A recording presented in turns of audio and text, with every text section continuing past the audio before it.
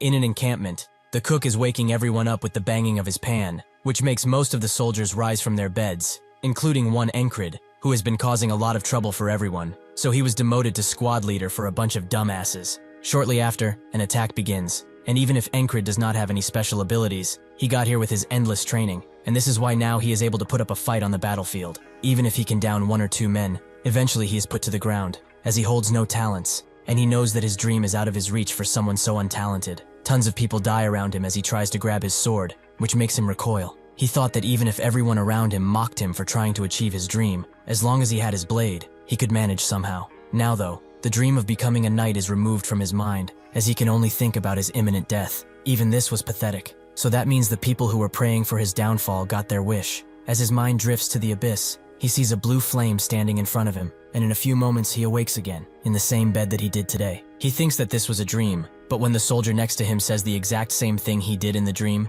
he wonders if it truly was just that, and a sense of déjà vu envelops him. He has no choice but to go back to the battlefield, where the same fate meets him again and again. The 4th time this happens, he starts questioning everything, as he can still feel the enemy's piercing sword in his neck. It felt hot, and the pain was unimaginable. He observes the battle closely, and comes to the realization that this day keeps on repeating. But now he knows what will happen to him, and he refuses to give up. The enemy comes at him with a perfect stab, in positioning and everything. This is the 17th time he sees his own death coming straight for him, and he cannot do anything about it like he hoped before. If only he trained in the sword better, put more effort into it, and worked a little bit harder. Perhaps he wouldn't have to suffer and die like this if he did. As he lays in the world between life and death, the blue flame appears again, this time captured in a lamp, and someone on a boat asks if he really thinks that. He should just try to struggle and feel it properly, and then he should give up. He should fully feel the despair of an immovable object in front of him. Encrid becomes enraged as he hears this, and determination fills his eyes. He is already awake when the cook wakes them up,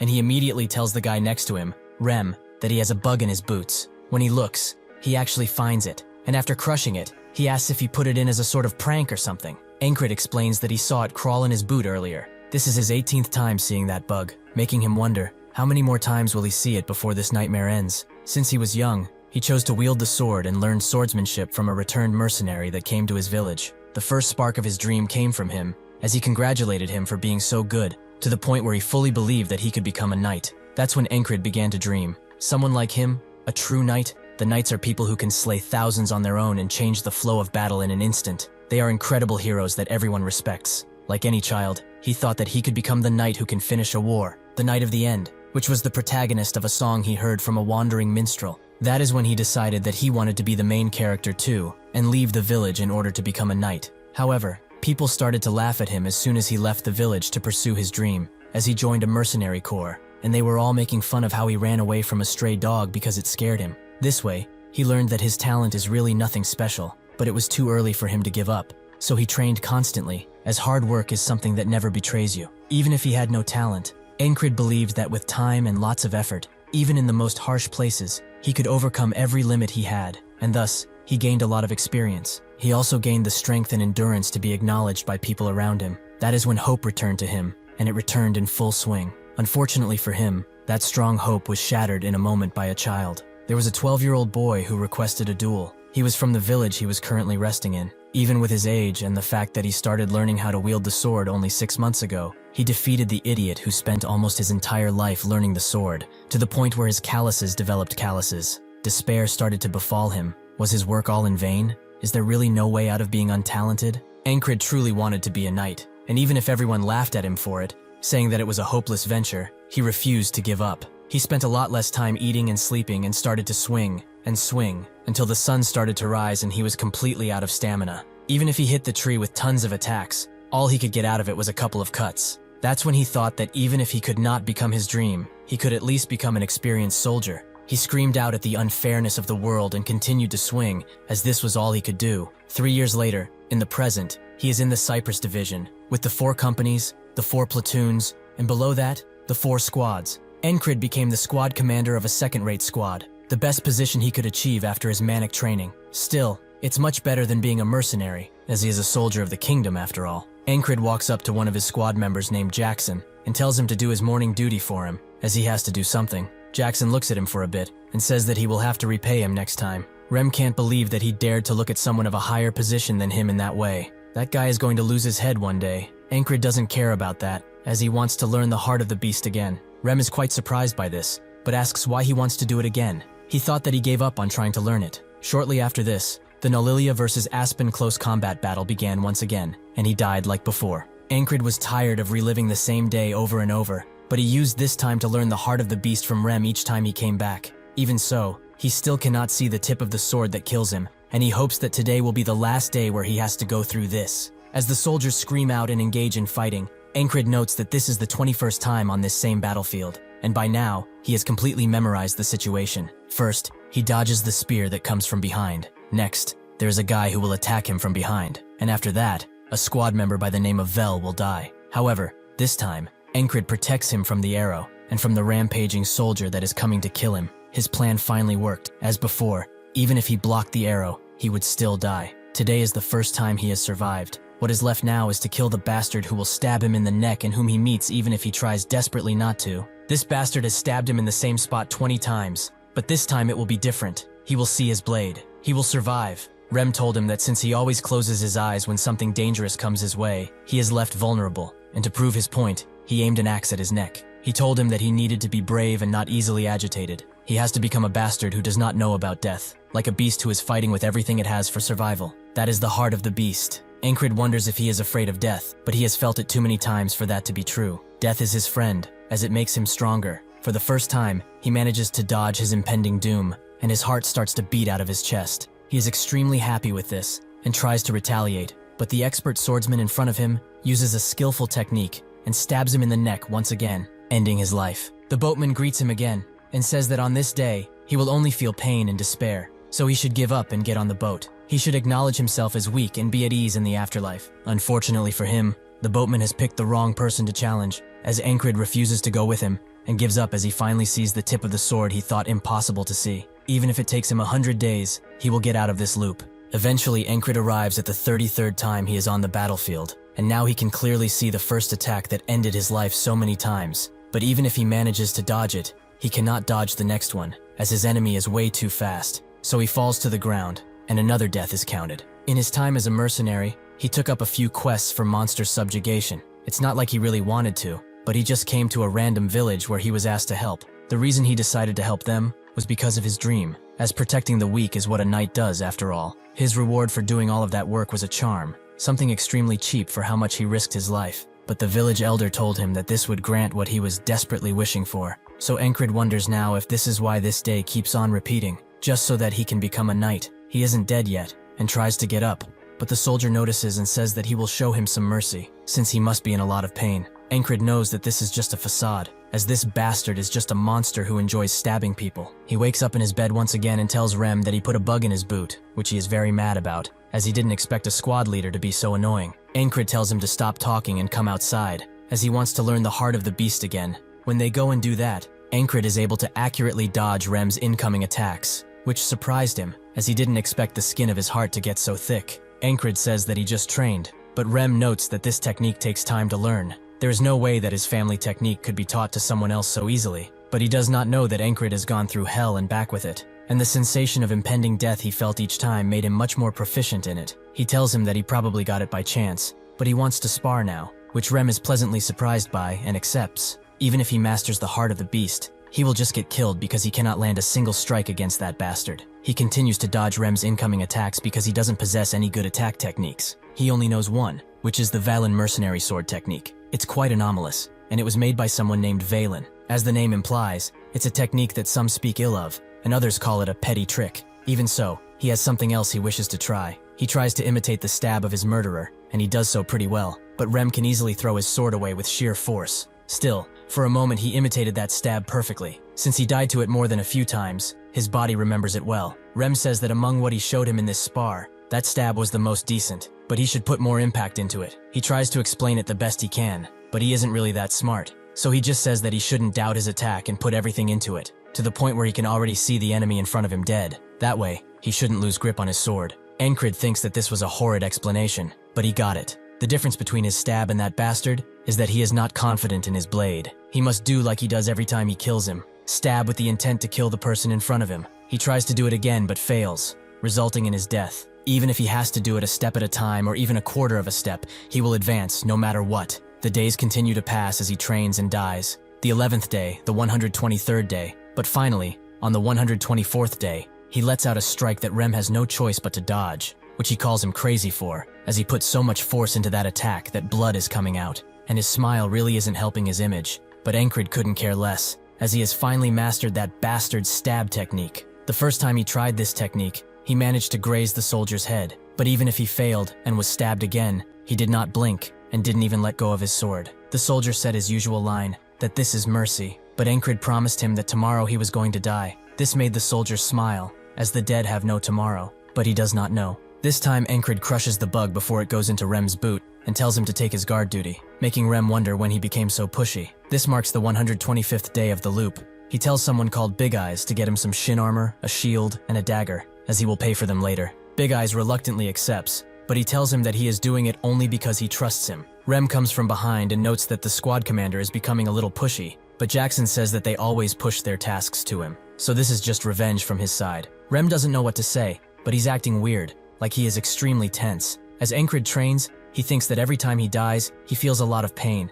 and his mind starts to wander. What if he never wins, even after tens of thousands of tries? What if he can find another way to escape and survive? Would he wake up the next day or still end up in this loop? He is much stronger than before. Isn't that worth something? Shouldn't he be content with what he has? But he steels himself once again. Giving up was never an option. He has to surpass the wall put in front of him no matter what. By learning how to stab efficiently, he proves that he won't abandon the blessing that he was given. With his mind more made up than ever before, he equips all of the equipment he needs and thinks about only moving forward. He and his squad join the ongoing battle, which Encred is prepared for. He is a person with no skills, but he managed to survive all of this because of three things: preparation, luck, and maintaining a cool head. On the 46th day, his left shoulder was completely shattered by a spiked mace, and on the 47th day, he rolled to dodge the mace, but someone crushed his head instead. With this information, he is able to kill the mace guy with a single slash. But on the 71st day, when he first did this, a soldier cut his foot off, so he couldn't do anything to the stabbing soldier. This is why he got the shin armor, and is now easily able to take that soldier out. On the 89th day, his head was split completely open because somebody threw an axe at his head. If he lets him live now, he will interrupt his main fight. So he trained in throwing weapons throughout the day, meaning that it's not difficult for him to counterattack. After all of that, Vel always ends up behind him, and a sharpshooter called the Claw of the Hawk, which he doesn't have the time to take out, but he can protect Vel. And after this comes the wall, which he meets with determination. The stabbing soldier goes for his shield first, which he breaks, letting Encred dash away. As dodging and stabbing won't give him any chances of winning, strategies like this serve him much better. This guy is just a regular soldier, but he is strong, at the level of a prodigy almost. But there is one thing he lacks: real fighting experience. Encred uses this to his advantage and headbutts him before using the Valen mercenary technique. He gathers some dirt in front of his boot and throws it in the eyes of the stabber, allowing him to finally have the upper hand. But the stabber becomes mad at this provocation and goes for Encred's neck, who knows that he had to dodge and does so expertly. This makes the both of them stand behind each other, and as the stabber goes for another attack, Encred now knows everything about that stab, so he hits his sword in such a way that it completely shatters. At the same time, the Claw of the Hawk aims and shoots another arrow. Encred now has the complete advantage and prepares to stab the bastard with his own technique, but that arrow moves straight for him. That's when one of Rem's axes flies through the air and breaks it, just in time for Encred to finish his revenge. Rem wishes to go for that bastard, but he doesn't have enough time. As the battle rages on, Encred enjoys his victory, and as the stabber crouches down while bleeding out, Encred raises his sword in the air, as this is mercy. With that, he cuts his head off, and finally breaks through the wall that was put in front of him. Suddenly, he is attacked by a strange being and sent flying, which the others identify as a frog. The frog person notes that he spent quite a bit to raise this one, but to think that he would be defeated by a weakling, well, it doesn't really matter, as he will die now. Before he can strike Encred one last time, Rem comes in clutch and starts fighting the frog person with everything he has, both of them emanating the spirit of a warrior. At the same time, one random soldier tries to kill the incapacitated Encred, but Jackson quickly decapitates him. Rem and the frog person back away from each other, and Rem says that if he wishes to kill the squad commander, he has to go through him first. The frog person is surprised that he isn't the commander, and Rem thinks that the frog people are a warrior race, born to be on the battlefield. He is either going to have to burn him with magic, or pierce his heart. The frog person doesn't understand why someone like the man in front of him is on this battlefield. To kill him, he will have to put his life on the line. which he doesn't think is worth it, so he just backs away. As Jackson escorts Encred out, the others help him along the way by killing any attackers, and they eventually get the order to retreat, which Encred hears, meaning that finally, he has survived this day. He goes back to the land between the living and the dead, with the boatman telling him that he managed to survive, but this is all he can do because he will not be able to go through the walls that will keep appearing in front of him. His fate is filled with despair, so he should just give up now. Encred slowly gets up and says that for him, walls do not exist to stop him. They exist to be overcome.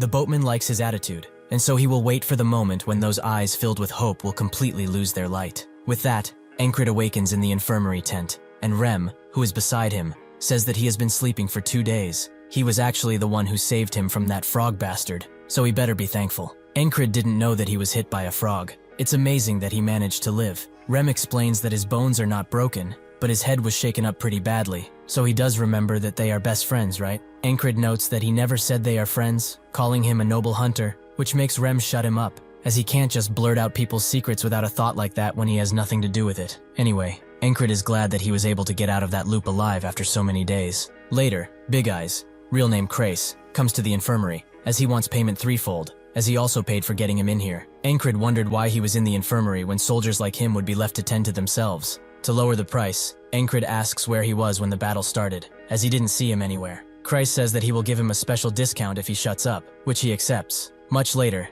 Jackson comes around and hands him some medicine that he will apply twice a day, in the morning and evening, but he shouldn't ask how he got it. Encred notices that this is the ointment he always uses, which is surprising since Jackson doesn't share his personal items at all. Around the same time, Auden also comes and starts praying for him, but Encred says that he's not dead, so he can leave. As night falls, Encred wonders why they are all taking shifts looking after him, as they are probably busy, as they usually are. Perhaps they are worried about him. That's when Ragna comes around, and is surprised to see him in the infirmary before leaving. Encred notes that Ragna is exempt from this, as that guy wouldn't care if the world ended tomorrow. Besides him, there are 2 other soldiers in the infirmary, a platoon commander from another company who he used to pick fights with, and 1 soldier that he doesn't know the name of who is always staring at a wall. As he thinks about him, a person with long ears and royal armor comes around, asking for the commander of the 444th Squad, which is Encred. The platoon commander notices that she is a fairy, and she asks which group he is with as a result. He explains that he's Vengeance,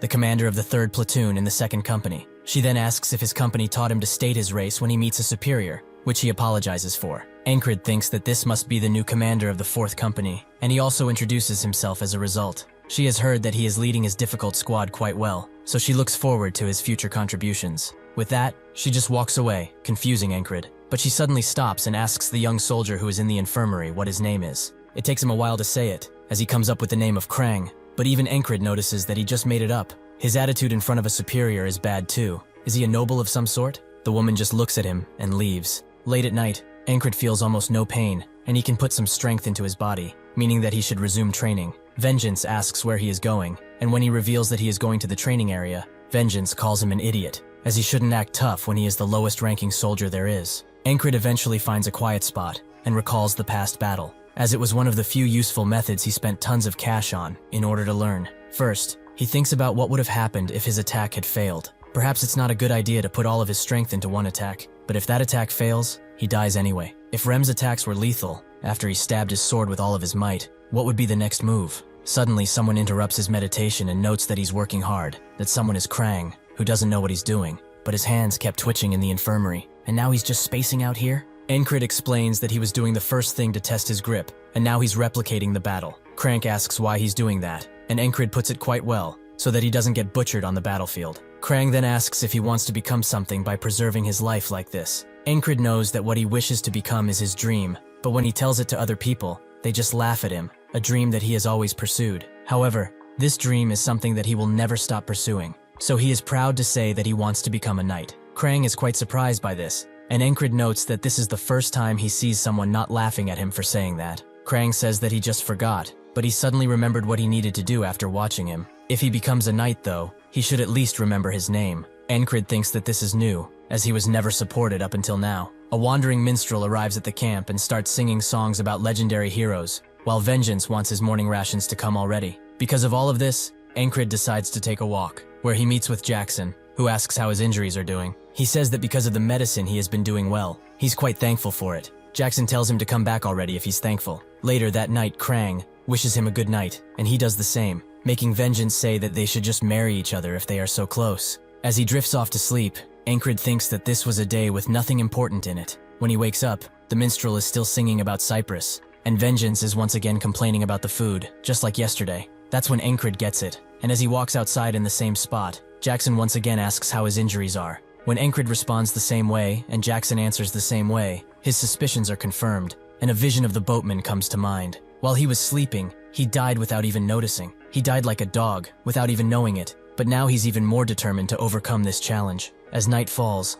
Ankrid wonders who killed him and why, as the enemy isn't able to go through their defenses so easily, meaning that an assassin did, someone who is probably among them. They know his location and how to conceal their presence. His mind jumps to the ferry, as they are a race that is known for being quiet and nimble. Is this why she came here that day? He must confirm it, as he can't throw out baseless accusations. He just needs to wait. That's when a poison needle stabs him in the neck from above, and he only manages to fall down as the numbness of the poison takes him. He notices that Vengeance is also poisoned, but Krang is stabbed by the assassin, and another assassin comes into the tent as the job is finished, that assassin being none other than the company leader. Ankrid thinks that even if he was alert, he couldn't feel them. This will be hard to counter. Plus, he will have to face the company commander after he is done killing the commander. It's a truly hopeless situation. He didn't expect for this feeling to return so quickly, but despite all of the trials put in front of him, he came out on top, and so he will definitely find a way to get out. He pulls the sheets above Vengeance and prepares to strike because he assumed that the assassins would have infiltrated by now,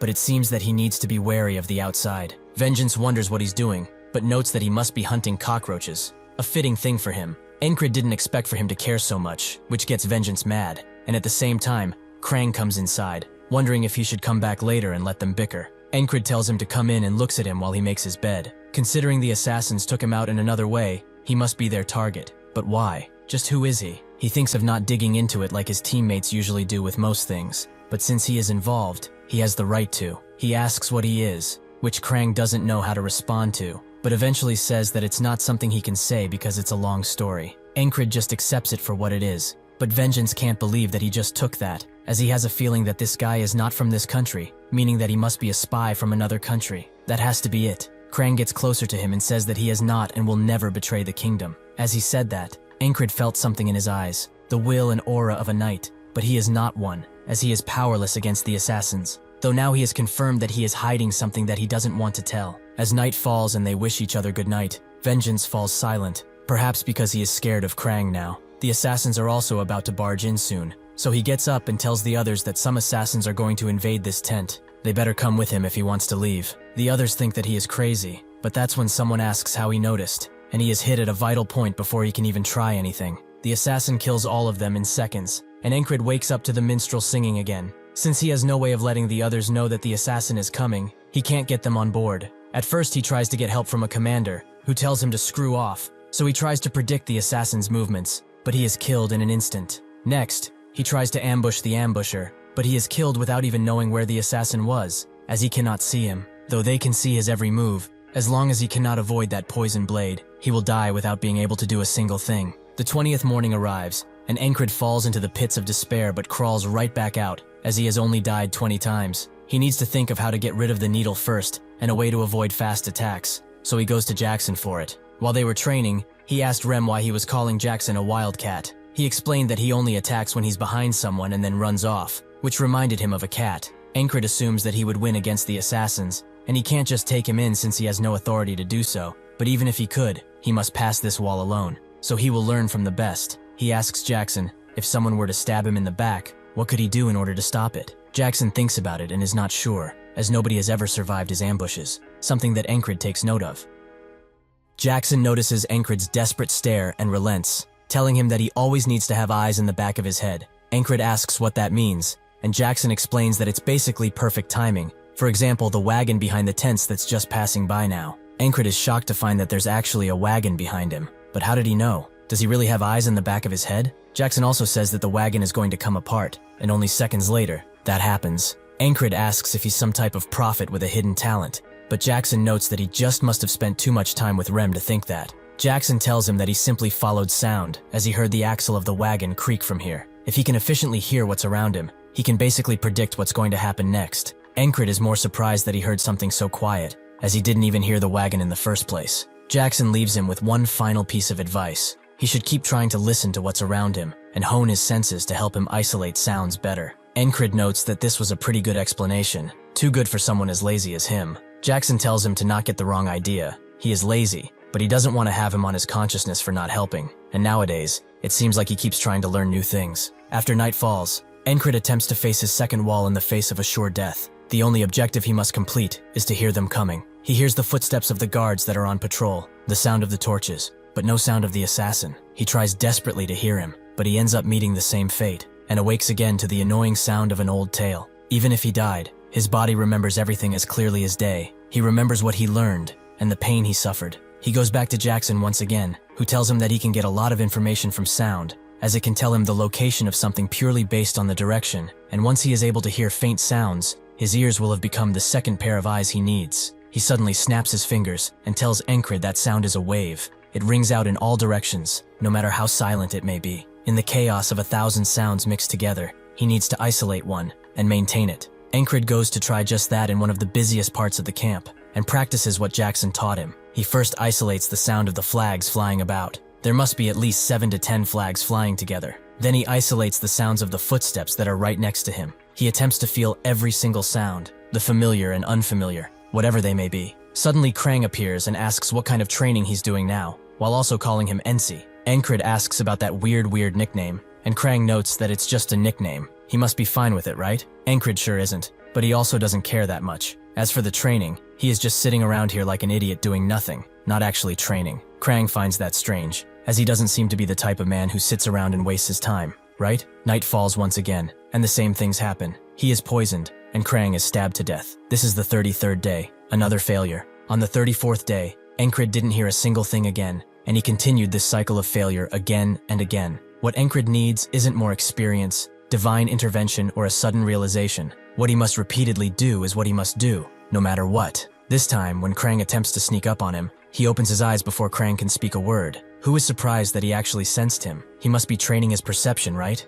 Since he isn't an idiot who wastes time. On this night, as soon as the assassin throws the poison needle, Encrid dodges decisively and strikes back at the assassin. From now on, the faceless death he has met countless times is no longer faceless. The assassin gets mad and retaliates right back at Encrid, who can feel that he's not great at combat. Despite his assassin abilities, he can kill him. He looks at the others to make sure they are okay. Vengeance is dead, but Krang is unsheathing his sword and getting ready for battle. Even if this guy is inexperienced, he will not let his guard down, as he is still an assassin and must know all of his vital points. He desperately tries to hit Encrid and finally gets him with a throwing knife, but that's when the ferry commander rushes in and Encrid moves his target to her. If he does not attack first, he will most certainly die. This action allows the assassin to throw a bunch of poison needles at Encrid's unsafe back and at Krang, who has no chance of defending himself. Instead of retaliating, the fairy rushes behind Encrid to catch all of the poison needles with her cape and then moves on to Krang, saving them both. Encrid previously thought that she was with the assassin,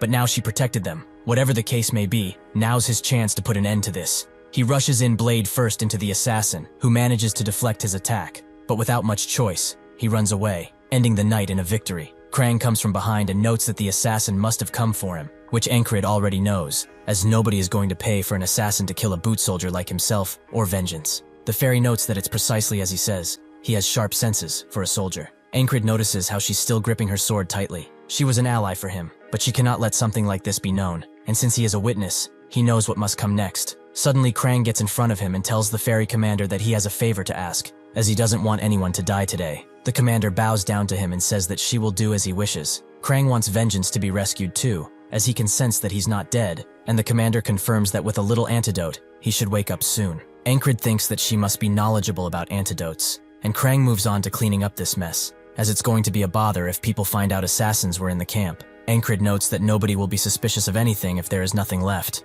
which he has an idea for. Eventually, they burn down the entire tent, and people rush with water while they confirm that only 2 survivors remain out of the 3. With this, the traces of the assassins have been removed, and Krang will take care of anything else. He and the commander walk away from the camp in the dead of night, with the commander noting that if that squad leader hadn't slowed the assassin down, he would have died. Did he perhaps change his mind because of him? Krang confirms it, as that man is just too interesting. He has been trying to avoid something like this, but when he thinks about him, he just can't feel anything else. He must have rubbed off on him, but the next time they meet, they will do so in their respective roles. Inside Encred's mind, the hollow scythe of the Reaper disappears, though the boatman comes around and says that he will meet death again in the future. Encred is more confident than ever and tells him to bring it on. Finally, he beat another repeating day and managed to wake up the next morning. Now he can sense the presence of most things, but he still couldn't sense that fairy, so he has a lot to do when he gets back. Thankfully, he wasn't injured anywhere, so he can return now. But before he does, Vengeance asks why he saved him from the fire like that, as they didn't know each other. Encred can't believe this guy is talking shit about him saving his sorry ass, but he says that they are comrades. There is no other reason needed than that. Vengeance feels kind of embarrassed, as he gave him a lot of crap before. He really is selfless. He also asks if he's returning to his squad, which Encred confirms, and Vengeance tells him to prepare for an awful vibe when getting there. Encred asks what happened, and Vengeance explains that there's a rumor going around that the entire base is cursed by some kind of spirit. At the team camp, Ragna and Rem are bickering about something, which soon turns into a brawl, with everyone near them running away so as not to get hurt by these bastards. They continue their fighting with punch after punch, until Rem has had enough and promises to split his skull open, and Ragna tells him to bring it, as he is nothing but a stinking barbarian. Encred comes around and says that the base isn't cursed, but he might as well be with these bastards. He tells them to stop, which puzzles them, as they thought he was dead, which Encred denies, but he will soon go crazy if they don't stop doing this shit. 4 days have passed since Encred has returned to his squad, and because of his improved senses, he notices Jackson, who is trying to leave quietly, and apologizes for waking him. Encred says that it's fine, since he was going to wake up and go train anyway. Jackson also notes that he has a pretty keen hearing sense. Even though he only started a few days ago, he should keep it up, as he will help in any way possible. The usual battles are few and far between, since winter is steadily approaching. Since he has a lot of extra time, Encred will use it to train himself until he cannot anymore, as that is the only thing he can do. When he gets back from his training, he notices Auden doing one-arm push-ups with a giant rock on his back. He says that he must be returning from his morning workout. He is keeping busy these days. He finishes his push-ups and gets up, towering over Encred as he does so. He notes that a well-trained body is a weapon too, so he should be able to withstand a kick from the frog now, though his body is still too thin, so he should keep training like he has done up until now. Encred thinks that he's just too large, but says that he will try. As they try to talk about something else, a commotion can be heard in the nearby tent, as Rem has kicked Ragna off of his bed, since it was his turn for duty, yet he dares to still sleep like a lazy bastard. The barely awake Ragna crawls to his sword and grabs it before hurling it at Rem, who already had his axes prepared. They are again stopped by Encred, who asks what they are doing, and Auden prays for their foolish minds. Rem says that he's hungry, and this bastard who is on kitchen duty is still sleeping like a baby. Encred tells him to go ahead and start cooking, which he agrees to. Rem calls him a bastard and says that there was no need for what he did if he was going to do it anyway, but Ragna pushes him away, as he stinks. Encred asks Rem why he's picking fights for no reason. Is he that bored? He notes that it is precisely that. The lack of battles is making him very cranky and active. Encred notes that he shouldn't waste his energy on a random person, and should come with him, as he wants to duel once again. They go and do just that, with Rem hitting him, and telling him to take them better while charging in once again. Encred is keeping cool with the heart of the beast, and is using his new hearing to efficiently block hits. The most special thing, however, is the thing he practices while dying hundreds of times. His deadly stab. Naturally, Rem dodges, allowing him to grab his blade with one of his blades and grab him with his other hands. He makes Encred fall to the ground with this momentum, ending the fight. He was expecting more from him since he has improved so much in a short span of time, but he has become really boring, as he keeps practicing that same stab again and again. Encred knows what he's talking about, but now he knows that he is different than before. Now, he can repeat everything hundreds if not thousands of times, and still go forward. He beckons Rem for another fight, as he will make sure to destroy him. Rem thinks that this guy's skills are very lacking, but he cannot get enough of those determined eyes of his, so he agrees to continue fighting. Just when they get into position, a downpour of rain arrives, forcing them to retreat back inside. Rem hopes that he won't get a foot fungus because of all this dampness, while everyone is doing their thing, be it praying or sleeping. Christ comes inside too, and wonders how many times he will have to cancel his duels because of dumb rain like this. He's really starting to believe that they have been cursed. Encred asks what curse he's talking about, and Christ notes that it's about the one from the rumors. Encred remembers Vengeance talking about something similar, that their entire encampment is cursed. Christ notes that the weather is too unusual, the casualties have increased, and the incident with the medical tent isn't helping either. People are rightfully saying that it's some kind of curse, though it probably isn't true. This downpour will only add fuel to this fire. Encred notes that the higher-ups will not let these rumors fly around for long. Christ asks what he's doing at the entrance, and Encred explains he's training his senses. He wonders how he can do that when it's raining so hard, but Encred notes that it's especially because of that. Rem notes that this won't do him any good, but Jackson congratulates him for finding a creative way to train, as it will certainly help him. Rem looks back at him and asks what he taught him, and since when did he start caring about anything, since it's so extremely loud in this place. The others also suggest other ways for him to train, like lying down or checking his posture. Rem now gets that these guys saw what he saw in Encrid. Every single one of them is attempting to help him in some way, because they want to see the flames in his eyes grow. In the commander's tent, a meeting is taking place, with the main commander noting that they should send a scouting party before the winter begins. Does anyone have any suggestions for filling in the remaining seats? The ferry commander suggests the 444th squad leader,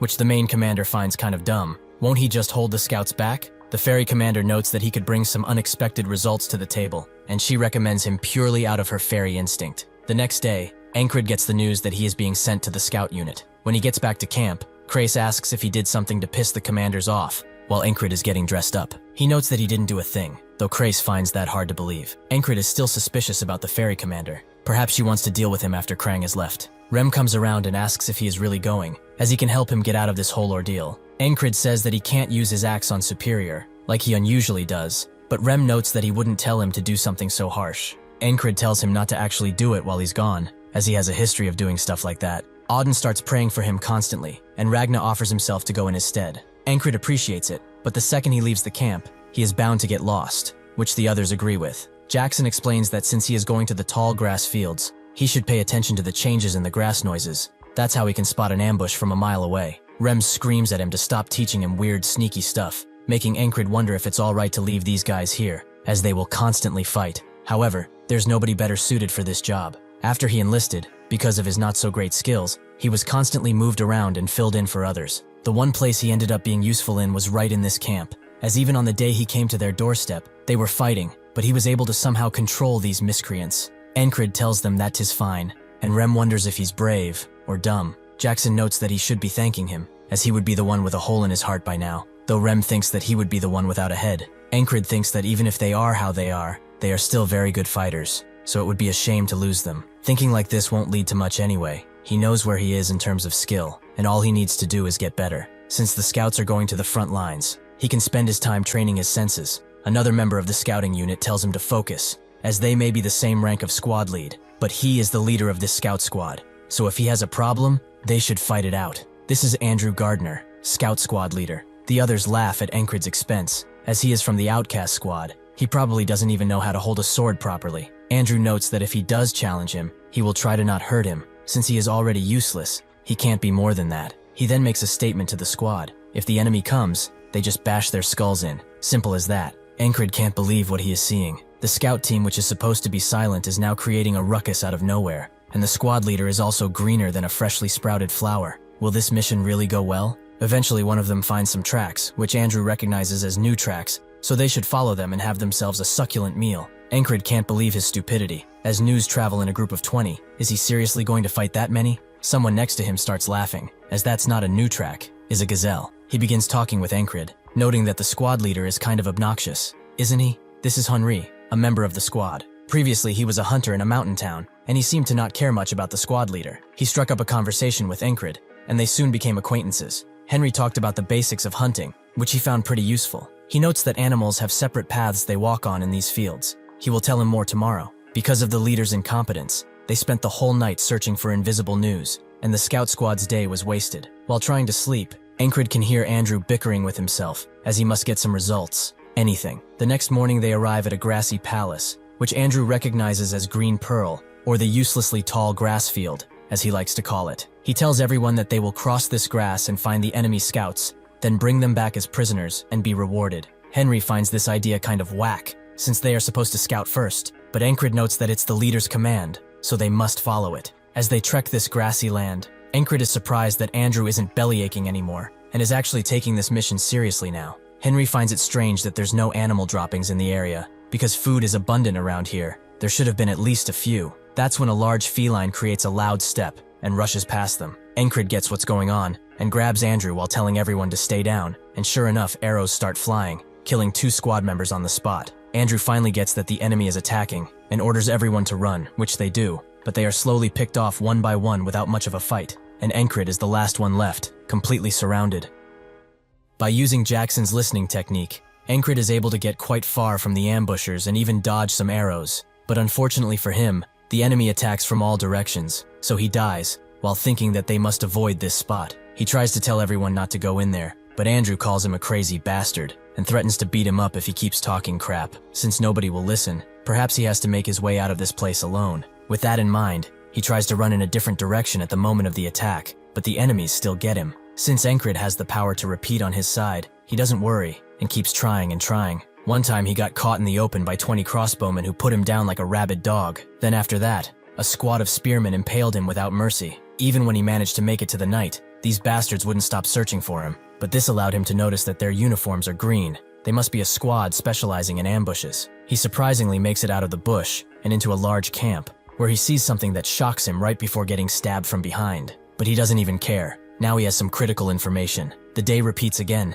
and Andrew says the same words that scrape Encred's ears. They will go in, find the scouting party, and capture them alive to be amply rewarded. They have already tried that a few dozen times, and once they go in, the result is the same every time. Nobody makes it out alive. He now knows that the Aspen fuckers are hiding something in that camp. He needs to find out what that is, but if he gives that thing up, he will not have to die. Perhaps this may be the end of all of this, but he knows one thing, that he will not run away from this wall. Nothing can stop him. Andrew tells him to get a move on, and one of the members says that he knows this bastard is a problem, but they should just go with it, as he is sure that Andrew has issues of his own to worry about. Encred asks why he has to put up with that. There's a limit to how much bullshit he can take from a dumbass. Isn't he tired of taking orders from a child? Or is he perhaps kissing his ass so much in hopes of getting something? Before the guy can get mad, Encred pushes him away, making Andrew ask if he is disobeying his direct orders. Encred says that it's nothing like that. He's going to become the commander from now on, whether they like it or not. Even if he doesn't like Andrew, he knows that from everyone. He survives the longest alongside that guy and Henry. That guy especially fights like a beast, fitting of his appearance. He is the most skilled one in this squad, but he doesn't scoff at Andrew at all,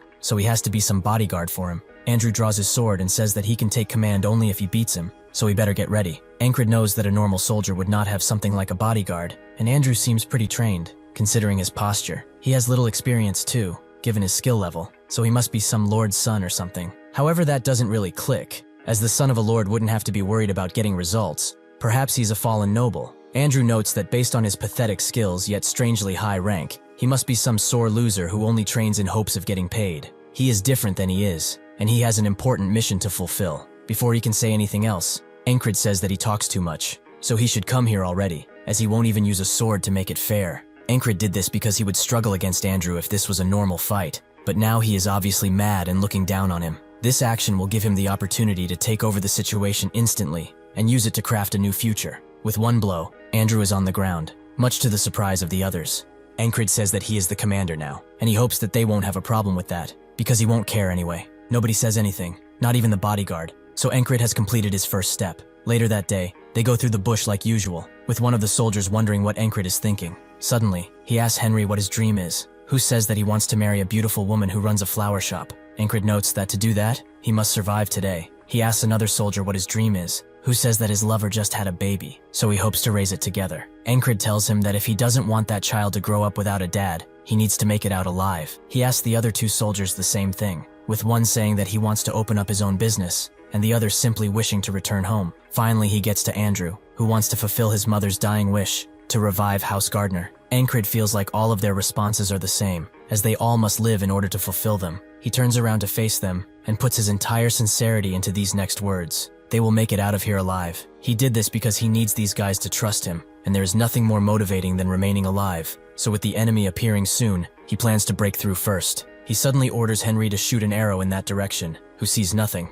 but Encred commands him to do it. So he does and hits a soldier square in the head. Everyone is surprised to see enemies around here. Encred tells Andrew to follow him while rushing in, who does so with annoyance in his face. But Encred is doing this to gain the upper hand in this battle, and be the ambushers. The soldiers react quickly to Encred, but Andrew silences one, and his bodyguard protects him from behind. With these two fighters, they are able to cut a few people down, so now the 12 original ambushers have been cut down to 8. The rest are ready enough to charge in after the sacrifices of their comrades, but Encred does not falter in his command, and commands everyone to kill everyone. With them having the upper hand, they are able to cut most of the soldiers down to size. The enemy is having a hard time locating them in a tall grass field like this one, but the main reason they were discovered first was because of this beast, an animal who was caught in human squabbles, a sign of death before, but now he is a boon, as Encred is using it to locate the enemies. He knows that the only reason the enemy failed to spot their ambush is because of this animal, so since he has a debt to pay to it, he will make sure that it gets out of here alive. The others announce that they are done with the enemy, and Encred tells them that they will move immediately. There is no time to waste.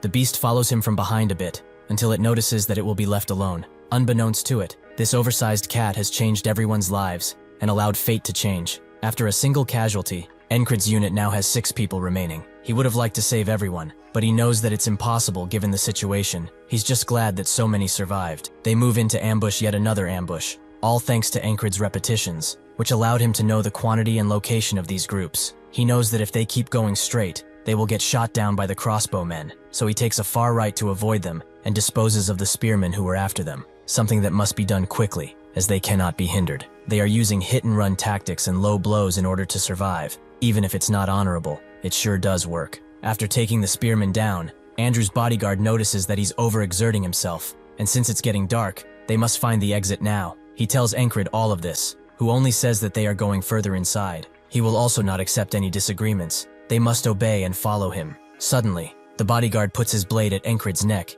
and says that he should act accordingly. He has no plans to follow him to his damnation. Even if he has to kill him and desert him, he will find a way to live. Encred notes that he must also know that it's too late to turn back. After the commotion they made, their retreat will be blocked by swarms of enemies. The bodyguard asks what the alternative is. Follow him into the pits of hell? Encred pushes his sword away and says that he would like to make one thing clear. He wants to survive just as much as they do, probably even more considering what he did. Andrew previously thought that this guy would be some useless bastard, just like his father, who gave up on life and wasted the entire wealth of the house to drink his sorrows away. But he is not like that. He reminds him of someone else. He remembers his mother's dying words. Their house is finished, but even so, she hoped that he would become a person who could lead everyone. So he should earn people's trust by becoming a leader and rebuild this family. Encred is like the person he always wanted to be. So when he says with such confidence in his eyes that they will get out of there, he has no choice but to follow him until they see the end. The bodyguard tries to change his mind, but Andrew says that Encred is now the captain, and a squad always follows their leader. With that out of the way, he tells everyone to crouch down and follow him until he gives another signal. The first step of the method to escape from this place is to take initiative and ambush the enemy to break the encirclement. They did that, so now for the second step, they have to be quiet. This is the critical point Encred has found after many repetitions. Only at this exact time, and at this exact place, can they let the legions of soldiers pass them and come out of it alive. Everything is going according to plan. So now, Encred has reached the final step. When the sun sets, darkness rises, and the reason they failed to escape this place is clear. They eventually arrive at the enemy camp, where Encred wanted to be. The soldiers of Aspen are so adamant about protecting the field because they are hiding something in here that they don't want anyone to know about, something that is life and death to them. So, what would happen when something more important than catching them happened? If that happens, they will definitely find a way out of here and live to see another day. Encred tells everyone that he will set the enemy camp on fire, which the bodyguard thinks is insane, as they are literally in the middle and will probably be surrounded and killed. Encred asks for his name, which he says is Mac, so Encred tells him that he won't tolerate his disobedience anymore. He tries to say something, but Andrew tells him to be quiet, which surprises Mac quite a bit. However, he knows too that they can't do anything else but follow the commander, as the clouds are covering the moon already. Encred suddenly cuts a tent open, making Mac get ready for battle, but it's revealed that there's nobody inside, and Encred moves like he knows what's going to happen, since he is rushing through the enemy camp like crazy. Mac is more confused by the fact that they have not seen a single enemy yet. How is something like this possible when they are in their own camp? Encred suddenly tells them to wait as they get near the middle, as there are some soldiers nearby. He has infiltrated this camp at least a dozen times or so already, but when he noticed that flag and tried to touch it, the entire base suddenly shifted their attention to him and killed him. He explains to everyone that what the other soldiers in the grass field are trying to protect is that flag. That is their main objective here. So what would happen if that flag were to suddenly light a flame? Max still doesn't get how Encred knows all of this stuff, but that's when he remembers the ferry company commander, as she was the one who appointed him to this position. The reason why this guy suddenly took control of the squad and infiltrated it was to complete a secret mission that was given to him. Encred tells everyone that while they cause chaos, they will also run and split into groups of 2 from now on. One group will be the bait, and the other will start the fire. Thinking he knows everything, Mac volunteers to be in the bait group, confusing Encred, as just moments before he was quite defiant, although this is better for him anyway. He has dragged this squad into this encampment many times already, but has never had this many people, meaning that today is his best try yet, and can probably do it. With that, they begin with Mac throwing a rock at a guard and running away, making the others rush to grab him as quickly as possible. With this opportunity, Encred grabs a nearby torch and rushes to light the flag, but that's when a large brutish man stands above him and strikes his torch down. Encred is shocked, as he did not hear him coming. This is a person he has not seen yet. He is not one of his variables. Where did such a beast come from? The brutish man calls him a rat, but Encred tells him that he's too late already, as the torch made it to a nearby tent, which caught fire quickly. This sends all of the soldiers into a panic,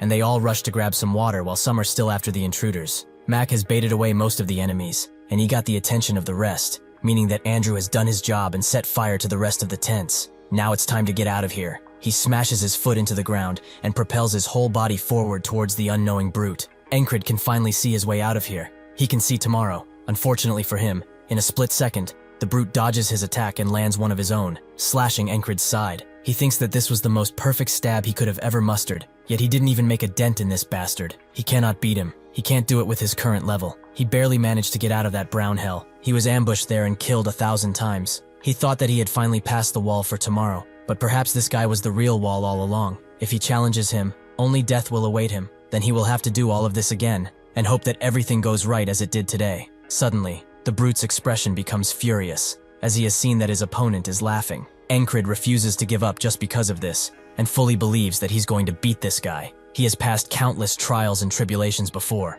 A simple brute will not be enough to stop him. Encred attempts to attack the brute, who expertly parries his attack and uses this opportunity to unleash a heavy lunge, something that Encred barely dodges. But he does not stop there, as he uses his momentum to swing at his neck before making the sword land on him again. Encred does manage to block the sword, but he can't believe how swift and precise this guy is. He tries to mitigate this difference in skill by throwing a knife after clashing once again, but the brute easily blocks it with the back of his hand and goes in with a powerful thrust. That's when someone screams that the fire is spreading, making the brute's attack go to Encred's ear, as he turns to look behind and sees their precious flag aflame. Someone starts screaming at the brute to stop fighting, as this situation demands his attention too. The brute can see that his opponent will not go down without fighting, so he relents and says that they will certainly see each other again. Encred can't believe that he's backing away so easily. Perhaps he was not the true wall he thought he was before. That's not true, however. He is still someone he will have to overcome. He must improve if he wants to survive. That's when Andrew comes around and says that they have to leave now,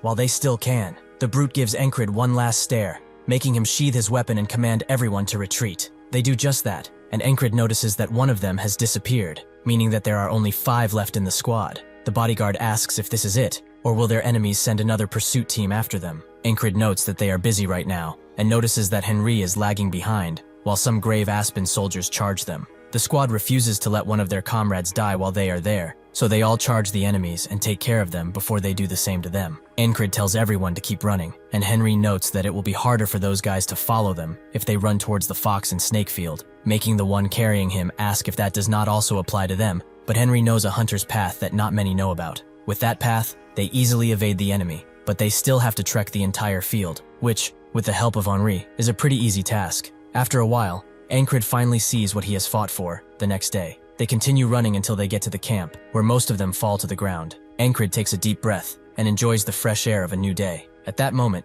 Grey Dog's company commander asks what happened to the flag, but the mysterious figure only says that they must prepare again, and that he did not expect the Grey Dog to fail like this. The commander does not understand how this happened. The soldiers stationed in the tall grass were Grey Dog's best men, but a few measly scouts managed to get past them and set a fire before escaping. Grey Dog is an independent company with independent operational control. The name of this company comes from the Grey Dog that resides within Aspen's principalities. It has a persistent temperament, and it has a need to connect with whatever target it decides to hunt. Whether the beast is in love with its target or wants to maul their flesh slowly, the result is the same. Therefore, this company, which is named after this hound, is also called the Persistent Lovers. The commander asks Mitch Hurrier, the one Encred fought with, if his opponent was really that strong. Mitch says that were it not for the fire, he would have killed him. Grey Dog notes that he got lucky, which is also a powerful skill. From now on, I will call him Grey Dog, because he is the commander of the company, so he deserves to be called by the company's name, and it's easier than saying every time the commander.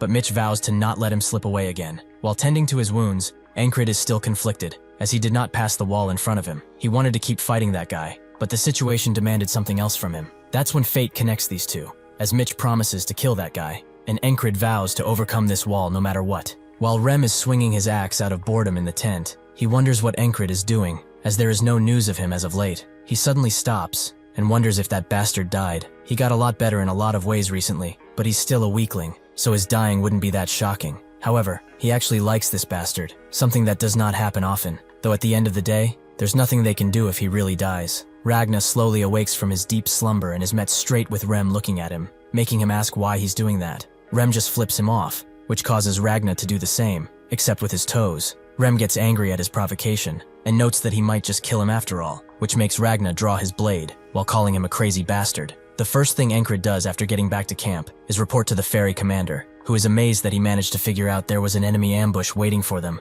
infiltrate the enemy base, and also casually burn it to the ground while surrounded. He says that he only made it out because of his good decision-making and sheer luck, but the ferry commander seems quite suspicious about that. She cannot act on her suspicion, however, so she just sends him back and tells him to recover. She previously only half hoped he would do something, but she didn't expect him to prove that he's such a valuable asset. Just who is he? While leaving and wondering what that woman is thinking, Encred is stopped by Andrew, who sincerely apologizes for acting out at the start of their mission. They are all alive thanks to him. Will they be able to meet again though? Encred can't answer that for certain, so he just says that they will meet, but only if fate allows it. Before he leaves fully, Andrew takes one step forward and bows deeply, something that all of them do. Encred knows that he did good. Those 4 that are bowing now are alive thanks to his decisions. But was that really the best he could do? In the end, he still lost 2 squad members, and perhaps he could have saved them too if he were stronger. Because of his repetitions, he is able to climb over his limits, and eventually he will be done with this desperate struggle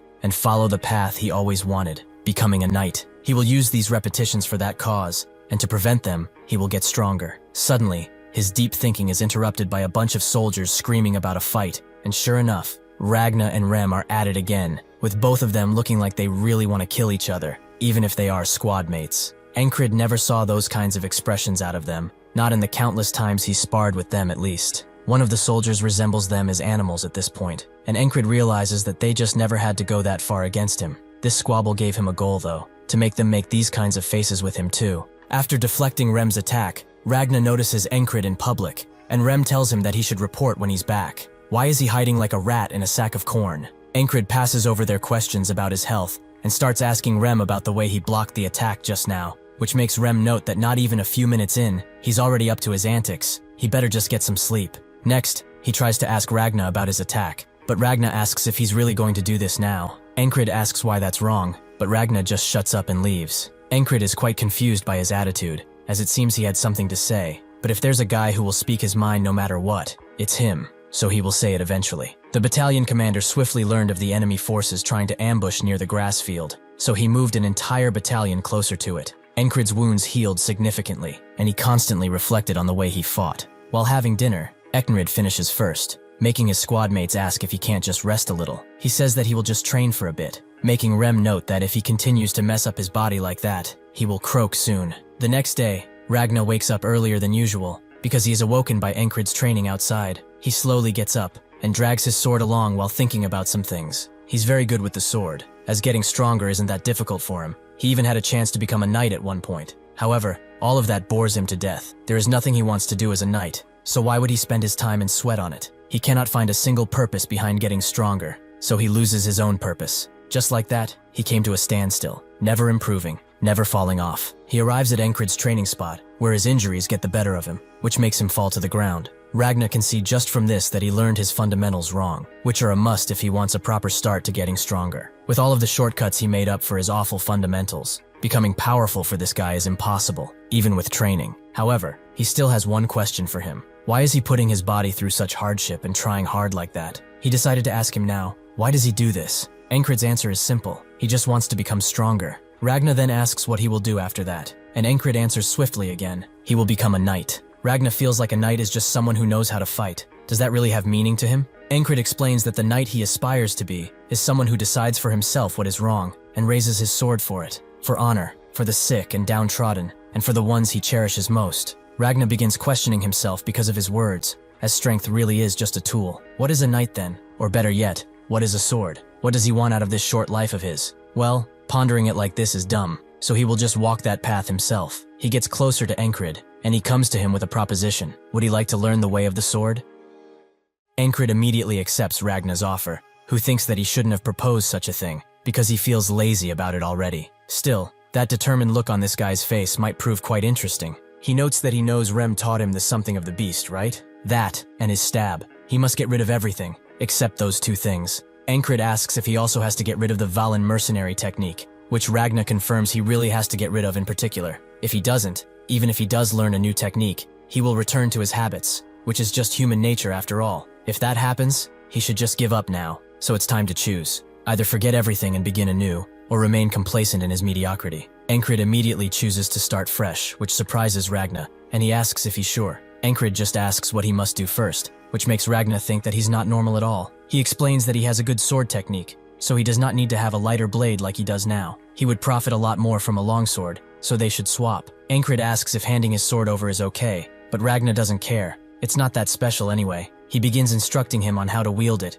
and notices that he's clenching quite tightly. Enkrid explains that he does it so he doesn't lose the sword, making him wonder who taught him such a thing. Enkrid says that Rem did, which doesn't surprise Ragnar at all, but he orders him in position and starts attacking him with full force, making Enkrid have to block and see why clenching so tightly is such a bad idea. Ragnar notes that it should hurt if he does that. If he stiffens up, things are going to break. He's like an old branch or something like that. Enkrid wonders why all of these squad members are awful talkers. Just what is that metaphor supposed to mean? Is he perhaps saying that he's too stiff because of how much he's clenching the sword? He probably wants him to stay flexible to keep the sword from breaking, so he needs to become more malleable. With that, he begins his training in earnest, with Ragnar instructing him again and again when he spots an issue. This goes on for a while, until Enkrid falls and allows Ragnar to think. He did not expect for things to be this bad. This guy doesn't even know the basics, which is not something that can be taught so easily. Still, Enkrid refuses to give up. He slowly rises and asks Ragnar to go again. Ragnar can't deny his conviction and notes that they should take things slow. Baby steps are the best after all. That's when Rem arrives, and asks what they are doing here, skipping meals and disappearing like that. He asks Enkrid if Ragnar is giving him a hard time. Does he want him to deal with him? Enkrid asks what's going on, as he's not usually dressed up. Rem tells them that they are being called, as the enemy forces are gathering in the distance. Every soldier gets ready and in position, but Ragnar wonders if teaching Enkrid those things was a mistake, as he's still new and can't fight well with them. He just might die because of that, meaning that he will unfortunately have to look after him. Enkrid really wanted to learn more from Ragnar. In the distance, a familiar flag flies, as the enemy approaches, and the warlock notes that this is the end for them. As soon as he says that, the entire area is covered in a mysterious and heavy fog, making people unable to see each other. That's when they all hear a certain sharp noise coming towards them, and only Enkrid recognizes that they are arrows, so he tells everyone as such. But some do not have the opportunity to defend. The ferry commander realizes this is no common fog. They have been completely had. The warlock laughs in their faces, as getting this spell ready was a hassle. He had to offer the blood of tons of animals, and collect the cleanest water from the purest lakes, while also constantly casting rain spells. Once they activated this spell, it obscured all vision, and unless they get under the casting point of the spell, that being the flags, this will be a one-sided battle. This is called the Fog of Annihilation. Mitch comes next to him and sees that he's quite satisfied, which the warlock confirms. He barely managed to get this working, especially after they lost a flag. This makes Mitch think about his opponent. He has to find him and teach him a lesson in manners. Enkrid dodges the incoming arrows the best he can, and someone behind him warns him to keep his head down, which he recognizes as Ragnar. The one in front of him cursing out the enemy is definitely Rem. Even if he's so close, he can't see him, meaning that they cannot fight like this at all. Only when an arrow falls right next to him does he realize that his breath is getting strained, and he is getting stiff, and his legs are refusing to move, meaning that he cannot use anything that Ragnar taught him. He didn't expect to get all of his lessons on the first try, and even Ragnar said that he should go back to his old style, since he doesn't have this new style down and will make a lot of mistakes. Even then, Enkrid knew that only death awaited him if he tried, so he had to resort to some more drastic measures. He rushes through the fog, allowing an enemy to impale him with a spear. The enemy thinks that this guy is over with, but he is spooked when he sees the determined smile on his face, and finishes him off quickly, allowing Enkrid to go back to his teachings. If he's honest, Ragnar is not a good teacher. Because he is a genius, things are more obvious for him, and they are hard to put into words. Even now he wonders what he did wrong, as all he commanded him to do was swing downward. Enkrid knows that he's not making fun of him. He's just like that, and asks where he should center his gravity. Ragnar doesn't know how to answer, something that Enkrid expected. His explanations are quite lacking, but observing and listening are his strong suits, so he will remember his stance, no matter how many times it takes. He eventually arrives back in the fight, and can deflect arrows, but he is still too stiff, and chooses to let himself die once again, so that he can continue learning. He does that until the 31st day, where he becomes capable of flexible movement. Ragnar notes that his steps have become quite fluid. Where has he learned that? Anyway, with that he should be able to learn the basics. The 3 basic attacks are cutting, stabbing, and slashing. He should use the edge of the blade for defense, and if the sword is of good quality, he can use the sides too. The shortest distance between him and his opponent is called the line of attack, so using the sword is about blocking his opponent's line while extending his. He should draw his opponent in his head the best he can and reach out to him with the sword. The next time he goes into battle, he can easily dodge the enemy's spear that was always ending him, too easily. Unfortunately for him, 3 more await him behind. But it's fine, as little by little, he is starting to change the usual today. He successfully learns how to parry, and dies again. He also successfully learns the diagonal slash.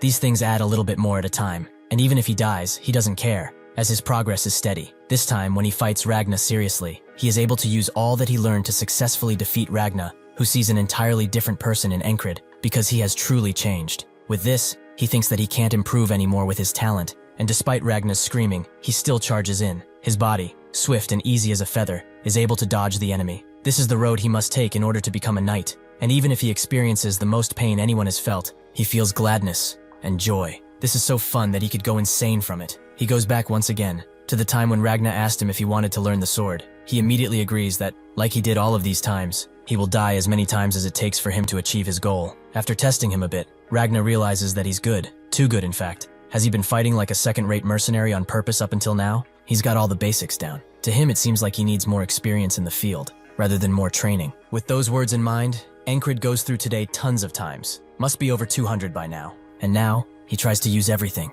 to see where the techniques he learned will take him. He slashes through the first enemy like butter. He grabs the knife that killed him so many times, and uses it to attack the hidden enemies in the front, who are all confused. Encred disappears for a bit, making the enemy think that they are safe until he comes around and starts slashing them up. One of them tries to shoot him with the crossbow, but Encred has learned from Ragna that he should use his eyes to predict, his feet to move closer, and his hands to end the fight. Encred can only smile, as things are much different. Fighting feels fresh and swift, compared to when he didn't know anything. He wants more, so he moves forward with great anticipation. He is met with a dozen or so men pointing their crossbows at him. One of them congratulates him for making it this far, but this is where he will stop. Encred takes a step forward and says that they should fight things out with their swords like men do. The enemies become scared of him, and so they shoot him down before he can do anything. Suddenly, he is dragged into the realm of the boatman, who calls him foolish. As he has walked into his own grave, he must have lost his mind because of all the deaths he has suffered. Encred wakes up again, wondering why the boatman appeared, just to curse him out for dying so many times.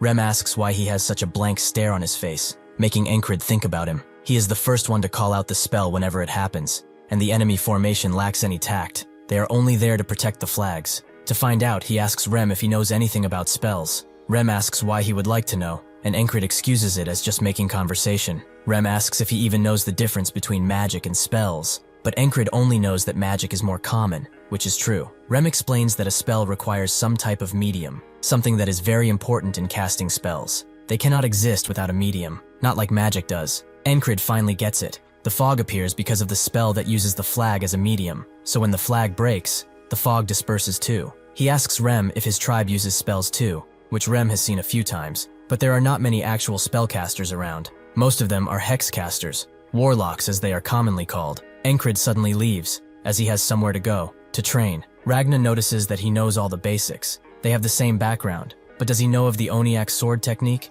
About 500 or so years ago, there was a prodigy, a 1 in a million talent. The child, born on a sword farm, killed 12 bandits that attacked the farm, with nothing but a fireplace poker. Having lost his parents at an early age, he began learning the sword, and a noble, having heard the rumors of his actions, took him in. That prodigy's name was Leonesis Oniak. However, even if he was gifted, he was also cursed. He began losing his strength at just 10 years old, and by 12, he was fully paralyzed. Just like that, a prodigy destined for greatness was lost to history. However, his dream of improving swordsmanship did not falter, so at the age of 20, he compiled all of the sword techniques and categorized them into 5 categories: the righteous elaborate sword, the heavy strong sword, the flowing confounding sword, the fast swift sword, and the gentle parrying sword. He rewrote the entire history of the blade, and with this, the Oniak family became the greatest house of the empire, and even today, his technique is used as a foundation for all swordsmanship. Even so, branches of these techniques began to appear, like the Western swift sword,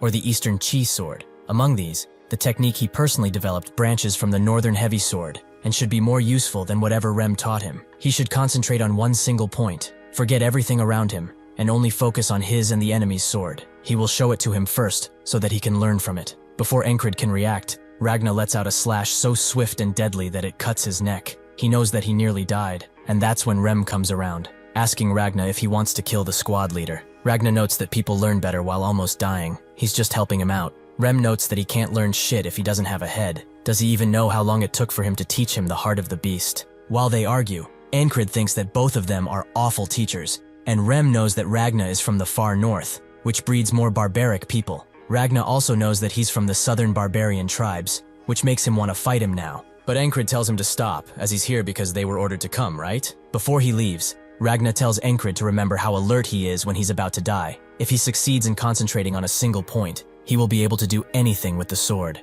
As they get ready for battle, Ankrid thinks that this technique is quite similar to the beast heart that makes him numb to death, though there are some different key points. He needs to experience it to learn it, and as for the medium of the spell, he will just have to get rid of it and escape. With that, he adds another objective besides learning. He will destroy that flag. He knows that if he used his squad it would be easy to get there, but he will go forward first until he knows that he cannot any longer. Concentrating on a single point proves to be useful, as he died a lot of times because of how unprepared he was. To survive the assassin ambush, he trained his ears. To survive the battlefield, he learned the heart of the beast, but concentrating is proving to be difficult. Ragna tries to teach him again by just showing him. He should have felt the tip of the blade slow down or something along those lines. Ankrid still doesn't get it. Is the heart of the beast interfering with this? Ragna explains that everything else should fade besides his opponent's blade, which will give him the ability to predict the path of the sword. Ankrid knows that channeling his fear of death isn't the way to do it, so he asks Ragna how he did it. He notes that he could always do it. It's just easy for him. Ankrid knows that he won't get any good information from Ragna,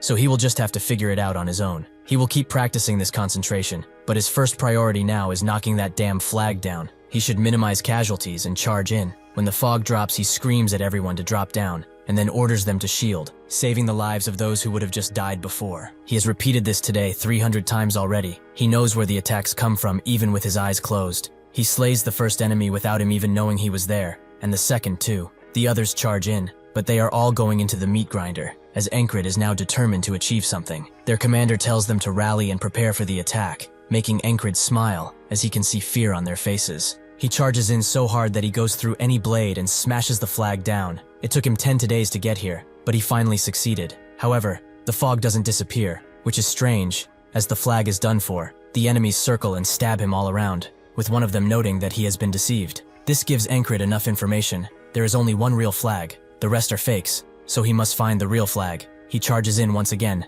as he has a 1 in 5 chance to get it right. He orders everyone to shield themselves, who cannot hear him, or rather are too confused to, allowing the arrows to pass through and slay them. Ankrid wonders why they aren't listening this time. Perhaps it's timing. He has to let them catch their breath. After another 3 days, he broke the second flag, which was a fake, meaning that he had 4 more to go. He spent another 5 days for the third flag, which was a fake. It took him 7 days to get to the fourth one, which was also a fake. So he died again. There are only 2 left, and he can only guess. But the real one is most likely the one furthest from the battle. Now, he orders everyone well, and even makes Rem follow him, who asks if he's out of his mind. Ankrid knows that the flag is far away, so he can't get exhausted before getting to it. He lets Rem handle the enemies in the front, as he slides past them. Even if unarmored, Rem can handle them pretty well. He has spent an entire year in this today, but now he will end it, as the fog will disappear, and they will win. Suddenly his sword is deflected by Mitch, who notes that God listened to him. He really prayed that he would get the chance to kill him with his hands. Ankrid has forgotten this face after so long, and asks Mitch who he is. He cannot believe that he forgot about him when only a few days have passed, but time doesn't work like that for Ankrid.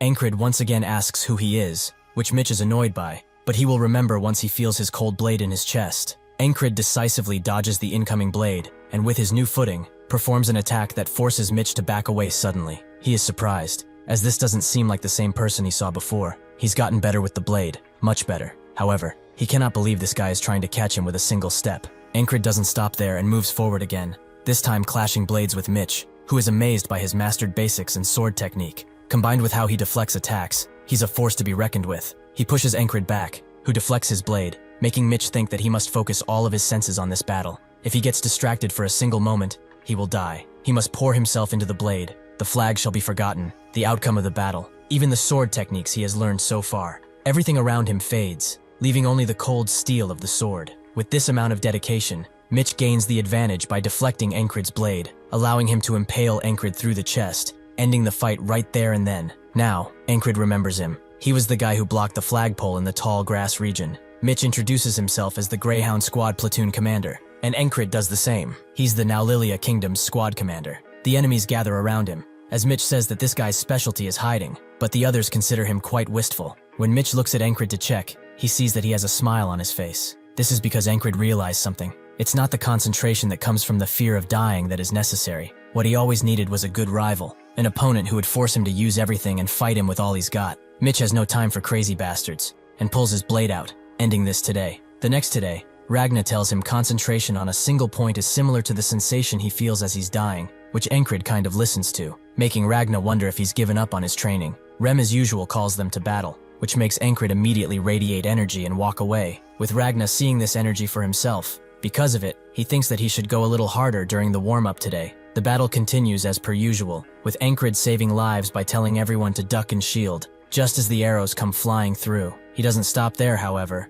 as he tells Rem to follow, and before he can ask if he's insane, Ragna says that he's coming with, making Rem ask if he got an arrow to the head. Ragna tells him to move forward if he doesn't want one right now, and as Encrid inches himself further and further away, both guys butcher the enemy in front of them, trying to make way. Encrid takes the same path as he did before, and meets Mitch just like before. Only this time he recognizes him and says that it's so very nice to see him. Mitch is surprised that he came specifically looking for him, but Encrid says that he shouldn't be. He came because he fell in love the first time they fought. Mitch notes that this is the first time someone has come looking for him specifically, with Encrid wondering if he's upset, but Mitch prepares his blade and denies such things. Encrid tries to enter the same state of concentration as Mitch, where he can only feel the blade, but he is once again defeated with a blade through the chest. Mitch notes that he lost pretty easily. Did he really think he would win with only those skills? As Encrid slowly dies, he thinks that his attitude is all wrong. What he's trying to achieve cannot be intentional. He must be absorbed into the fight naturally. He repeats today, and he is defeated. He does it again and again.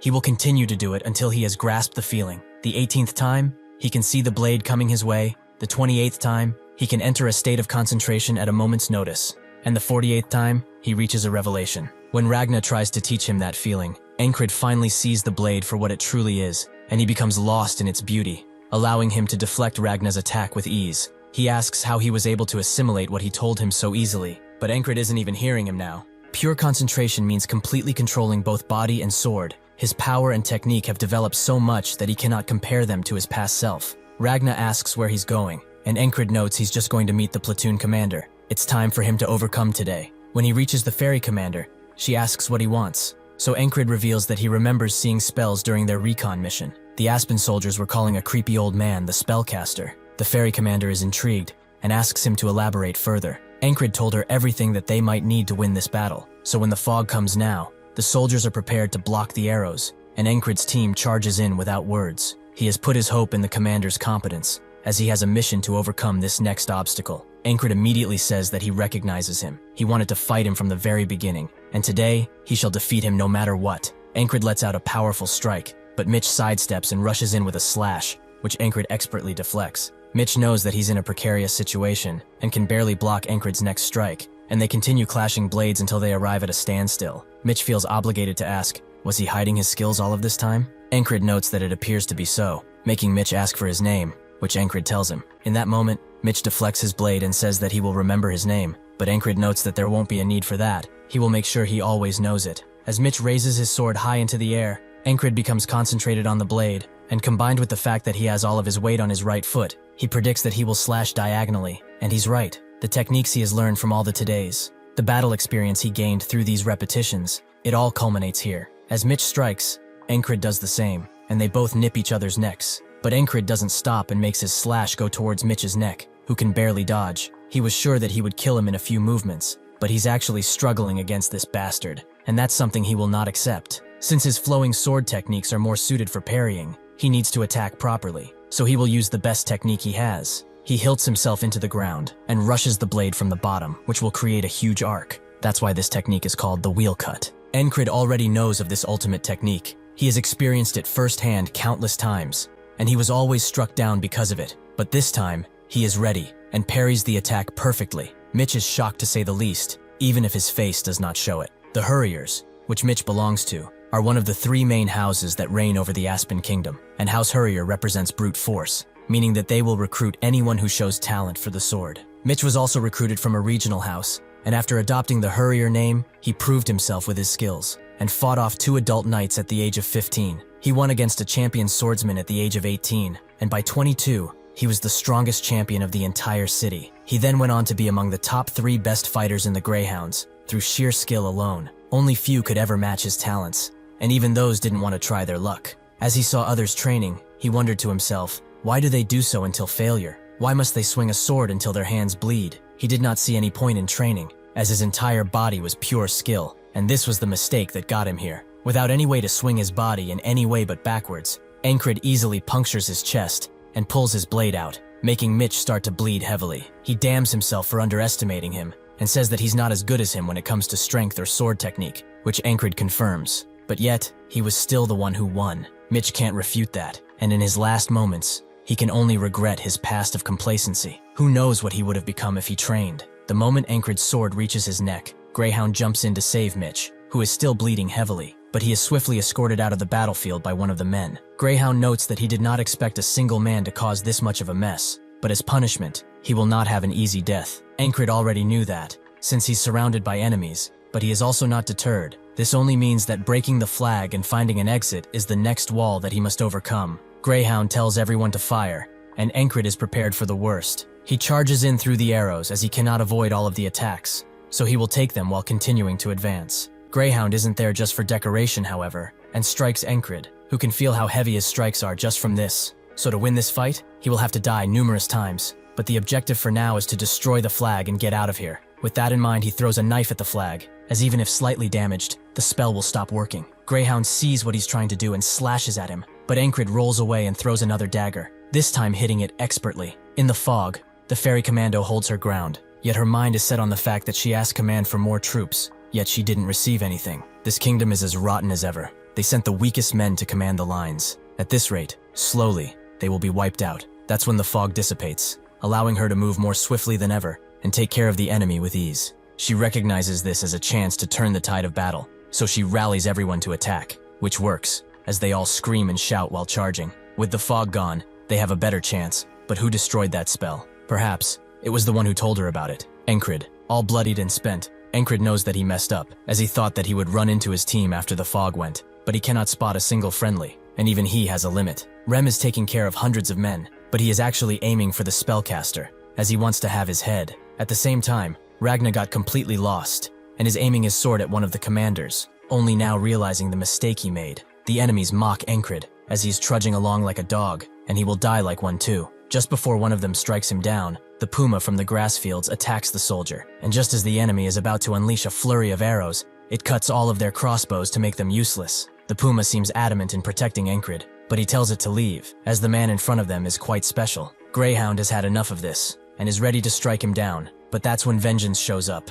and tells Encred to rest easy, as he's about to show him what a real man looks like. He lunges at Greyhound, who immediately deflects his blade and throws him on his ass, making Vengeance fold and order his men to shoot at him. Greyhound isn't fazed at all by the arrows and charges forward, allowing the puma to charge in from behind with its claws bare. Greyhound is caught by surprise, but he manages to hit the beast with the hilt of his blade, rendering it unconscious. The next strike is aimed at Encred, who can still see the blade, but since he cannot parry his attack with the strength he has now, it means that he will have to use a technique Mitch liked, and let the blade flow. He does the exact same thing, which surprises Greyhound, as he recognizes Mitch's technique that he just used, and Encred is more ecstatic than ever. Vengeance surprisingly rushes in again, but Greyhound does not counterattack. As he sees the army of men coming in his direction, he reluctantly backs away, but not before telling Encred that he will not soon forget his dirty face, and promises to take him down one day. He orders his men to retreat, allowing Vengeance to focus on Encred's well-being and get him out of there. But Encred brings the puma along too, even if his strength is waning second by second. Vengeance orders everyone to retreat, and Encred slowly loses consciousness, the tiredness and bleeding catching up to him in the end. In his dreams, he sees the boatman once again. Did he accomplish his objective again? He is truly a persistent bastard, but what drives him so? In the end, even if in this state, Encred has survived another today. Encred slowly wakes up as the others around him talk about his state. Some wonder how he managed to do it. Others know that he went off without any warning, and one of them prays for his swift recovery. As Encred gets a feel of his hands, he feels something fuzzy, and when he looks, the puma who saved him is now cuddling with him. Rem asks if he's finally awake. They all thought he was going to bite the dust. Encred slowly gets up and asks what's going on, and Jackson gets up to hand him some water, while explaining that he lost quite a bit of blood. Crace goes on to say that thankfully, The medic healed him enough so that there won't be any lasting effects. The goddess of luck must truly be on his side. As Encred looks at the puma he just dropped a little water on, he notes that he must have passed out during their retreat out of the battlefield. Everyone slowly leaves since they saw their commander awake, and Encred is happy to see that he survived another day. Rem, however, does not leave, and stares at Encred, who thinks that he's interested in the puma, so he asks if he would like to pet him or something. Rem doesn't care about that beast. What he wants to know is how did he know that the fog was a spell? Encred is conflicted, as Rem will not believe him if he tells him about his ability. So must he really lie to him? He doesn't want to. Rem has been a faithful friend, so he would like to return that trust in kind. He explains that in the past, he was friends with a settler, and he suspected it was so based on what he heard from that guy. Encred thinks that this excuse is perfect, since he really did hear it from a settler, that being Rem. He gets up, as it's fine if he doesn't want to tell him, but he shouldn't get into spells that much. As he leaves, Encred questions him about what he was doing during the fight, with Rem telling him that he was going to have a chat with the bastard who set up the flags, but he really didn't like his face, so he sent his head flying. While Encred thinks of Rem doing that, Krace tries to bribe the puma with some beef jerky, but it's having none of it and it snaps at him. Encred tells him to be careful. This little guy might just rip him to shreds if pushed enough. Krace doesn't care, as he really wants that 10,000 krona. He heard from that Henry guy that because this beast has blue eyes, it's a lake puma, and they hold the energy of the land inside of them. Each of its claws is supposed to be worth about 10,000 krona, and they keep growing new ones. Encred is pretty amazed. A single bronze coin is worth 1 krona, so 10,000 must be like a gold coin, more than what he has paid, that's for sure. After he passed out, they dominated the battlefield, but the battle itself came to a standstill, and both sides chose to retreat. Since then, nobody has made a move. They are all recovering from their wounds after all. While his mind is racing, he wonders if the parry he did back then would succeed if he tried doing it again. Perhaps he will never know. Jackson comes around later and tells him to stop stretching. He will not heal if he keeps his muscles moving. Encred feels that he's not overdoing it, so he can move at least a little. Ragna agrees with Jackson. The most he can do now is stretch like that. He should get some sleep and recover faster. Rem comes around and bumps into Ragna, asking if he's trying to spread his laziness to their commander too. And by the way, standing in the walkway like that is a dumbass move. Ragna immediately goes to fetch his sword so that they can have a fight, which prompts Encred to ask something about it. He managed to actually use a technique he had never practiced before. He only saw. Is that a normal thing? Rem feels that it is. If he was using the heart of the beast, he could actually sense what the enemy was doing, so he would be able to understand how they swing their sword and how much strength to use. Ragna also agrees that it should be easier since he learned the basics. He also succeeded with single-point concentration, so he must have seen more than in the past. However, he actually got pretty lucky, as at his level, something like that will succeed after 100 real battles. Encred now understands. The day that has just passed wasn't a single day for him. It was hundreds of days, days of overwhelming struggle. He got stronger through his hard work and determination, not just through memorizing patterns as such. No matter how much talent he has, he can get stronger, and he will. While Ragna and Rem butt heads, Encred asks them both for a duel. Rem notes that most people call him a madman, but that title should be given to him, while Ragna asks how he hopes to duel in his condition. Suddenly, the ferry commander appears, who says that duels are not to be participated in while he's in such a bad condition. She also asks if he was the person who broke the spell. Encred knew that someone would come and ask him that question,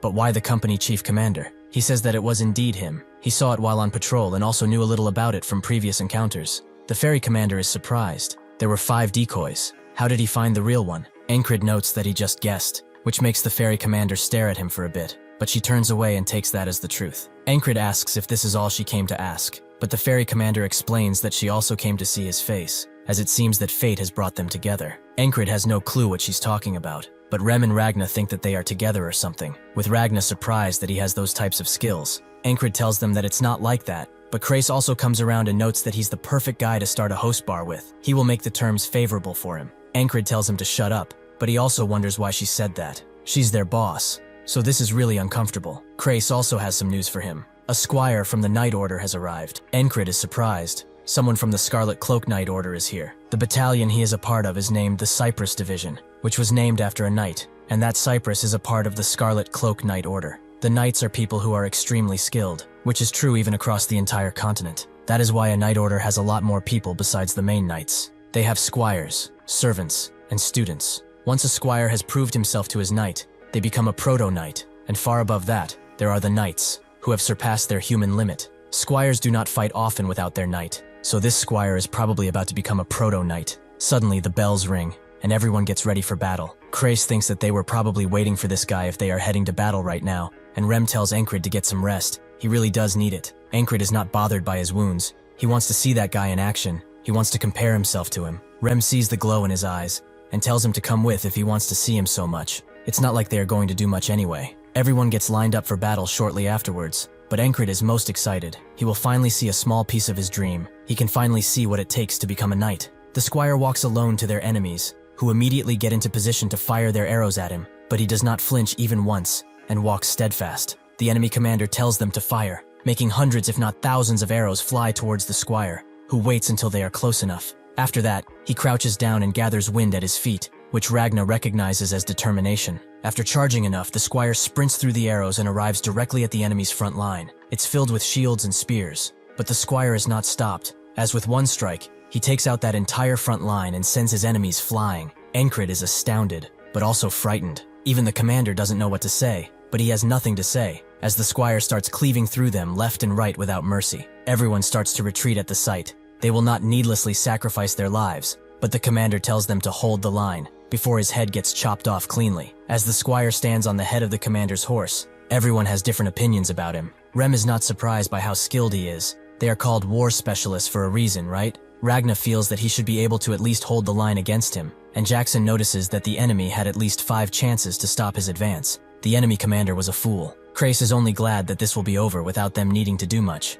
but Ankrit starts to ponder heavily. Is he using the righteous sword? But that's not it. It has elements of the heavy and swift sword in it too. The righteous sword is a just and intricate technique that lures the opponent into the user's moves. The heavy sword is, like the name suggests, a heavy sword technique. It uses strength to cut through everything and dominate no matter what. The confounding sword is the most confusing technique, as it tricks the opponent and allows easy ambushes. The Valen sword is a subsidiary of this technique. The swift sword is the fastest sword technique. It overwhelms the opponent with sheer speed. The flowing sword is a soft and gentle technique. It parries the opponent's attacks and retaliation in kind. Ankrit can see both heavy and swift swords in that squire. They are both vying for control. He breathes in and regathers his thoughts. Even if different in character, all techniques started from a single source. If one is to understand the resemblance between all 5 techniques and wield the sword like it is a living, breathing object, perhaps then they will be able to do this too. He closes his eyes as the army charges in, with Rem and Ragna noticing that their squad leader is meditating.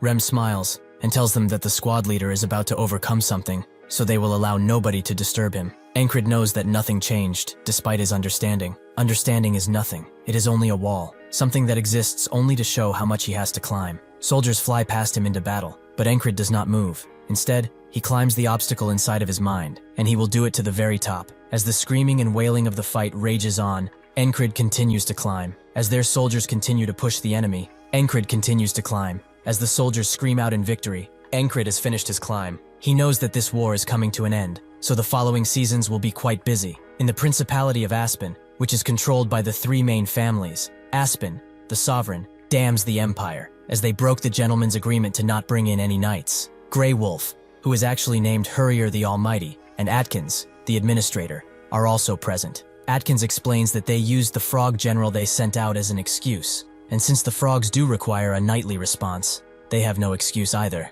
Aspen damns that bastard of a frog who did as he pleased, but Atkins notes that it was to be expected. Frogs generally do what they want, no matter their excuse or motive. However, this would have not happened if the spell they wasted resources on had succeeded. Aspen becomes enraged at the Greyhounds. They must pay for this insubordination. Hurrier knows that this will not end well for them at all. After such a lengthy war, the Aspen forces headed back, and so did Ankrit and his team. They all went to Borderguard, which is the kingdom's remote fortress city. Because it's close to Aspen, this place is heavily militarized, with 1 in 5 people being a soldier. A ceremony is held, praising everyone for their will and determination, which has brought them this victory. They will also reward the common soldiers who have proven themselves most useful, be it on the battlefield or out. The first one to be called out is Ankrit, as he destroyed that foul spell of the Aspens, so he shall be rewarded. Everyone starts mocking him as he climbs the podium. They call him weak, and think that he did something with the commander to get this reward. Suddenly, someone from behind the trash talkers tells them to shut up, with another familiar face telling them to not talk down to that person.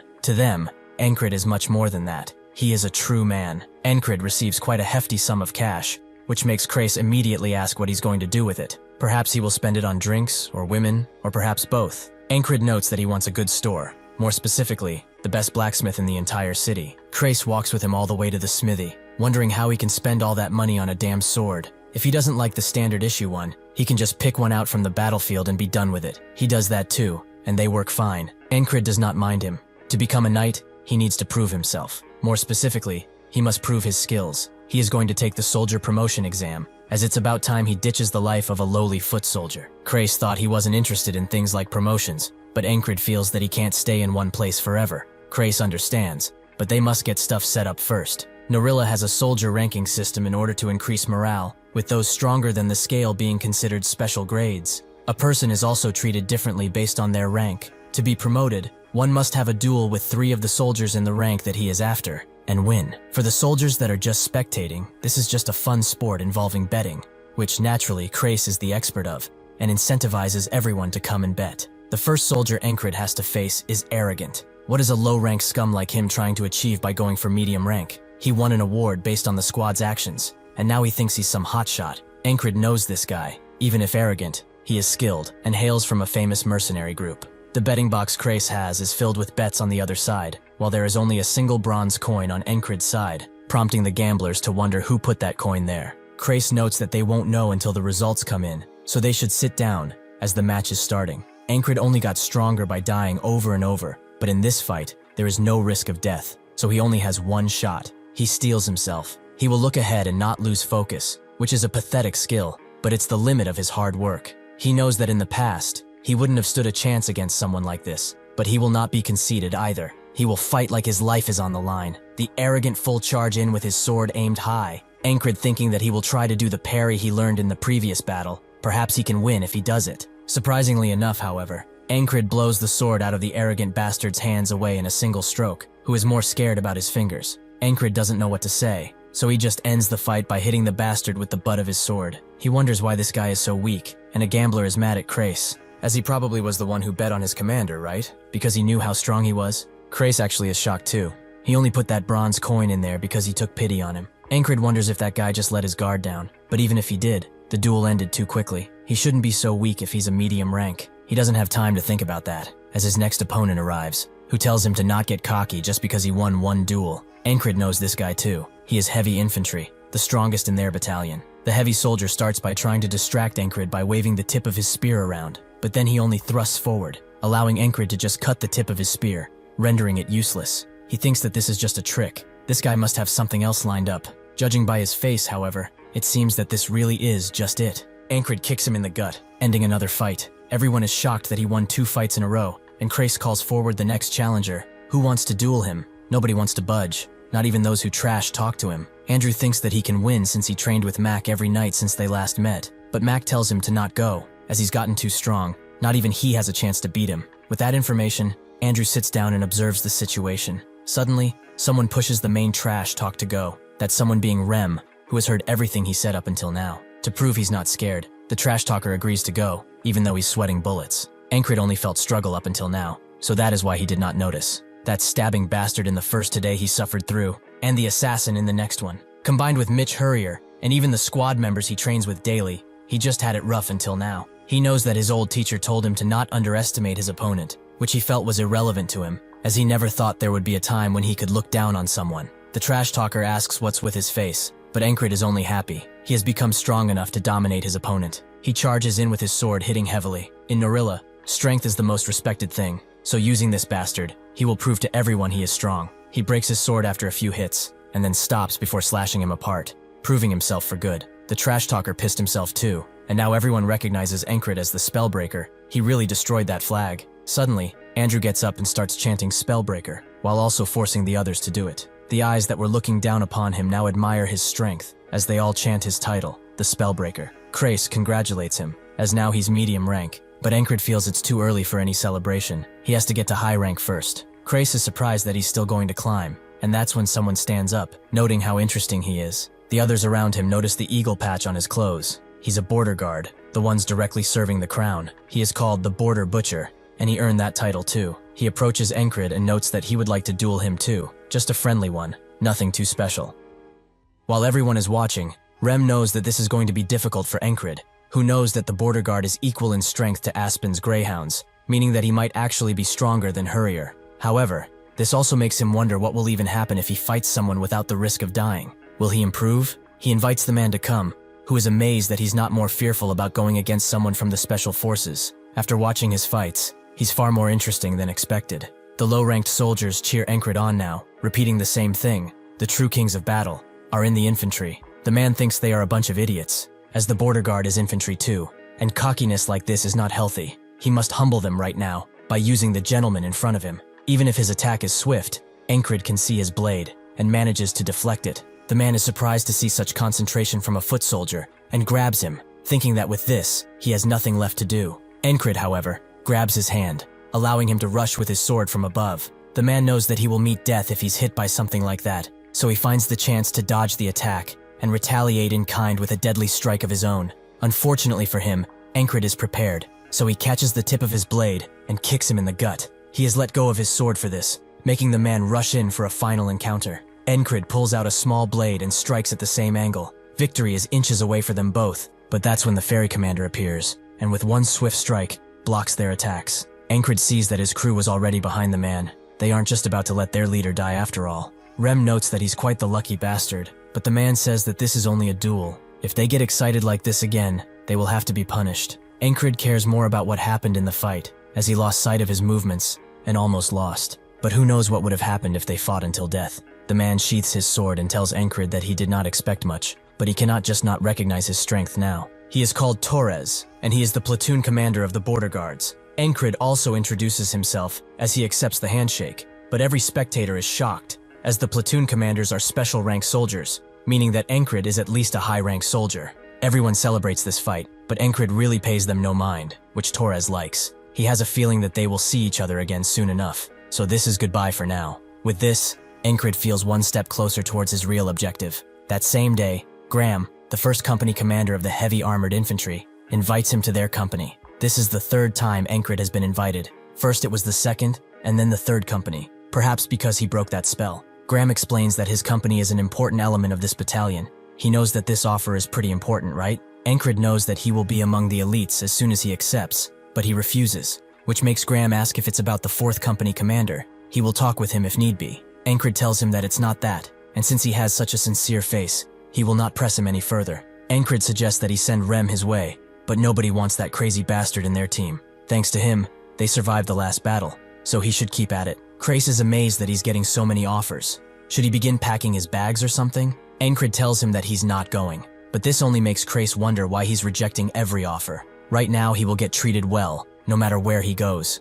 Before Encred can answer, Torres comes inside, wanting to ask something important of Encred. He should come to the border guards. Encred knows that this is an amazing offer, even better than the 1st Company, and Rem feels the same. He would be a fool if he would reject this offer. Torres has realized as soon as they fought that he yearns for a tougher fight. If he comes with them, he will make him train and challenge his body to its limits. His coming to the border guards means that he will realize his full potential. Everyone on his team is resigned to their fate, and so Encred opens his mouth. If he's talking about a hellish place to train in, there's no other place like this. Encred does not simply want to reach his full potential. He wants to overcome it, little by little. The seasons change, which is unfortunate for Rem, who, despite being from a tribe, hates the cold so much he wishes he could fight it. He tells Encred to get him some hot stones immediately, but this only makes him think of how useless this guy is while not in battle. Auden tries to get him to warm up his body by moving and training, but Rem refuses to get rid of his blankie, making Auden ask Encred if he would like to train, as he will surely thaw his frozen muscles. Encred excuses himself, as he's on patrol duty right now, so he gets out of the cabin, but not before Rem screams at him to get some hot stones. Encred is also surprised by how the season changed. At first it got a little chilly, but now it's fully winter. He goes to a populated area, where he meets with the other guards to patrol, a thing they do because of the lack of fighting. The two introduce themselves from left to right. They are Jack and Bo. Today they will be working as a team. Encred feels something peculiar about these people, like he has heard their names before, but he lets it go for now. Jack feels honored to be on duty with the Spellbreaker, and Bo heard that he got promoted really quickly. To be able to go from the lowest to one of the higher ranks is amazing, but Encred says that he only got lucky. Jack wants to see how strong he actually is, so he invites him to a duel, which Encred accepts. After a while of walking, Jack feels that someone cursed him to have to go on patrol in this weather, with Bo agreeing that it's pretty cold. But Encred does not get why they are so close to him. As they continue their walk through the market, a small hooded figure appears out of the shadows, and suddenly slips towards Encred. He tries to grab the person, thinking that they are just a kid, but the hooded man suddenly pulls a dagger and stabs it directly in Encred's chest before he can ever react. Jack and Bo play it out like he's drunk or something, hiding him from the crowd directly. These three are working together. The hooded person asks if he's surprised, but he should know, the Greyhounds never forget a target. Encred can see that this is a half-fairy, probably an assassin sent by Aspen for breaking the spell. The assassin pulls out his knife brutally, leaving him to die, and Jack tells Rotten to get out of here, as their mission is a success. Encred remembers them now. They were the wounded recon soldiers, according to Crace. He said that they were hurt a lot, but now he can see that it was an excuse to make contact with Aspen. In this situation, he's 4 against 1, and he will conquer it. Now though, he falls to the ground, bleeding out from his wound and dying on the spot. He wakes up once again, violently getting out of bed, which confuses Rem, but Encred only wanted to get up with more energy. He swiftly goes outside, where he finds Auden bathing himself in cold water, causing steam to come out of his toned body. Encred asks about his training method to heat up the body, which Auden confirms exists. It's something essential in wintertime. It also allows a person to be ready for anything, which is a bonus. With this in mind, Encred asks to be taught it, as he saw Rotten pull the dagger out, but he could not react, because his body was not prepared at all. He also should have noticed how Jack and Bo kept really close. He will probably take those two guys out first, but that half-fairy might do something unexpected. Auden cheers him on. His muscles will be really sad if he can't keep this position. Jack and Bo introduce themselves, Encred going through the same introduction, but now Jack is more impressed that he doesn't have his coat on, which Encred excuses by simply saying that he's training. His body is now prepared thanks to Auden's rigorous training. He knows that soon he will come face to face with Rotten, so before he can get too close, he attempts to smack the ones behind him, but Bo dodges, allowing him time to unsheath his sword. Encred knows that Rotten will either run or attack. Before anything happens, he has to take care of these two. Unfortunately for him, Rotten has another card up his sleeve, as he throws a knife in his direction, hitting Encred in his vitals. He, however, is impressed to be able to hit him at this distance, and through so much crowd, he has skills. He cannot deny that. Encred heard it, but it already pierced his heart by the time he heard it. It's designed to be faster than sound. In this situation, he must face close and ranged enemies all at once, which quite excites him. How will he prepare for this? Rotten stabs when he is close, and throws the daggers when he is far. This wall that he must conquer is not really a hard one to understand. It's actually quite simple. Encred continues his training, although he feels like he's going to die, making Ragna and Rem wonder if it's really as hard as he says it is. Jackson comes into the cabin, only to see all of them spread out and stretching, even the panther. He feels like he walked into something he shouldn't have, so he decides to leave. Encred knows that he has to find a way to block the dagger that will be thrown at him. Its speed and accuracy, however, is something much deadlier than normal daggers. Jackson comes around and recognizes this as a whistling dagger, but Encred is curious. Why is it called that? Jackson explains that it makes a sound when it's thrown, and if handled by an expert, the target will not even know what hit them, so it's good to stay far away from these things. Encred has gained a bit of knowledge from this, but no matter how good Rotten is with his daggers, he cannot do anything if he blocks ahead of time. He attacks the ones behind him again, Bo dodging again, but this time Encred grabs him and uses his body as a shield against the daggers. Unfortunately, Rotten doesn't seem to care about his teammates, as he throws one dagger into Encred, one into Bo, and another straight into Jack's neck. Encred is amazed that he was able to throw 3 at a time, but to kill his own people. Perhaps he never thought of them as such in the first place. Rotten crouches down to his level, impressed by his determination, but persistent lovers like the Greyhounds never forget their target. Encred says that thankfully they do not, which makes Rotten believe that he's a crazy bastard. Encred has underestimated this whole thing.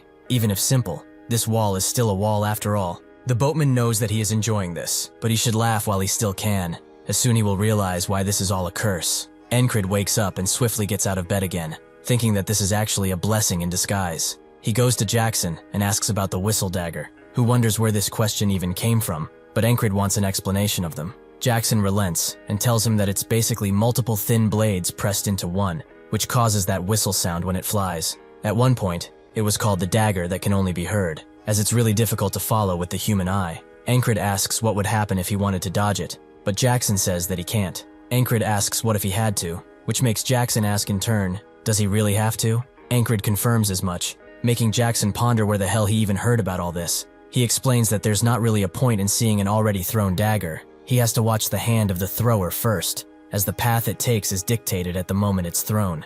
There are naturally ways to hide that throw, but a skilled eye can still spot them. Encred asks if he could learn something like that, but with his current skills, Jackson notes that he won't really be able to do anything. Encred knows that he's just talking shit about him, but Jackson asks if he wants to be taught how to throw daggers. If he's not confident, though, he can forget about it. Ankrid knows that this is an opportunity, so he decides to learn. Later, he meets up with Jack and Bo, remembering what Jackson said to him. The moment he throws, he should relax his entire body and focus as the blade leaves his hand. Seeing and dodging it is basically the same. As soon as Rotten shows up, Ankrid unsheathes his sword and instantly kills Jack, with Bo not offering much resistance either. Everyone around him runs away in a panic, allowing Ankrid to focus on his real opponent. He can see him switch from relaxed to focused. He can avoid dying instantly if he protects his heart, so that's what he does. Ankrid does manage to block the first dagger using his hand, but the second one goes directly in his chest. They are incredibly fast, and even if it was only for a split second, he saw it. In that split second, he saw the dagger come to him. Rotten approaches and prepares to say the same line, but Ankrid already knows. Persistent lovers never forget their target. As Rotten wonders how he knows, Ankrid is glad that he's getting better. A few more visits from this guy, and he will know all of his dirty little tricks. On the next day, Ankrid eliminates the two behind him as quickly as possible, and then focuses solely on Rotten and how he rotates his dagger. He can see its trajectory now, so he blocks it with his arm guard. Rotten can feel the anxiety of his advance, and Ankrid dodges to the side, thinking that the attack will come from the other direction, but Rotten swiftly changes its course and stabs him in the heart. He is amazed by the fact that he can adjust its course according to the enemy. This weapon, even if it took his life so many times, is absolutely incredible, and he wants to wield it. In his next life, he practices with daggers, Jackson asking what he's even doing, but Ankrid only says that he's training with whistle daggers. He knows that what he has is not a real whistle dagger, but he will have one soon enough. A part of his homemade dagger breaks free, almost taking Jackson with it. On the 8th today, Ankrid successfully dodges his delayed attack, but unfortunately, it seems that he has another problem. A sharpshooter eliminates him from behind, meaning that he must keep him in mind the next time. On the 9th day, he successfully takes him out with a dagger, but this only delays his death, as Rotten throws a dagger at him that he cannot dodge. Ankrid continues to train until he can throw daggers pretty well, but he feels that besides the basics, he's missing something important. Jackson notes that he got everything down, but where did he learn to throw like this? Ankrid can't say that he learned from him, so he lies. He saw someone throw one before and he just copied them. Jackson thinks that he must be a genius to do something like that, but no matter. Has he heard of the throwing blade technique? It was created by an assassin called Georg, and the name comes from his weapon, the whistle dagger. Georg strived to create a blade without sound, thus he created a very thin, single-bladed knife, but it was too difficult to handle, which led to the production of the whistle dagger they know today. Ankrid didn't expect for the dagger to have such a story, but Jackson thought that he would already know about it, since his stance is perfectly suited for the whistle dagger throwing. On the 10th day, Ankrid decides to change the route, which Jack is against, as they will be punished if they don't do their jobs well. Ankrid says that he's the highest ranked person here, and since he will take responsibility, there's nothing to worry about. He can hear the two whispering about this change of plan, which they really don't like. Ankrid knows that the market is the perfect stage for the assassins. He does not need to play along with their games anymore. Jack notes that they should really return, but Ankrid asks what they got from betraying their land. A bunch of gold coins? This prompts the two to immediately jump in and attack, but Ankrid easily strikes them down with 2 swift strokes of his blade. As soon as he's done with them, Rotten and the blue assassin arrive, which he feels is kind of late, but it's no matter. They should come with all they've got. Rotten throws 4 daggers at the same time, but it doesn't matter now because Ankrid can see his hand. The blue assassin moves behind him to strike, but Ankrid takes him out with a dagger. Rotten takes this as an opportunity and strikes while his back is still exposed, but Ankrid blocks his dagger expertly. Even if it hurts him, it will not kill him again. Rotten is now frightened and asks who the hell he is, but Ankrid feels that it's not for him to know. Anyhow, how many of these beautiful weapons does he have on his person? Rotten can see that this bastard can throw these things. Is he also an assassin? He answers Ankrid's question, saying that he only has 2. He is quite jealous that he only has 1, but Rotten tells him to not joke around. He's really sick in the head. He should also know that as soon as he throws the one in his hand, he will die. Ankrid understands, but they will find out only after the fact. Ankrid can't see his hands, but can see his arm, so if he keeps his posture and his eyes ready, he can easily dodge those daggers. Ankrid can immediately notice that Rotten is throwing 2 at once, so he swiftly dodges and throws one of his own, which only damages Rotten's cloak. Even if he said that he has 2, Ankrid knows that he probably has more, but so does he. Ankrid throws his last dagger at Rotten, who can barely dodge, but is actually quite mad that he lied. He readies his blade, and so does Ankrid, surprised to see this bastard actually pull a blade out. There's no rule teaching the assassins to only use long-ranged attacks, but his problem is that he doesn't recognize this attack, as it's low and very fast. Unfortunately for Rotten, it doesn't matter anymore. He grabs his hand with extreme swiftness and announces that this is the end. With a chop to the forehead, he ends Rotten's miserable life. He has climbed over this wall with only 10 tries, fighting, losing, and getting stronger to eventually succeed. These things have come to give him alive. He looks at Rotten's body and opens his clothes, revealing a bandolier of knives that he really wants. He goes to report to the ferry commander about what just happened while wearing that same bandolier, saying that all of this was once again just mere coincidence. The ferry commander wonders if it's still a coincidence that he only got off with a scratch against 3 people, but Ankrid says that the goddess of luck is really on his side. The ferry commander eyes him for a moment, before giving up and telling him to return to his post. He does just that and returns to his squad lodging, but as soon as he opens the door, an axe flies at his face, which he only has seconds to dodge. This was naturally thrown by Rem, who is glad to see that he dodged his sneak attack. Ankrid asks if he has gone insane, but Rem was only training him, because he has assassins on his ass after all. As revenge, he suddenly gives Rem a hot stone and tells him to eat it. Rem believes that it's a potato at first, only for his hands to burn the moment he touches it. Ankrid notices that his hair has grown pretty long, so he tells Krace to give him a haircut. He asks for 10 coppers. Ankrid says 5, and they meet at 8. As Ankrid gets said haircut, he tells Krace that he's charging more now. Does he not get a squad discount? Krace tells him to go to one in the city if he doesn't like the price, but Ankrid refuses. The ones in the city suck after all. The snow continues to fall, and Krace notices how cold it is. Rem doesn't like the snow and cold at all, which Ragna agrees with. Auden believes it's a test from God, and Ankrid wonders why they are all out here in the first place. He also thinks of how the assassins get into the border guard, and when exactly did they turn. He asks Krace if he knows where Jack, Bo, and Rotten are from, who actually knows. Jack was forced to conscript after he was caught as a pickpocket, and Bo insulted a noble right in his face. Rem can't believe how fine these people were, and Ankrid agrees. As for Rotten, he was from a failed merchant association, a mercenary by profession. They all joined in the past year. They must have been in a guild together. Ankrid thinks about it. He can only deduce one thing from a guild that left its members a year ago. The Thieves Guild. It's a guild only in name, really, as in reality it's a place filled with thieves. A Thieves Guild member would know the entire city easily, so it makes sense. He asks Jackson if he knows anything about this Thieves Guild, who wonders why he asked him, but Ankrid thought he might know. Jackson can't believe that he has become so brazen, but tells him that after the restructure, his contact with the guild has been cut off, so he doesn't know anymore. Kryce is finally done with his haircut. Ankrid is only surprised by how much it's snowing, which makes Jackson say that he will be out in the city tonight. Rem knows that he's trying to get out of shoveling duty, which he will not let him do. Ankrid sees this and tells them that they should go on a mission. If they agree, they won't have to shovel snow. Everyone immediately agrees, even Kryce, but Ankrid still has to get permission from the company commander. Ragna calls him lazy for not even doing that, so they all retreat inside, patiently waiting for him to do it. Ankrid tells the ferry commander that he believes the Thieves Guild is behind the assassins, and he wants to bust them while he can.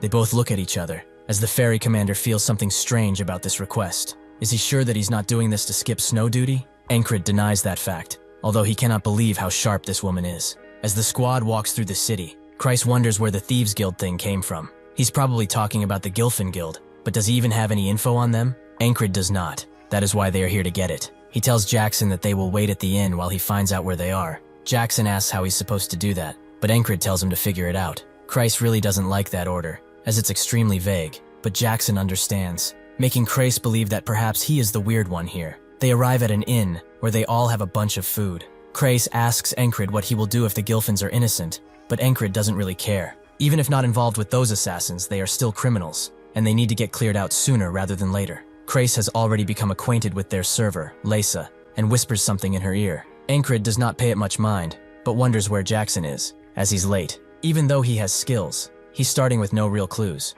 He wonders if his orders were too vague, to the point that he feels bad for him. Jackson is propped up somewhere high, looking around and not moving at all, letting the snow fall on him. He suddenly notices 2 strange figures, which gives him an idea. Ankrid asks Kryce if he knows that woman, and tells him that she's Lesa. Her father is a shoemaker, and her dream is to open up an inn in the big capital. Ankrid is surprised by how much he knows, but Kryce only knows so much because she might be a valued customer. Jackson finally comes back, covered in snow and freezing, only to see everyone enjoying a warm meal while in a warm place. Ankrid notices his annoyance and tells him to eat, but Jackson believes that they shouldn't wait and go right now. Rem doesn't want to, as it's cold outside, but Jackson asks if he wants a shower in his own blood. He promises it will be the warmest thing right now. Ankrid agrees that they should go now, but the snow is quite immobilizing, so they need to be careful and leave when it stops snowing. Ankrid looks out the window for a solid 5 seconds, and then says that it won't stop, so they should go. Christ asks if he didn't just say they will wait, but Ankrid has been careful enough. As they walk through the slums, two beggars notice them and pull out their daggers, charging the group with murder in their eyes. Rem immediately turns to them with a smile and smashes one with his axe before smashing the other with his fist. Rem asks Jackson if these are his rat buddies, with Christ believing that they are from the Gilfin Guild. Jackson discovers the entrance to their hideout, but it seems to be locked. Auden tells him to move a little bit, as he will politely knock for them. He raises his fist up and knocks once, surprised to see that the door magically opened. Rem wonders what kind of knocking this is, but Ankrid doesn't care, as long as the door is open. As they go in, Rem asks what he's going to ask them, but Ankrid says that they should subdue them first, then they will have time to talk. They continue to approach the door, and those inside know that Ankrid is coming. The leader knows that reporting their failure will be a pain, so they should take care of him themselves. One of them wonders if it's okay, as his squad is with him, but before the leader can say that they are a bunch of nobodies, Auden knocks again, but this time with his foot. Rem immediately rushes in to kill them all, but Ankrid begins his speech. Those who have never killed the weak, those who can surrender, and those who do not wish to die, should throw down their weapons and cross this line. Everyone else will be killed. Rem asks why they aren't killing them now, but Ankrid just wanted to look cool, and he believes that he is. The leader can't believe that a mere grunt dares to order them around, and Auden tells him that they are clouded by their demons. They will not listen until they force them to. Ankrid resorts to using force then, and asks their strongest to come forwards. The leader wants this to happen, and tells their strongest swordsman, Wyvern, to go, who immediately pulls out his blade. He wonders if he can block his blade, as he has never been beaten, but as he talks, he suddenly charges in, only for Ankrid to deflect his blade and stab Wyvern in the shoulder. This is something from the Valen mercenary sword technique, to stab while talking. This is what he was stuck at before, but he has overcome it by a lot. Ankrid believes that he doesn't need to see anything else if this is their strongest. He will give them one last chance. Either they surrender or die. His squad looks at him unimpressed, all of them believing that he's just trying to act cool. One of them throws his weapon and surrenders, making the leader jump up and try to strike him. Before he can cut him down, however, Ankrid throws a knife in his head, killing him instantly. Rem can't believe that he thought he was cool, while Auden does believe so, and Krace is amazed. Jackson thinks that he's not bad, while Ragna suffers from cringe, like Rem. Ankrid knows that he must have looked pretty cool, but this makes all the thieves surrender and fall to their knees. Rem wonders what they should do. It would be better to kill them now, since they might become trouble again. One of them begs them not to kill them. There are people here with sick mothers and poor families. Ankrid believes that it doesn't excuse their crimes, so the man says that if he has to kill someone, he should kill him, as he is Gilfin. Ankrid is surprised. So he was the boss, and not that brute right there? Gilfin denies it. That man was indeed the boss, but he also isn't Gilfin. He is. Ankrid is confused beyond his wits, so Christ explains that they named the guild after random people on purpose. If they start getting chased by the law, they can ditch that person and run. Gilfin explains that their boss was a bastard, a real rotten-to-the-core individual, but the rest are not like that. Again, if he wishes for blood, he can have his. Everyone around him begins to try and defend him, as Gilfin is kind, and some of them even ask to be killed in his place. Rem can't believe that Ankrid would kill them when they are like this. He did not take him to be such a devil. Ankrid tells him to shut it. He was the one who suggested they kill them in the first place. Gilfin tells them about the guild fortune. They can have everything in that stash if they let them live. Christ begins to smile, as he knows there's some cold, hard coins involved. Gilfin points it to them, but they need to find the key first. Auden proves them otherwise by gently pulling the door open, and so Ankrid tells his squad to take as much as they want. Rem immediately finds some thermal leather, which is extremely warm, but Ragna wonders if it's that important. Ankrid also finds a piece of flexible yet strong leather armor, which is not bad at all for him. Krace gets his attention, and says that they should take over this guild. Ankrid asks if he's really asking for him to become a thief, which Krace is, but one that does not kill. Even if they were to take down this guild, within like a week or two, another will pop out in its place. So if things are like this, they should use this guy as a puppet to run it. Ankrid feels that this is all far too convenient, so he asks what he told that girl, as it was strange for all these guild members to be gathered here. Christ is surprised that he noticed, although they got them all in one try. If he allows it, he will get him a monthly krona payment, and will also gather information. Ankrid doesn't really do this for money, but it can't hurt. He allows it. So Christ tells Gilfin that from now on, their guild is one that does not kill. They will sort out the bad people and send them to prison, while they slowly reform this organization. Gilfin tells him that they will all die if they do not disband. Their boss worked for Aspen and took their money. Once every spring and fall, a frog comes to check on this organization, and if he realizes what happened, he will not just let them go, as the frogs are beasts. Christ tells him that they shouldn't worry. They have some beasts of their own after all. Ankrid believes that they should go back since they have completed their objective, but Rem looks at him and wonders, are the others done with shoveling snow? Ragna also believes they have some unfinished business, and Auden wants to reflect and preach the word of God just a little bit longer. Jackson also believes that he had something to do, so he will return tomorrow morning. Ankrid understands and apologizes. He did not see that they were all so busy. The next day, Ankrid reports the return of his squad, and also the fact that they have destroyed the Thieves Guild. The ferry commander asks if he had fun skipping shovel duty, but Ankrid hasn't a clue about what she's saying. She has heard that he liked to duel, so they should spar right now. Ankrid accepts, but as soon as he tries to unsheath his sword, he gets knocked down. The ferry commander tells him to get up, but when he tries to pick up his sword, she knocks him down again. Ankrid is amazed by her sword's thinness. It's almost like a whip. This continues until Ankrid is left out of breath, leaving the ferry commander confused. She has seen this man respond instantly, almost like he came from the future, but now, he acts like a grunt. She really does not know who he is, but it is still true that he broke that spell and took down 4 assassins. She sees that it's snowing again, so she will be watching him, this time more diligently. Ankrid believes that he's pathetic. He has trained so much with the sword, but he has never done anything with his bare hands. He has finally realized what he is lacking, something that requires the use of body and limbs, that thing being martial arts. He goes to Auden while he trains, who tells him that the most important basic of martial arts is a trained physique. Ankrid looks at him as someone demands to know who pulled an entire tree out, but Auden says that he has a method of training that pushes the body to the extreme. It is called the isolation method, which will be very painful, to the point where he might as well be dead. Ankrid tells him that this is his specialty, but after doing it for some time, his whole body feels like it's going to collapse. Auden tells him that the fundamental principle of the isolation technique is overloading. His muscles become stronger as they are being torn.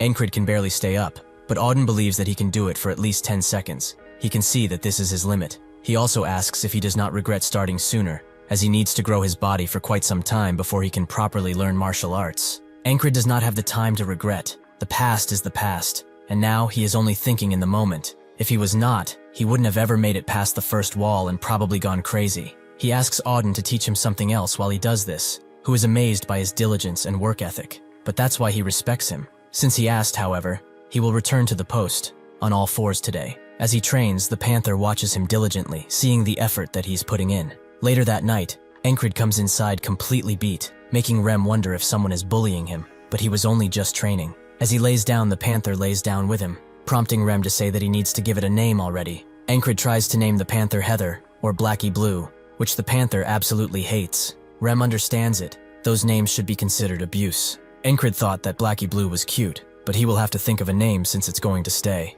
After falling asleep, Ankrid wakes up in a mystical realm, which makes him think of the ferryman, but this does not seem like his vibe. Suddenly a woman appears behind him and she only tells him one thing. Her name is Esther. Ankrid wakes up from the dream only to have the same woman by his side in bed. She is naturally embarrassed, but Ankrid only wishes her a good night and hugs her tighter. The next day everything is back to normal, and Rem asks if he's going again. Isn't his body feeling sore from yesterday? Ankrid is actually feeling pretty light, but that's because Esther has used her magic on him. She needs this man to free her from her curse. She cannot have him die while he throws around his body. Rem asks if he met with the priest or something, but that's not it. Ankrid says that he dreamt about some woman. Rem is surprised, as he didn't take him as someone who would dream of women. But how was she? Ankrid thinks back, and says that she was pretty. Esther is glad that his eyes are working fine. It's common for magicians to explore magic and knowledge, and in her pursuit of those things, she got cursed and turned into a beast, her powers bound. She was wandering the fields one day, but she suddenly felt the scent of a curse, which led her to this guy. Ankrid continues his training as Esther watches, but he notices her and accidentally calls her Blackie Blue, which she absolutely hates. The realm of magic is affected by the power of names, so if someone carelessly calls her by another name, her powers will get weaker and weaker. She used what little power she had left to tell him, but she made a mistake. She can only thank God that this guy is pretty dull, but she can see that he's under a curse. It is not set in yet, but it's far more powerful than what she is afflicted with. His is a curse that slowly eats away at weaker curses, so if she sits beside him, she will eventually recover her mystical powers. Ankrid continues his training, now fighting Auden one-on-one, and even though he is able to dodge some attacks, most still hit him, proving Auden's blinding speed. He explains that for martial arts, his body must always be ready. Just like with swordsmanship, the training and techniques are all meaningless if he is not fast, and even though he's as fast as an old turtle, his body is changing. He also really doesn't want to quit, judging by his expression. Just like that, 1 month has passed. The green begins to sprout through the melting snow, and Ankrid continues his training. He fights with Rem, who can't believe how much he has improved. But he is glad, as now he can finally have a proper fight with him. Later that evening, he invites Ragna to a training session, who says that he's still lacking in adaptability after it's done, but his fundamentals are top tier. His muscle memory should allow him to do this even in his sleep, but it will require endless repetition, which is not at all easy. Encrid tells him not to worry after catching his breath. Repetition is his specialty after all. After his training is done for the day, he retreats to his bed, where he thinks that all this training is great and all, but some real-life experience would also be pretty good. At that moment, he hears a rustle come from the left, so he immediately catches the knife that was coming for his neck. Jackson congratulates him for improving so much. He certainly won't die in an ambush anymore. Kreis tells them to go outside if they want to train. They are kicking up all the dust in the cabin. Encrid asks why he's so early. Shouldn't he be out earning money right now? Esther gets out of bed with a purr, and Kreis immediately moves in her spot to see if he can find a claw, as that's worth 10,000 krona. Someone suddenly knocks on the door. It's the ferry commander, who asks Encrid to come with her. He immediately says that the snow is gone, but she doesn't care about that. She has a new mission for him. He must take care of it on the mercenary soldier board. Encrid knows about this. It's a policy that runs alongside the soldier ranking system, allowing people in the cities to hire soldiers as mercenaries. It's a lot cheaper than normal mercenaries, and has better trained people who are more polite, so it's pretty popular. He wanted to test himself, so he has no reason not to accept. At the same time, a guard is going back to his bed, glad that he is off today for today. It has been straining on him since he has been doing it non-stop. He suddenly spots the ferry commander, and Encrid, who asks how many squad members he will have to take. She explains that there will be 3 in total, but he should only bring 1 squad member with him because she will be the 3rd. Encrid is surprised that she's actually coming to a mission herself. He wants to know why. The guard walking next to them knows about the rumors. Those two are often together. Perhaps they are even dating. He leans in closer only to hear the ferry commander ask if he's uncomfortable with them doing a mission together. This touches the guard's heart, and more rumors start to spread because of him. These rumors escalate further and further, some saying that they were together even before the army, until the point that it said they already have kids together. The next morning, as Encrid is training, he hears other soldiers talk about his relationship with the ferry commander, most agreeing that they look good together. After he goes back to the bunks, Rem immediately laughs at him, noting that he's finally home. He asks how many months it's been. The baby surely is going to come soon. Encrid, with a rather annoyed face, says that he has heard wrong. These are all baseless rumors. Kreis tells him to not be shy as they will find out whether he likes it or not, but Encrid denies it again. Ragna is glad for him. If he keeps her by his side, they can train together, while Auden prays that his future with her is blessed. Encrid feels rather bullied by his own team, and Rem asks when they are going on his little date. It will be weird being the 3rd wheel, but he has to do it. Encrid is confused at first, but he must be talking about the mission, which he is not bringing him on. Rem is confused. Who else is he bringing then? Jackson confirms that he's ready, and says that they should get going, but as they leave, Rem screams out, "How can he choose that rat and not him? Has he gone insane from the training?" Encrid notes that this is a tactical decision. He would be the first guy to throw an axe at the commissioner if he got mad, so he would rather not have to deal with that. After they are outside, Jackson asks if he brought him only because he wouldn't make so much trouble, so Encrid tells him that besides that, he takes these kinds of missions often, so he would be of help, right? Jackson understands, but he wants to give him a nice piece of advice. He should not give all his heart to a woman, as it will come back to hurt him in the future. Encrid looks him dead in the eyes and says that he has no need for advice in that department. After they meet up with the ferry commander, he asks when the commissioner will get here, who says that they will come soon. Encrid knows that she heard the rumors and that this will be rather awkward. Sure enough, she asks if they have done something for so many people to think that they have children together. Encrid denies anything while Jackson lets out a snicker, making Encrid ask if he dares to laugh in this situation. The ferry commander asks if these questions are making him uncomfortable, which he denies. She asks if it makes him glad, which he doesn't know how to respond to, and then she asks what he likes so much about it. Encrid really would like to know why she is asking him all of this so suddenly, but suddenly the commissioner arrives. The ferry commander is quite annoyed, as this was getting quite fun. Encrid doesn't know what to think anymore. Was that really a joke when she was basically expressionless? Their mission is to protect the child of a wealthy merchant. In the process of deciding which heir will inherit the Rocafried Trading Company, they have been hired to make sure they don't try anything funny. As she descends the carriage, Encrid thought they would be dealing with some fat toad, but it's the opposite. The woman introduces herself as Leona, heiress to the Rogefried Company, and their protection target. As they walk, Encrid finds it weird that not a word has been spoken since the greeting, and what little communication they have only happens through her maid, who is telling them that they will get a room in the inn, and then wait for the other heirs. They really just hired them as guards and nothing else. He remembers what Auden says. Identifying the age, body stance, and gaze of a person is all useful info. Figuring out the enemy's strategy is a skill in itself. Encrid begins doing just that. spotting that the guard in front of him is left-handed and also has heavy footsteps, meaning that she's pretty armed. Just that sword is telling him that she's strong, but nobody here seems to be as strong as a special rank. Even though he feels like the analysis is lacking, it will have to do for now. Jackson believes that they should partake in a game since they have a ways to go. They should identify sounds. With that invitation, they both begin reciting what they hear first, but Jackson seems to have the upper hand. He is trained in this after all. After they get to the inn, Leona and her guard go into her room upstairs and order them to stay below. The ferry commander sits down next to Jackson and Encred to join their little game, but this moves Encred out completely, as he cannot hope to compete against these two. However, the things they are saying no longer seem to be a game, as someone is coming to them, dagger in hand and ready to strike. As the assassins pull up, it doesn't take long for them to react, as they both suspected this ambush.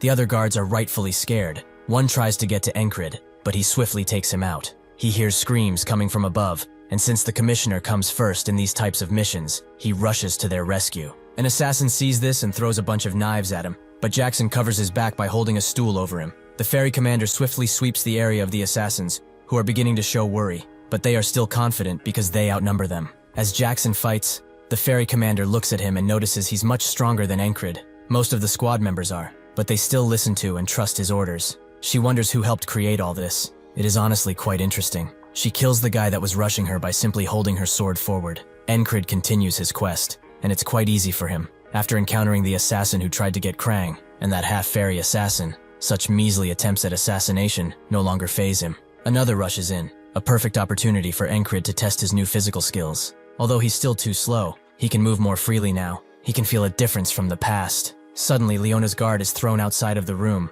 allowing Encred to move in and see that an assassin is over Leona, with a maid desperately trying to defend her. Encred would like to use the whistle daggers, but he's too close and stopping him is not a guarantee. Perhaps he can reach them if he tried, but to walk so quickly requires power, and he has only seen it once. He tries to perfectly imitate that person. Even if he can replicate that power just a little bit, it would be enough. Sure enough, he lunges forward at top speed, and before the strike lands, he gets in front of them. He is struck by the cold blade, but even if it hurts, thanks to the leather armor he got, he did not get cut. Encred believes that they should talk downstairs, so he tackles the assassin and throws him out of the window, landing the assassin straight on his back and knocking the air out of him. Encred is glad that he managed to cushion the fall somehow, and since there are no more enemies on the second floor, he can focus on this guy. Even if he suffered that fall, he still rose up. That takes grit. He asks Encred if he's a border guard, which he is not. The assassin is glad. It means that there's no reason why he should lose this fight. Encred observes him, seeing that he has swords of different lengths,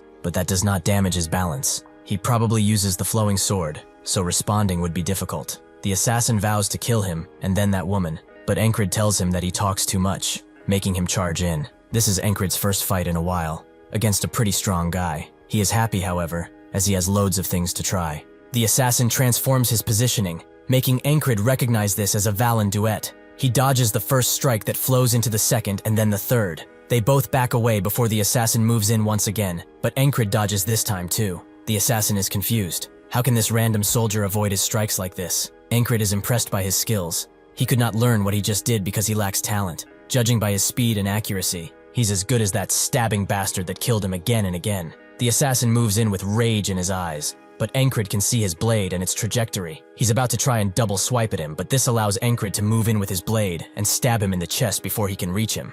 He was going for the heart, but he did not hit it. He pulls his blade out of the assassin, thinking that he must improve, perhaps training with Ragna or Jackson.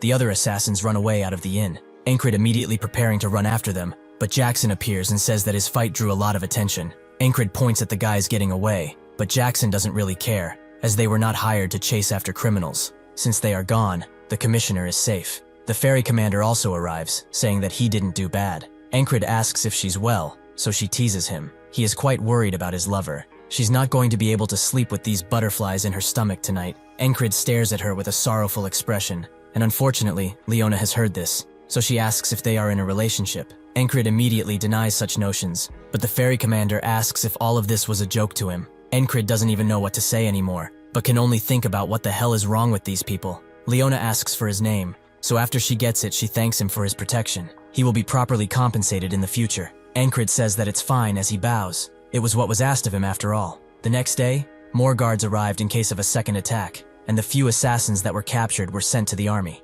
Encred sits alone at a table and wonders who they are. as some of them were pretty skilled. They were probably sent by the other heirs or something. Leona descends from her room and sees Encred, surprised to see him up so early. Encred explains that this is his shift, so he has to abide by it. She suddenly sits next to him and asks him to come to her side. She will give him a chance to join their personal forces. She is asking because their Rokafried company leaves little to desire at this point. Their key partners include but are not limited to the Shepherd of the Wilderness of the Beastlands, the Black Leather Guild that is famous for hunting dragons, and even the Glacial Rangers, who are the defenders of permafrost. Additionally, the Rokafried map, which outlines key routes and regional specialties, is valuable enough to let those who choose to sell it without wanting anything more for the rest of their lives. All this power is too much to leave to the stupid sons of the previous owner. She must grow this organization, and she needs talented people. People like Encred, who are talented enough to save her from sure death, and with a personality that does not require additional rewards. A position such as this is wanted by many,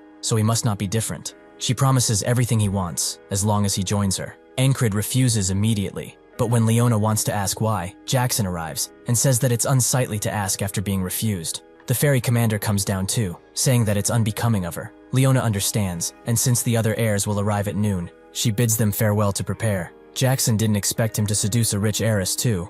Are difficult women his type? He really has to stop going around seducing every woman he sees. Encred denies all of that, but the ferry commander is hurt. She didn't expect him to be a two-timer. Encred has had enough and apologizes, but it appears that his tastes have changed. Jackson and the ferry commander are shocked. They did not expect a comeback, but the other guards seem to have heard this, and now believe that he is an asshole who doesn't appreciate his woman. It seems that in this game of fake relationships and love, he remains the loser. As the sun appears over the horizon, Kreis appears too and has heard everything. He spent a night with the commissioner, right? The guard can't believe that he scored a rich woman now and that he's such a heartbreaker. Encred asks if he's here to make fun of him, but Kreis has come to report about the Gilfin Guild. He has to stay on top after all. Encred says that it's good he came. He has something he must do. He is still interested in the assassins who got away. He must catch them and see what they are about to do. Rinos Rokafried, the previous owner of the Rokafried Merchant Association, was said to be an honorable man who has a sharp sense for business. He considered his stepdaughter Leona his successor because she shared that same sharp sense and intellect, but he could not bear to push his son out of the race. Because of his indecision, the Merchant Association remained without a successor as he passed away. As his son is being escorted, one of his men says that the assassins have failed, and it's because of him, because he did not leave it to them. This is Paul-eyed Rokafried, son of Rinos Rokafried. The man says that they will have to figure something out, although their agreement still stands, right? Paul-eyed, with a certain stutter in his voice, confirms as such. They will be rewarded handsomely if he inherits everything, as promised. The silent man next to them says nothing. He's a man of few words after all. Soon enough, they barge into the tavern where Leona is held, and he immediately begins complaining. There is too much dust here, but it's to be expected from Leona. Encred analyzes the silent man closely and can see that he is strong. They exchange glances for a few seconds, but he soon backs off. Polide screams at them to stop sitting around and get Leona down here, making Encred believe that it was really a good choice to bring Jackson. If he had brought Rem, he would have certainly split his head open already. That's when he sees Jackson slowly moving in with his blade, forcing Encred to hold him in place as Polide screams at them to move. Fortunately, Leona comes down of her own volition, saying that it's unbecoming of him to scream in such a place, but he is also late. Polide tells her that he doesn't care about that. She should start educating her bumpkin guards first. She suddenly slaps the living daylights out of him, making Encred wonder if there even is a person around these parts who won't immediately resort to violence. Polide, rightfully angry, asks if she's gone insane, but Leona begs to differ that he is the crazy one. He seems to be messing around with a soldier mercenary of the border guards. Does he want to end up in prison for the rest of his life? Polide did not know about that. He did not know what to say, but that's when the man clears his throat, making Polide say that it was not him. Why does she dare to frame him like this? She is just a mere outsider in this family, yet she dares to yell at him? Leona agrees. She was adopted, but he cannot even analyze trade routes or calculate finances. Polide makes up an excuse, saying that it's a job for his servants to do. Leona is annoyed. She wouldn't even waste time like this if their father's will said that the successor should be decided after talks. This makes Encred believe that the previous head was quite soft. Leona is much more suited for the successor position. Why did he give this brat a second chance? Leona believes the only argument he has for succession is that he's a blood relative. However, no matter how close he looks at him, he's nothing like her father. His ignorant behavior and ugly mug, she can only wonder where he got it from. Polide immediately begins to pull out his blade in anger, making Encred do the same, but he sees the silent man do so as well, although in a much calmer manner. The whole room freezes as Encred stands in front of Leona, his blade inching further out of its sheath as Polide's guards attempt to protect him. Encrid analyzes the silent man's stance a little closer, seeing that it's actually the swift sword. He wonders how fast he will be, perhaps faster than even a whistle dagger. He is too eager to find out, so he desperately wants to fight. He wants to see this man's style of blade. The silent man begins to forcefully move his blade forward, making Encrid smile in anticipation, but that's when someone commands them to stop. The border guard have arrived under direct command by the crown. They will consider their actions treason if they do not put away their blades immediately. Polide is scared by them, and Encrid does as he is told, but he is annoyed that he did not get a chance to fight. Jackson remembers what he said, but if they are both honest, he's the weirdest one here. Torres says that hired assassins were foreigners, so they are taking over this case. They have confessed that they were paid by a merchant association. Surely he did not hire them because of the inheritance dispute, right? Polide is spooked, but the man comes in his defense, asking if the confessions mention any specific merchant association. There probably is no evidence pointing at them. Torres likes that he talks a lot. He must think that they are stupid or something. Leona comes forward and makes an offer to him. They should find more evidence to identify the true perpetrators of this attempt. He should lock both of them up until he finds someone responsible. Polide did not agree to this, but Encrid is confused. Why is the victim asking to be locked up like this? Torres explains that those captured were grunts with no real information. They just kept repeating that they were told to do it by their boss. Leona says that they still have people to interrogate, as a few of them escaped. One of them might be that boss, so shouldn't they try to find them? The leader asks what happens if they still can't find the ones behind this after all this, but Leona supposes that it's theirs to take care of. It's not prudent for her to discuss this matter with them, so they will return to the city under the condition that they all return if he summons them. Encrid sees this as a misplay. They won't be able to protect Leona if she goes to the city, and her bodyguards won't be able to take on Polides, especially that rapier guy. She will immediately die if she does this. She's a smart woman. She knows this already. The only question is why she's even doing it. Leona is a merchant at heart. She will not ask them to do something without compensation. She will give this to whoever catches the people who got away. Her maid gives her something wrapped in a cloth, which is revealed to be the fourth work of the Carmen collection, Carmen's stiletto. This is their reward. Jackson becomes very motivated by what he has seen and volunteers to take this case. Encrid is surprised to see him like this. Just why is that dagger so special? Polide starts to scream at Leona for even bringing such an item to this backwater place. Does she even know how much that thing is worth? Leona calmly tells him that it's hers, and she can do whatever she pleases with it. All the while, Encrid asks Jackson about the stiletto, who is surprised that he does not know about it yet. He goes on to explain that it was made by a legendary weaponsmith called Carmen, who was originally a slave, but he got out and worked as an assassin to enact his revenge, using the 7 weapons that he made. The fourth among those weapons was the stiletto. There are people who would offer up their families for that thing. Since it has come to this, Torres explains that everyone will be held here by them. Nobody will leave this inn unless they let them. Encrid tells Jackson to not worry about the stiletto, as he has sent Christ to get that runaway, so they should hear from him soon enough. As Polide continues to bicker, the silent man gives Encrid a look, who also looks back. With that, he leaves, and nothing really happens until night falls, and everyone is basically stuck in the inn's area. Polide wonders what will happen if the assassination attempt leads back to them, but his assistant tells him to relax. They cannot do anything against the border guards anyway, so they have to wait. If they, as siblings, cannot figure out who becomes the successor, then the decision will be left to the investors. That's the moment they need to use. Polide does not inspire confidence with his tone, although he agrees he has sent word out to all of them that if they select him, they would be handsomely rewarded. The silent man looks out of the window and sees Encrid doing his usual overbearing workout, seeming just as dedicated as before. After he is done, Torres says that he's surprised he still continues with that arduous training regime. Does he not consider this the perfect opportunity to have some time off? Encrid would think the same if they were equal, but he is not a genius like him, so time truly matters. The stuff people like him learn in a week, he needs a month, or even a year to grasp. This is why he cannot waste time, and he doesn't want to anyway. He will use each day to create a better foundation for his future. One of the border guards begins to wonder, is he the odd one here, or are they the lazy ones? Torres is puzzled by this too, so he gets up and tells Encrid to calm down with his attempts at getting stronger. He's pretty strong enough already. They only drew because he did not expect that from him. But what about right now?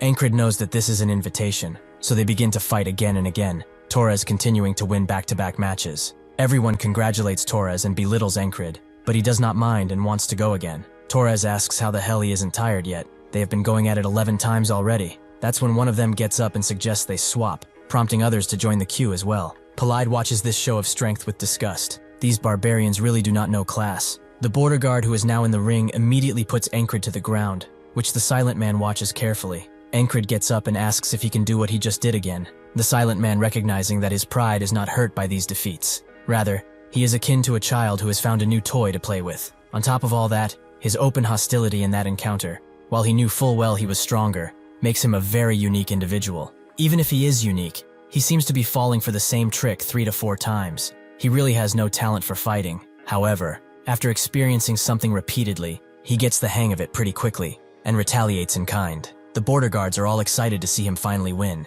and the ferry commander is saddened to see that he's going around charming everyone, a truly bad man. Leona asks if they are really dating, which the ferry commander denies. They are actually married, and even though they did not hold a ceremony, there's probably a child coming soon. Encred really can't stand this anymore. He would rather she stay inside of the inn. Suddenly, the silent man speaks and asks if he could join in too. Encred gives him a look, and Torres wonders what he's thinking. The silent man has learned his name. He has no talent that is worth sharpening, yet he feels the desire to teach him. He cannot hold himself back anymore. The man Encred was fighting with says that he's in a different boat than them, so he should just sit and watch. But Encred denies that. He has been waiting for this opportunity. This makes the silent man smile with anticipation. All the while, everyone watches them get prepared. Jackson watches from above and can see that the silent man, even though brandishing just a wooden stick, is extremely dangerous. He gets prepared to jump in, as this might evolve into more than just a friendly spar. Encred feels a certain tension in his body, just as if he were at war once again.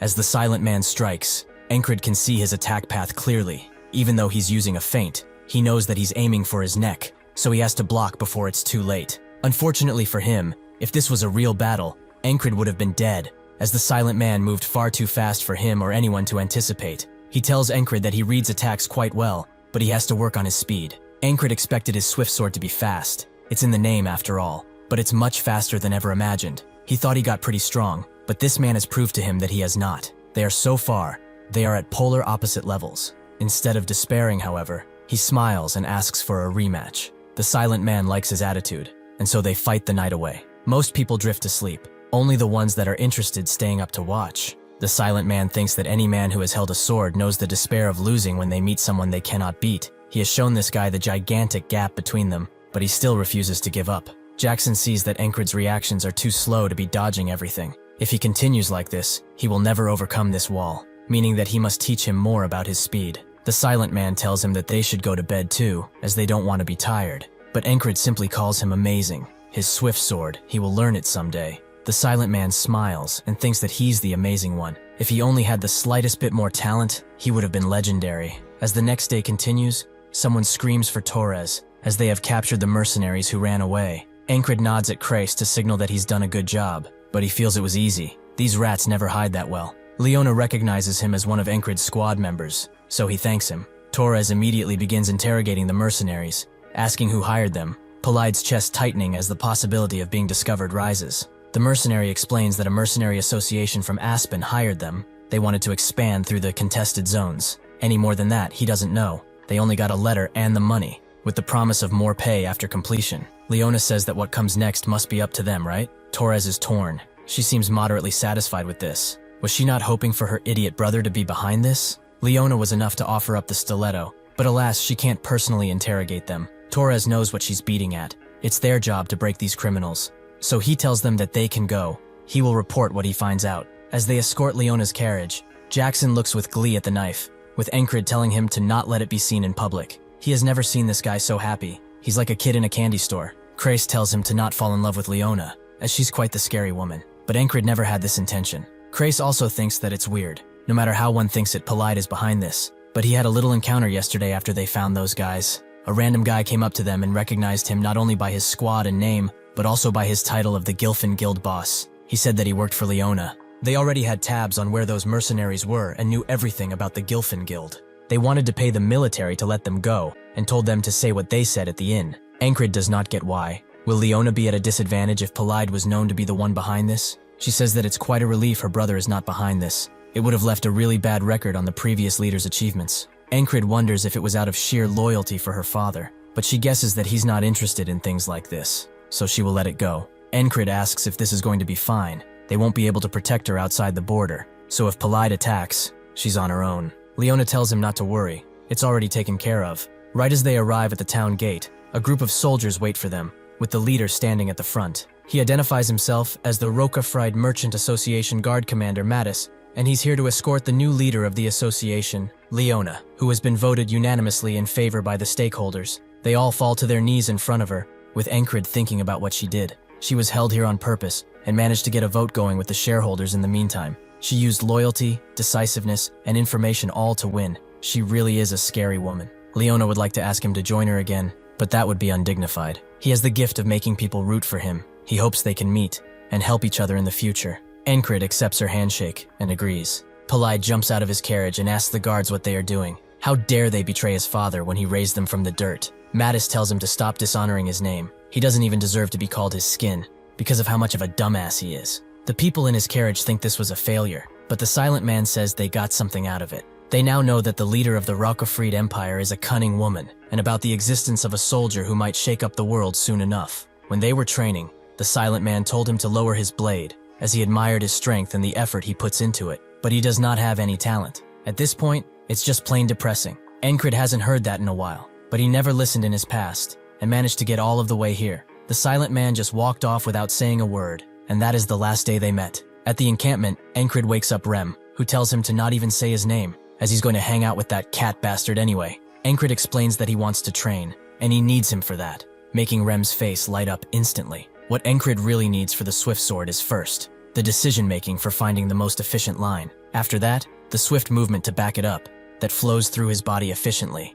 He manages to scratch Rem, who is quite confused. With this, Encred has become faster than him, due to all that he has done again and again. Rem recognizes that he's surprised. He finally figured out how to swing faster, so he will speed up too. Encred doesn't get it, but Rem immediately bashes him at double his speed, and then goes for his neck, forcing Encred to back down. He is surprised. His axe was fast, but now it's like a cannonball. Encred knows he has improved, but there's still a long way to go. Later that day, as he continues to train alone, he suddenly feels someone come at him, so he blocks preemptively. Jackson is glad that his eyes and ears are working well. He won't have to train those anymore, but Encred doesn't get it. Did he do that just to confirm it? Jackson says that he did, for now, but suddenly, Encred feels his killing intent and starts to choke. Jackson tells him that this is what comes out of a person's intent to kill another. If he cannot predict an attack from his sight or hearing, he must detect that instead. This skill allows him to detect something that supersedes the 5 senses. It's basically a 6th sense. He will teach him that, in return for the stiletto, of course.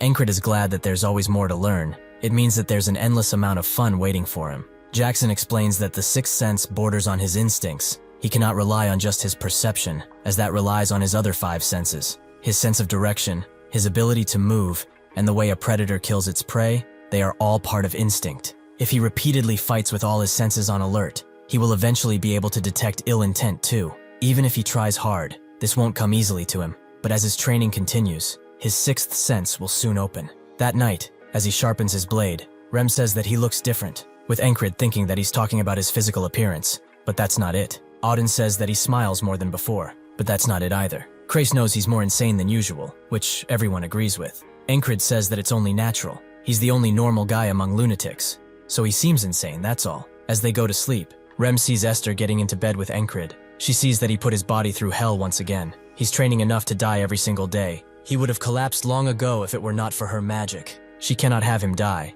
as that will not break her curse, so she decides to enhance his clothing too. Just like his ability to repeat the same day, Encred trains again and again, never getting tired of it. He knows that this will improve him, and that is enough of a reward for him. However, it seems that he's having difficulty with his 6th sense training, not quite getting it, and making the others disappointed. Rem tells him to forget what he said about him being different. He has not changed in the slightest. Auden is weirded out, as he improved a lot in a day, and Ragna thought of him as a genius, but it seems like that was just a fluke. They all know that there's no better way to learn than the real thing, but Aspen will be quiet for a bit, so he should go and hunt a commissioned beast or something. With that, Encred goes to the quest board. He thinks that those guys must really want him to prove himself since he's not improving. Suddenly, someone hands him a paper, telling him to take this quest for him if he's not seeing anything fun here. Encred reads the quest, but it's quite strange, as it's to investigate a shoemaker's basement. Encred asks the man if a recon party isn't better for this sort of thing, but the man explains that it won't be enough, as according to the shoemaker, there's probably undead in the basement.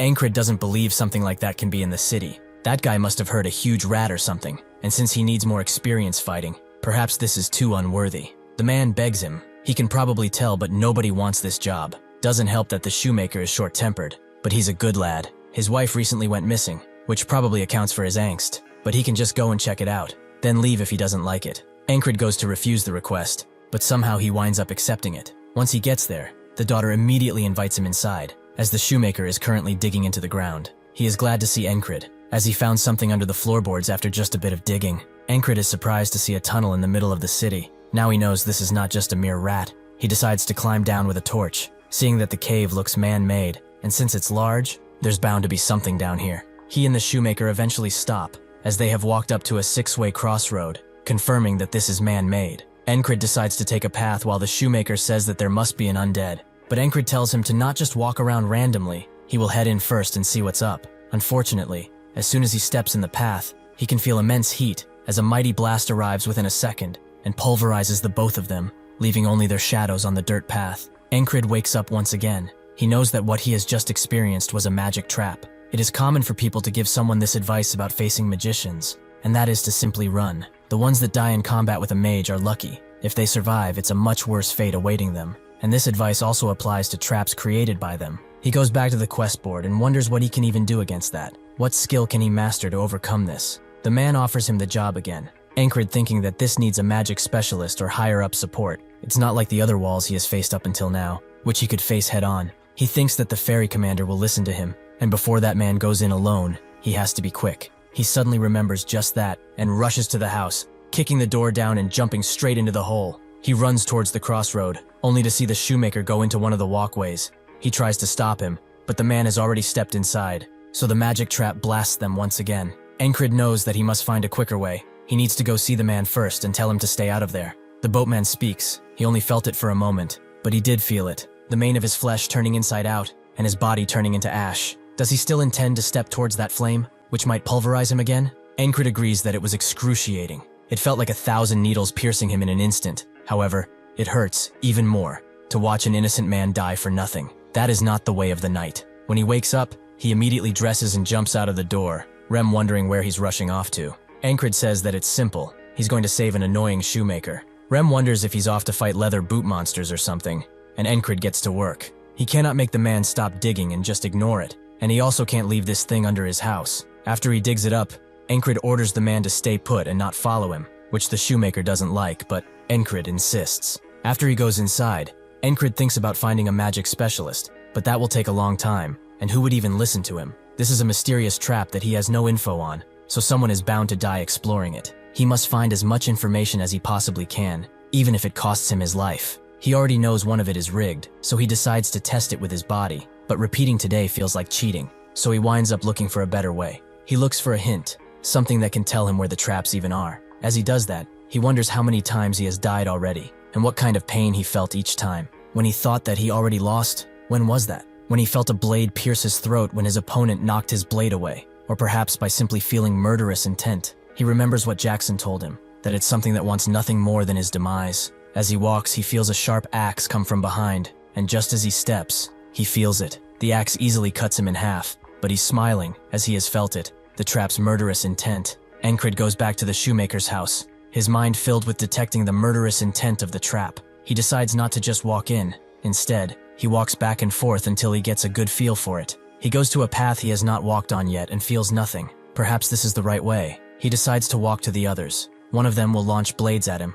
and the other is where he got split into two. He finally remembers what happened then, as he did not just detect something unimportant. The shoemaker asks why he's pacing. Does he want to take a dump or something? Ankrid told him to stay up, but it doesn't matter anymore. He goes back to the path he has not been on, and decides to keep going until he detects it. Dawn turns to night, and Ankrid eventually gets out of the hole, with the shoemaker surprised that he went on for so long without a meal. Ankrid tells him that he will come back tomorrow and to not mess with anything, as that place is filled with traps. The shoemaker asks him for help once again. He cannot even sleep because he's afraid that he will lose his only daughter. Ankrid asks if he has any leads on his missing wife, but the shoemaker reveals that there's a lot of missing people recently, but none of them have been addressed. So if he sees a brunette woman with freckles, wearing a wedding band like this, he should let him know. Ankrid agrees and goes back to his bunk, where he tries to train his killing intent sense, but he misses entirely, Rem chalking it up to him spending too much time with Mr. Bootman. With that, they both go to bed. Ankrid recognizing this as the first time he ended a repeating today without dying.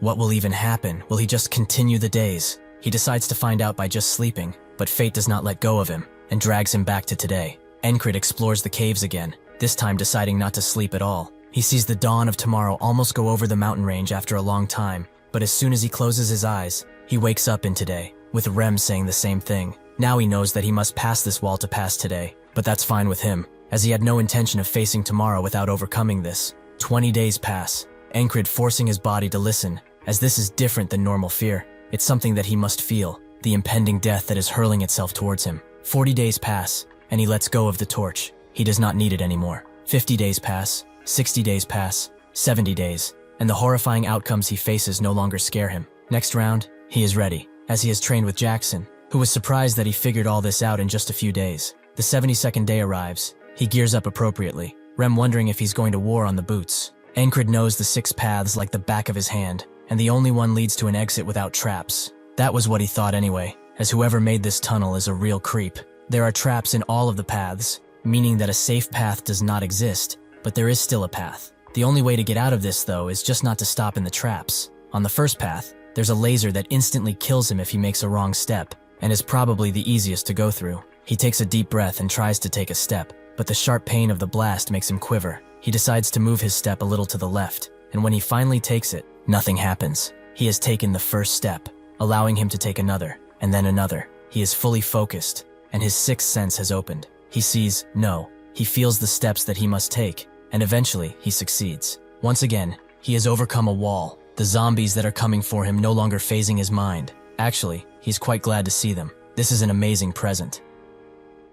As the zombies charge in, Encred, knowing that these things have a strong poison on their fingertips, even a scratch would lead to a deadly injury. So normally zombies are taken in groups, but for someone like him, who can move and weave with no concern in his heart, this is too easy. He continues slaughtering the zombies with none of them even getting close to hitting him, and after he's done, he thinks that he fought pretty well. So well, in fact, he wishes the others could see it. Suddenly, a bunch of ghoulish beasts appear, something that Encred does not recognize, as it's a mix of more than one animal. He wonders what is in front of him as a result, and continues his journey. Somewhere close, Esther seems to be on the move, as Encred seems weird today. Why would he go to a shoemaker while being so heavily armed? Will the boots attack him or something? If he ends up dying, that would be bad for her. He's far too reckless. As she gets to the shoemaker's house, she detects some bad energy, and the unmistakable smell of spells. Encred finishes off the last beast, but can sense breathing deeper into the cave. It's faint, like it's about to be the last at any point. He wonders if there's another demon nearby or something,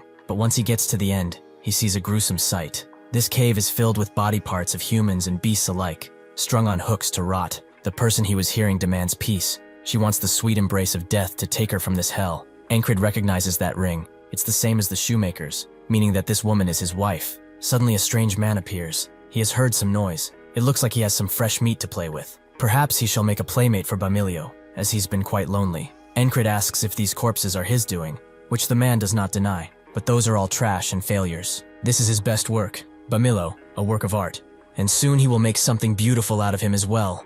Encred knows the best way to counter a mage. He has to run, as that might grant him death. If he survives, he will meet a fate worse than death, but he is not scared.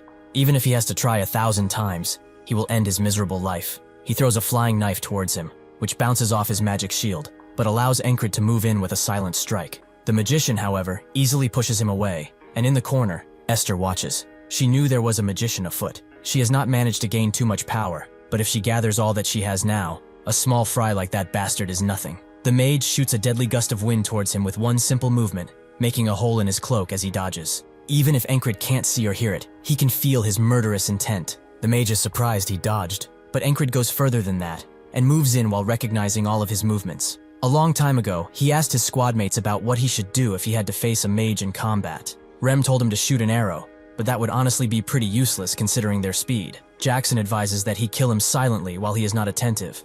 Auden just told him to get up closer and personal, but even that fails because of the shield. Ragna told him not to be so scared. Everything that has ever breathed can be killed. Encred descends upon the mage with full force. This invisible shield makes his whistle daggers next to useless, so he will just smash it open like an egg. The mage wants him to come. He has prepared a strike for when he is most vulnerable, which is now. Esther watches closely as the attack gets closer, but soon relaxes, as she knows Encred won. The shield suddenly comes apart, leaving the mage defenseless, so Encred swings his blade with so much force that he almost cuts him in half. For this wall, he did not have to die even once. The mage falls down, and so does Encred's blade. It took a beating with this, but it served him well. The impact was so strong that he could feel it in his bones, but he wasn't hurt. Perhaps this armor really is that great, and can do much more than block simple cuts. He looks at the shoemaker's wife, and no longer senses her breathing. It has stopped. He has trained his sixth sense so much he could take down a magician, but this is no victory. What he was set out to do,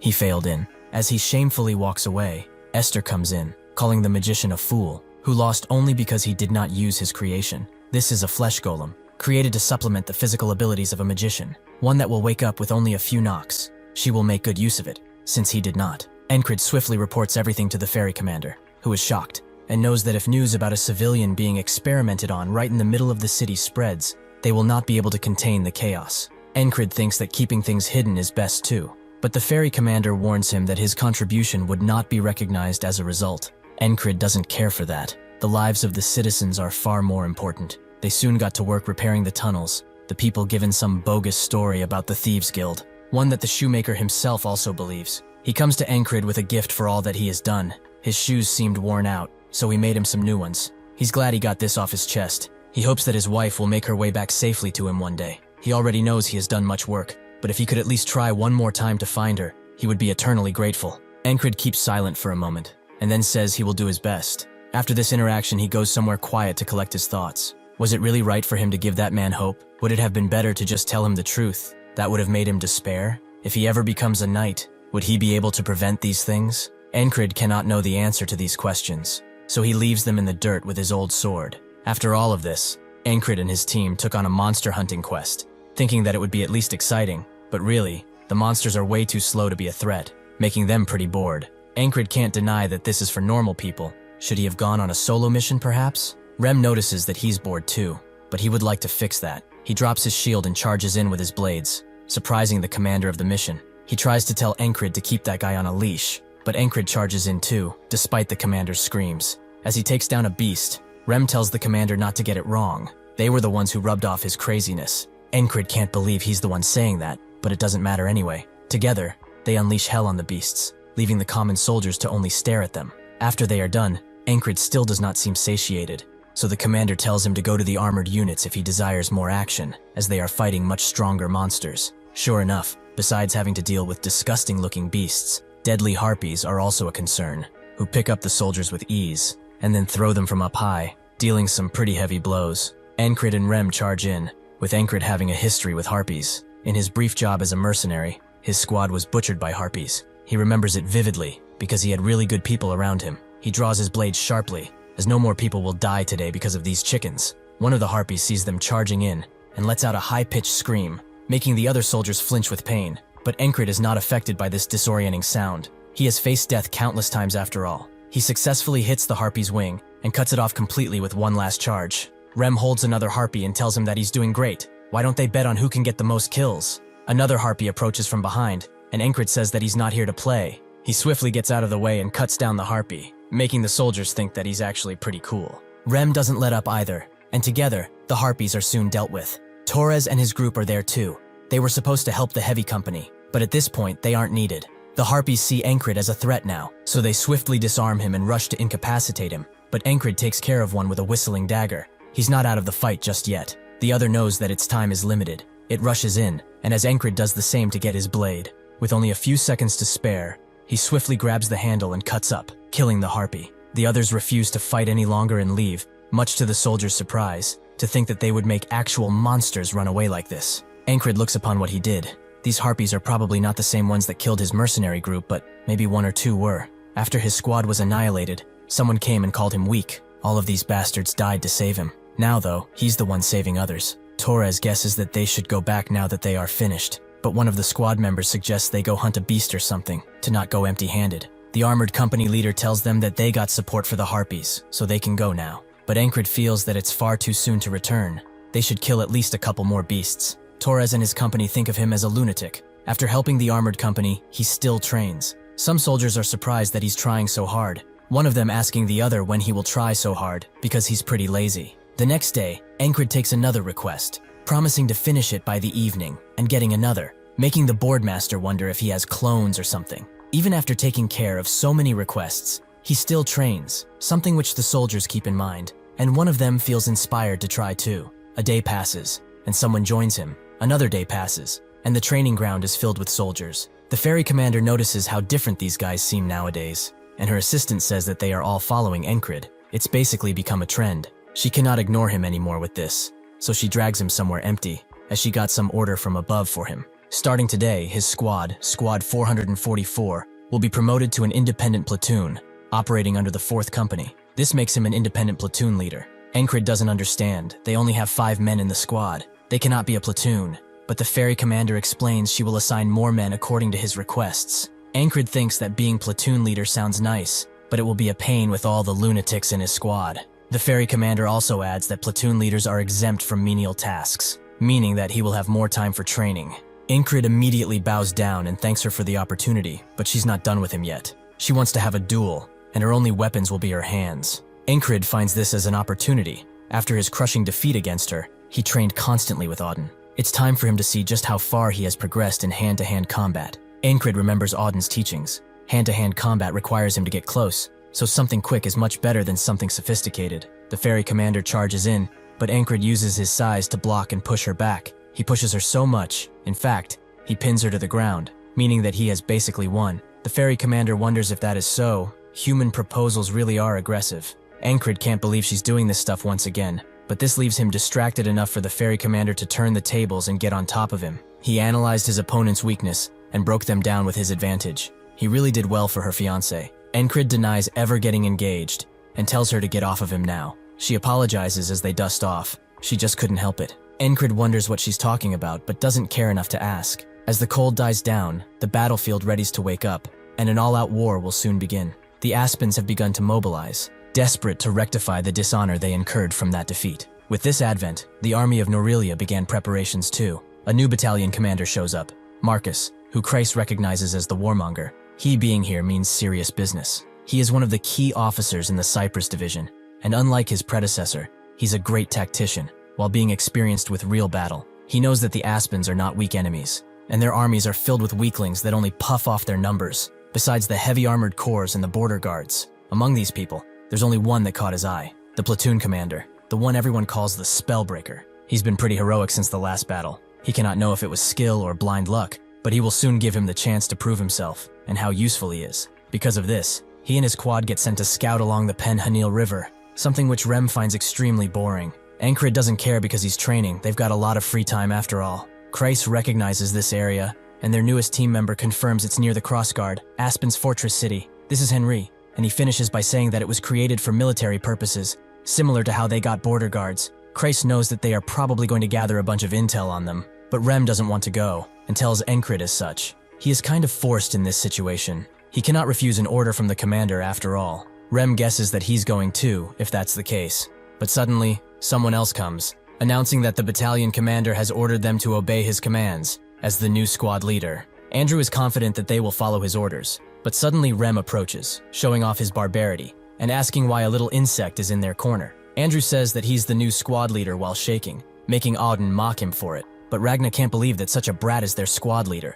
Andrew won't let up. If they have a problem, they should fight it out. He volunteered so that he could fight by Encrid's side. He's never going to leave. Rem likes how feisty he is. Auden simply wants to loosen up his joints a bit, and Jackson guesses that a finger is enough. Encrid tells them to go easy on him, but his bodyguard begs him to stop this. He asks why. It seems like they are all getting along pretty well, at least in his book. If Rem offers a duel to someone the first time they meet, it means that he likes that person. But the bodyguard thinks that he would likely murder that person too. Andrew continues to try and fight while his legs are quivering. All the while the bodyguard demands he stop provoking them so much. Henri asks Encrid if he knows much about the geography of the river they are going to. It's quite a dangerous area, so he will tell him what he knows once they set out. That night, Encrid sets out, brandishing his new armor. He meets up with Torres, who guesses that he's going out on duty. He has seen him around often. He also heard about his promotion, so congratulations are in order. They are the same rank now. Encrid can't compare himself to the king's finest, but Torres feels that nobody cares about such a thing. He asks how old he is,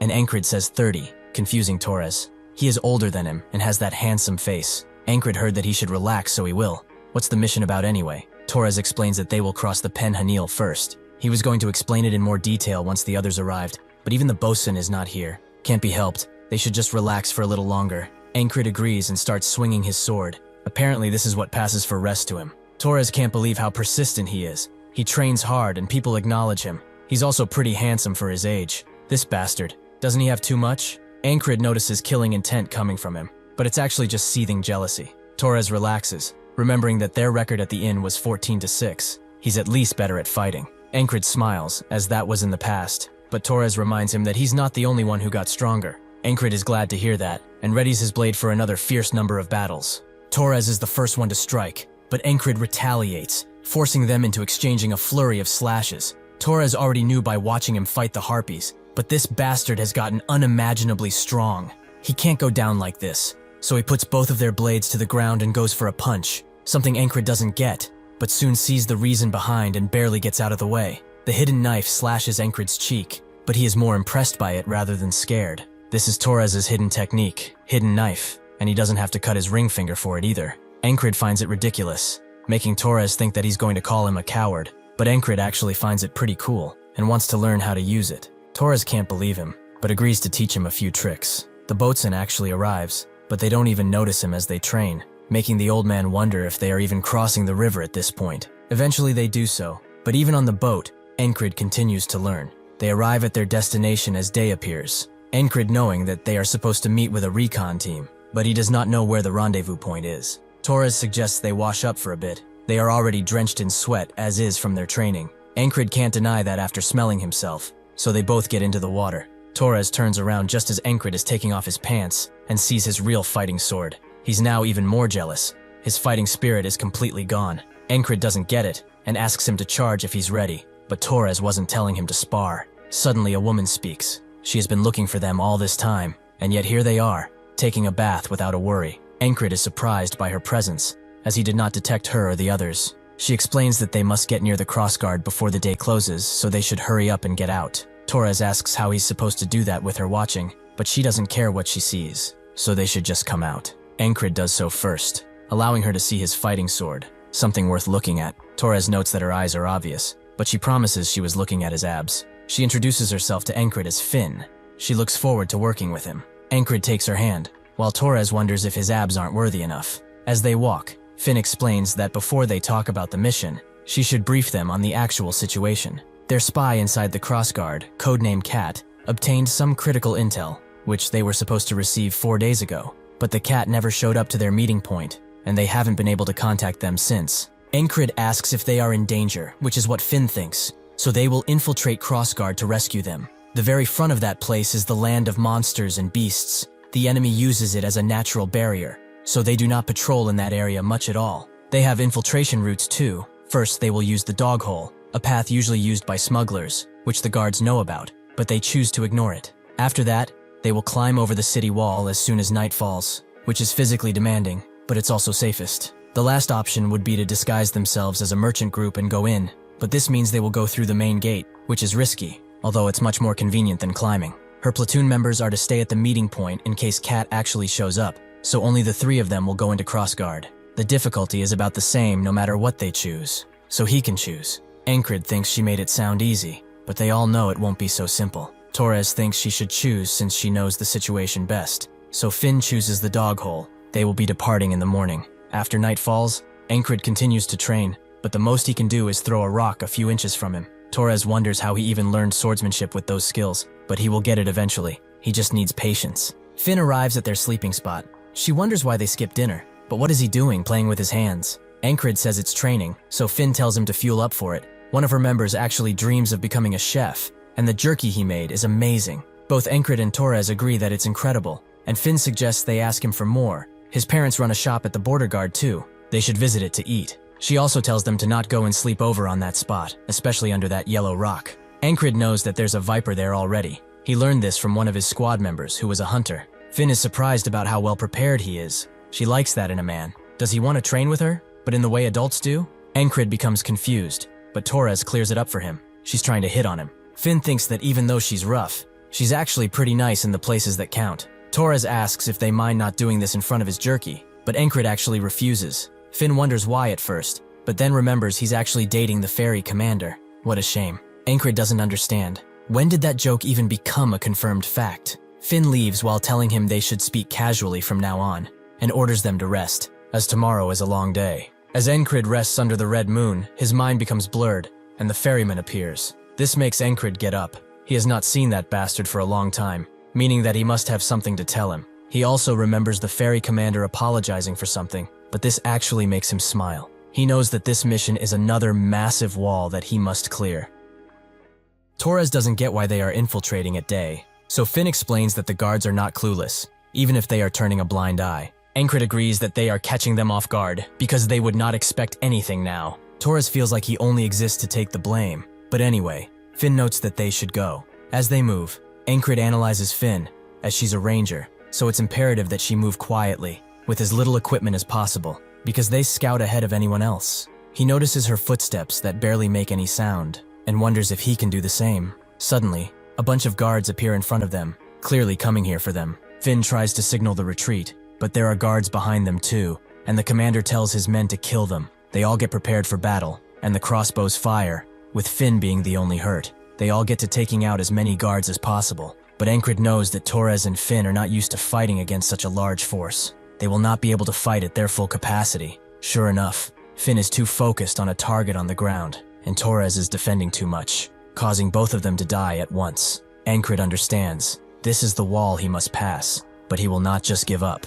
He throws a bunch of whistling knives and rushes in with his blade, but under the orders of the commander, he is swiftly pinned down, and even if he tries to dodge, his death is more than assured. After the reset, Encred thinks on the situation, as a force of that size wouldn't just appear there. They were waiting for them, so they have to keep that in mind. Finn asks why he's not ready, as it's time for the smuggler's hole, but Encred explains that he doesn't feel good about that place. How about they enter by scaling the walls? Torres tells Finn that Encred once destroyed an enemy spell just by following his senses, so listening to him won't hurt. Finn understands, but they will need to wait until night, so time will be wasted. Encred suggests they go for a round, with Finn not knowing that he liked it during the day. Encred was talking about a regular duel, which Finn is disappointed by, but she doesn't work with swords. Encred tells her that they should fight without weapons, which she can do. Encred thinks that the enemy might be knowing of their arrival either way, so they will end up fighting in every situation. It will be good to know how capable the team is, and to get some training in while he's at it. Encred asks if she wants to attack first, but she beckons him forward, making him charge in with a punch that leaves him open for a kick that he blocks with his other hand. Finn seems to be backing down, but charges in with a kick instead. Encred knows this is dangerous, so he thinks that he will use the same tactic as the ferry commander and charge her because of his superior size. But as soon as he pins her to the ground, she catches his hand and puts him in a leg lock. Torres sees that she clearly won and stops the match, with Encred thinking that even if small Finn is packed with muscles, there's a reason why she prefers barehanded combat after all. All in all, she's the perfect training partner, so he asks if she wants to go another round. Finn says nothing but makes a face, making Encred repeat that he meant to spar, but Torres just asks them to stop doing this in front of him and everyone else. As the day sets, Finn notes that they will soon go, but wonders if Encred will go out like that. He asks if there's something wrong with his attire, so she explains that he's got too many weapons. He's going to pass out from exhaustion before he climbs the wall. Torres asks how he's doing, and Finn just looks at him and says that he's fine or whatever. He goes to cry in a corner because of his hurt feelings, and Encred tells her that he can probably climb the walls fine with this much gear. Finn likes how innocent his thinking is. They aren't just climbing the walls, but those mountains too.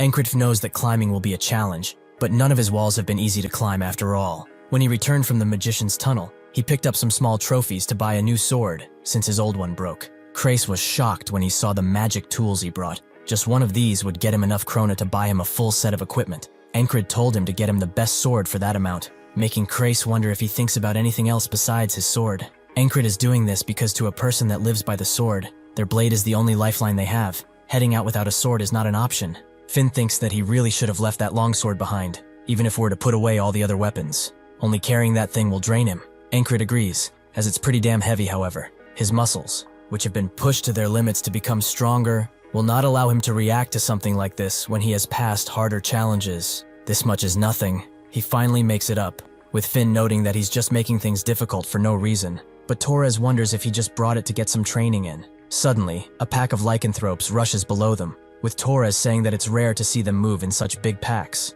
Finn tells them that they have to be on guard from now on, as the wall is right in front of them. Even if they want to climb it, they can't take any cover because there's still light out. Finn tells them not to worry too much. It's actually so bright when the two moons are up like this that the guards do not pay much attention, so at her signal they charge in silently, But Encred is the only one who notices the guard that was presumably ignoring them stare right down their souls. They do make it to the wall, and Finn notes that it's like she told them. Pretty easy. Encred is sure that the guard saw them, but maybe his visions are playing tricks on him. They get ready to climb, while Finn explains that past this wall is the slums. If they hide there, there is no way those bastards can find them. She also suggests that Encred ditch his sword, as this climb will be much harder, but he says that this will not be a real workout without some weights. Finn thinks that he really is insane, and as they climb, Encred understands why this would be the safest route. If they do get past the walls, infiltrating Crossguard will be easy, but only if this wasn't a wall. Just like how there were guards ambushing them in the tunnels,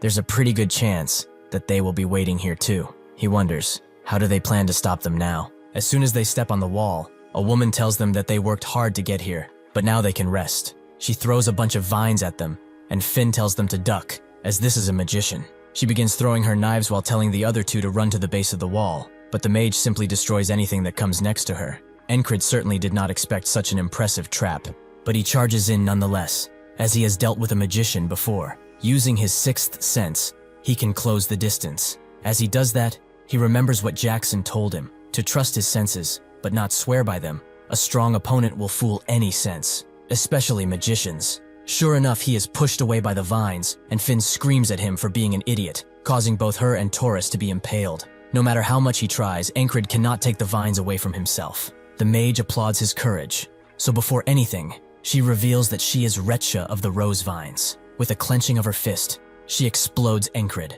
He was a fool, just like how not every foot soldier is equal. He shouldn't have expected the same thing to apply to magicians. He was cocky. He got drunk on the fact that he got stronger and charged in without any type of analysis. The ferryman wonders if he knows his place now. He finds it odd, using the power of today to get stronger instead of suffering for his consequences. But against such an overwhelming wall, he is nothing but an ant. Encred thanks him. He reignited that fire within him. This is exactly what this wall needed. The ferryman smiles, as he wonders if he will say that after meeting the third wall. Encred tells Finn that he wants to enter as a disguised merchant this time, as he has a bad feeling about the other ways. Finn agrees, but they will have to enter along with the merchants who go in regularly, and that would be tomorrow morning. This is a problem, as Encred cannot make a day go by without surpassing the wall. How will this manifest now? Torres says that there's nothing they can do, and since they have time to spare, Finn knows what they have to do. She tells one of her men to bring out everything, and they pull out an assortment of drinks and meats. But Encred wonders if they will really do this in front of the damn enemy. He asks if being so relaxed isn't dangerous, but Finn says that it's inefficient to stay stressed when there's nothing to do. One tends to lose their foresight when they are so stressed. He should also drink and relax, as his shoulders look quite tense. Encred has always done his best, and thought that was for the best. But perhaps Finn is right. He tunnel-visioned, and began to think the only way to surpass these walls is to face them head-on. He should think calmly about it. Struggling head-on is not the only way. Today, even this moment, will eventually become a part of him. Finn told him to rest, but she does not get what he's doing at all. Torres guesses that this is resting for him, but even if she doesn't get it, Finn notes that he's a delight for her eyes, much to Torres's dismay. Night arrives, and Encred had a revelation today. That alone made it productive. They should have arrived at the walls at about this time. The first time it was the guards, the second time it was a magician atop a wall. Now what will stand in their way? Suddenly they all hear the blood-curdling howl of a lycanthrope, and Encred immediately realizes that they are the same ones that they saw in the second today. Finn tells everyone to run, but they are cornered by the beasts, unable to move. Torres notes that they need 10 men for a single lycanthrope, and there are like 20 of them. They are as sure as dead at this point. Finn doesn't understand. When did these guys arrive when there were no monsters nearby? Encred thinks her senses were fooled, meaning that this might be the work of Retcha. He did say that he would not throw himself into his problems, but he will not be taken down easily. He tries to use his senses to dodge, but the lycanthrope attacks are irregular and come from all over, proving their will nature. He is forced to block the next attack with his blade and tries to zoom out his focus, only to hear everyone else being butchered by the beasts with no sign of remorse. He knows that none of this matters once this day repeats, but seeing all those deaths, it is still too painful. He begins to take down the beasts one after another, but one much larger than the others crashes his fist in his chest. This is likely the leader of the pack. He throws Encred into the air, leaving him defenseless against the maws of the other lycanthropes. The ferryman tells him that no matter what he picks, the walls are all hopelessly tall, and as long as today exists, he will be forced to repeat the situation over and over. Does he still find it fun now? Encred says that this is certainly not an ideal situation, making the others confused, but he mustn't give up on the situation, as he will find a way, even if all three paths are blocked. They go through the tunnel once again, as Encred thought what could be done if they get surrounded, and there is nothing to do. He will not be fighting one-on-one like Torres and Finn might like, and even if he gets surrounded like this, he cannot do much. The best move is to avoid getting surrounded in the first place, so he uses his instincts to find where the ambushers are. Unfortunately for him, his senses fail him, and they get killed once again. He guesses that there is magic here too, so he climbs the wall once again and asks Recha if the magic planted in the crawl hole was her doing. She cannot believe that the others got caught properly. Captain Roger was not doing his job, it seems. With that, she kills him, and he continues his training with the hidden blade. Although it's not working well, he knows that once a mage is involved, one cannot use their senses anymore. Even that simple trap becomes dangerous, and since their enemies are all obsessive lovers, they cannot shake them off easily. The same goes for the lycanthrope. He has to fight many all at once. Can he even make up that difference? As he charges in though, he thinks that this is no good, as he's just lashing out once again. He doesn't have to rush his thoughts, as this is a rare chance to fight in real combat, as much as he wants to, and no matter how much he dies, the knowledge he gathers will always stay with him. The ferryman wonders how long he's going to keep playing around. If he doesn't want to be stuck here forever, he should pick a wall and just crash into it. Encred explains that the more he repeated it, the more he felt it. All three paths are solid walls, so it's a shame he just has to choose one. Then the next day, Torres sees Encred training with the hidden blade, which he is now able to expertly take out. He wasn't able to do that yesterday, so how did he do it now? Encred notes that it took 30 days to achieve this, and ignores Torres when he asks what he means, as he built up enough skill. This is his 70th ninth today. Now he will cross the wall and move to tomorrow. He knows that there's still some time until they go through the hole, and asks one of Finn's men to make him a small pouch that he can strap on his wrist. The soldier agrees, and Encred moves on to Finn. As those boots, there is something different on the inside, right? Finn confirms as such. They got extra cloth to muffle footfalls, as there are a lot of sensitive beasts around these parts. Encred notes that they should all wear them, even Torres. As they walk through the hole, Finn wonders if he worked as a ranger before, as even without the boots, it's hard to walk so quietly. Encred kept practicing repeatedly. To survive this stage, he had to find the ambushers first and create an opening, but finding something in this darkness is not easy. However, they have an expert in that field right here. He asks what will happen if enemies are waiting in the crawl hole, which Finn finds the chances to be slim, but they will just retreat. Encred asks what they will do if their routes are blocked. How high or wide is this tunnel anyway? Are there perhaps any other side paths? Torres asks if he's scared or something, as that's a lot of questions for him. Encred just says that if armed guards were waiting ahead, they would all be dead, right? Finn tells him to sit it out if he's scared. Better than him saying all that ominous stuff. Encred just wants them to be a little careful. He has to make his teammates move how he wants, and given their status, he cannot just brute force it like in the past. He must use persuasion. He has to be like Krang back in that old infirmary, a forceful will that conveys his words exactly. Finn admits that she has been too relaxed, and by raising her senses, she is able to discern that the footprints they see were deliberately erased. With that feeling, she tells everyone that they have to turn back now, but the crossbowmen are already searching for them, ready to strike at any moment. Without warning, Encred rushes forward and says that he's a messenger from Captain Roger, surprising the two, but the crossbowmen don't know anything about a messenger. They still let him approach foolishly, allowing Encred to start his true climb.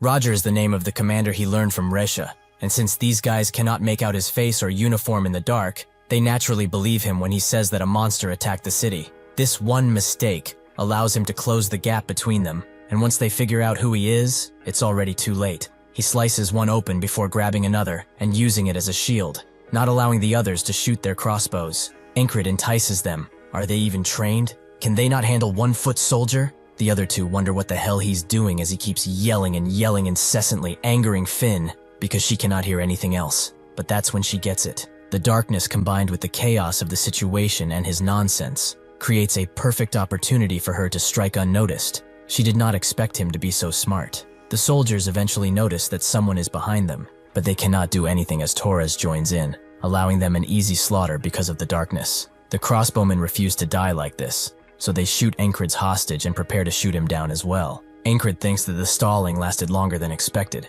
He's happy with the results. He throws 2 knives at the ones in the front and rushes to the others, where Finn commands them towards the exit. Suddenly, though, the main force of the Grey Dogs, led by Roger, appear, who look determined to cut them down. To confuse them, Encred screams at Roger to relay Resha's message, stunning everyone and allowing them a few more seconds to run. Roger becomes furious and tells his soldiers to get them, and they all eventually get out of the tunnel. But Finn wonders how long they are going to keep chasing and thinks of where they can try to shake them off. Encred tells her to head for the campsite, and she asks why, but he says they don't have time and to hurry up already. With that, she guides them towards the camp, Encred noticing that the sun is about to set, meaning that he can call up those guys soon. He remembers stories about the vipers underneath some clay-like stones, so he throws one stone at a soldier, who blocks it, but does not expect the absolute army of vipers that are attacking them now. Finn wonders why they're making so much noise. It is not wise here. That's what Encred was aiming for, with those big ears of theirs.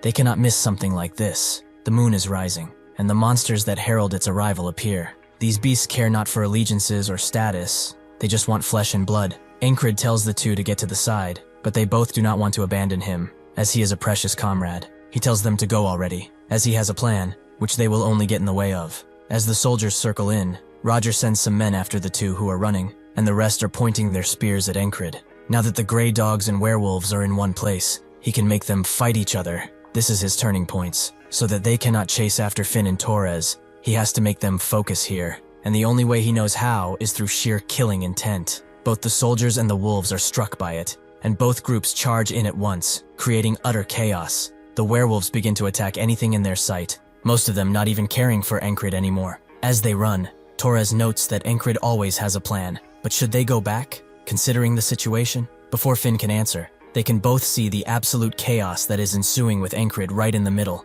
making Torres scared for his life, but he soon realizes that his concerns were wasted on him. Encred continues to dodge attacks even if the enemies are fighting each other. There are still some who are coming for him from all directions. Using his senses, though, he can easily detect any attack. Split-second decisions are critical here. Even the smallest mistake will ensure death. But naturally, he will not let that happen now. Roger screams at his men to form ranks, which Encred does not like. The gray dogs are still elite soldiers. If they form up like this, the wolves won't put up much of a fight, so he has to make the chaos continue.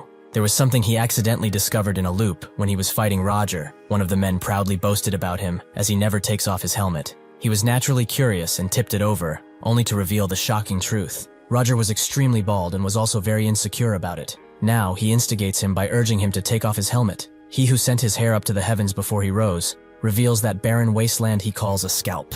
Roger is naturally angered, but keeps it together, as he will not let himself be used by some low-grade soldier. Suddenly, Encred flexes his full head of hair, making Finn think that he finally lost it. But this managed to make Roger go over the edge, so he dashes towards him in anger. Exactly what Encred wanted. They begin exchanging blow after blow, but Encred is getting closer and closer, as he wants to reunite with his hair. Before he can deal the final blow, the pack leader takes Roger's head clean off, shocking the men.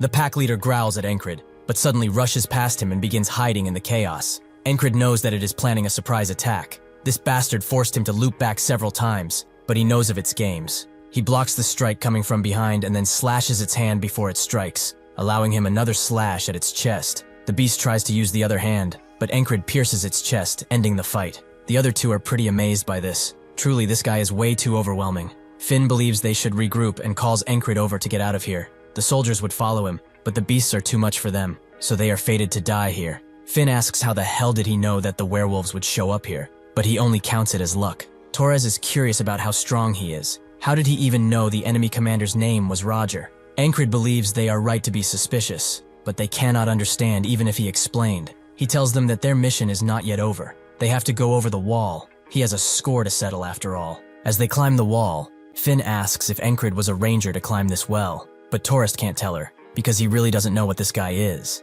Encred's sixth senses are not on fuller alert because of this mage, but he knows where she's going to be, as she has not moved from here in all his loops. He tells the others that there's an enemy, and that he will move first, before suddenly charging Resha, who grabs his arm and pushes him away. Encred frees himself from her veins, and she asks how he is here, as her children should have rid of him. Encred notes that her dear children are busy with the greyhounds now. She must not have trained them much. She uses her magic to attack him, but he parries the tendrils and moves in to cut her whips, which are her main source of damage. Finn is surprised by how well he's dealing with a mage, and Torres wonders if they should help, but they would only get in the way. Fortunately for them, they can have some fun too, as a bunch of guards are rushing in to help Resha, but suddenly get intercepted by the two. She has had enough of their games and sends angry tendrils towards Encred, who has already figured out how to beat her. She is still a human, and will still die if stabbed, but how does one create the gap to achieve that? He has just the thing for that task. He moves in with his blade, rushes in with his blade, forcing her to block, but he can get past that and set up his trump card, prepared with the help of the hidden knife. He knew that these magic devices would be useful. He got an offer to sell them beforehand, but he was sure they would have some use. He throws one of them directly in her face, creating a beaming light that covers the entire area. Reisha is naturally blinded, allowing him to cut her down. Once he learned to relax his shoulders, he realized there's no need to pick just one direction. All of the 3 walls were excellent in their own ways, and so, he created this today by beating all of them. Finn and Torres finish the last soldier, with Torres knowing that more enemies are about to appear soon, and Finn agrees, so they should run while they can. The guards search for them, but they successfully infiltrated amongst the beggars. Now they only need to rescue the kitten and escape. Finn brings them to their last place of contact with Kitten, where it's clear that an ambush took place, meaning that something happened with Kitten. Finn thinks that they are dead. This entire plan of theirs was just a trap of their own being. Encrid believes now that the letter they got from Kitten was written by Aspens to lure them here and kill them. The guards are still adamant on their search, screaming and shouting about searching everywhere. But even if Finn suggests that they escape now, it will be a huge gamble. Considering the amount of guards present, Encrid has a method for them to get out, and they soon start a fire to attract as much attention as possible. Now that he has done this a fair amount of times, he has learned some techniques, to the point that he's a full-blown arsonist. He really needs to train more with the blade to make up for it. With their escape, it's time to return to Border Guard. In the castle, someone of higher prestige gets informed that the intruders escaped, which surprises him as they set up tons of traps. He did not expect for Reisha to die easily. This plan was perfect, a perfect opportunity to kill some rangers and spies, dealing a heavy blow to the enemy. It's fine though, they still have tons to do, so they should go and prepare for what comes next. This is Aspen's genius strategist, Abner. On the boat back home, Finn and Torres are beat, but Encrid asks for one more sparring match once they get off the ship. This prompts Torres to scream at him. They've already sparred 10 times while getting here. After they arrive, Torres believes they should just rest, but he forgot that this is his idea of rest. Encrid invites Finn over, but she knows he only wants to fight, so she refuses.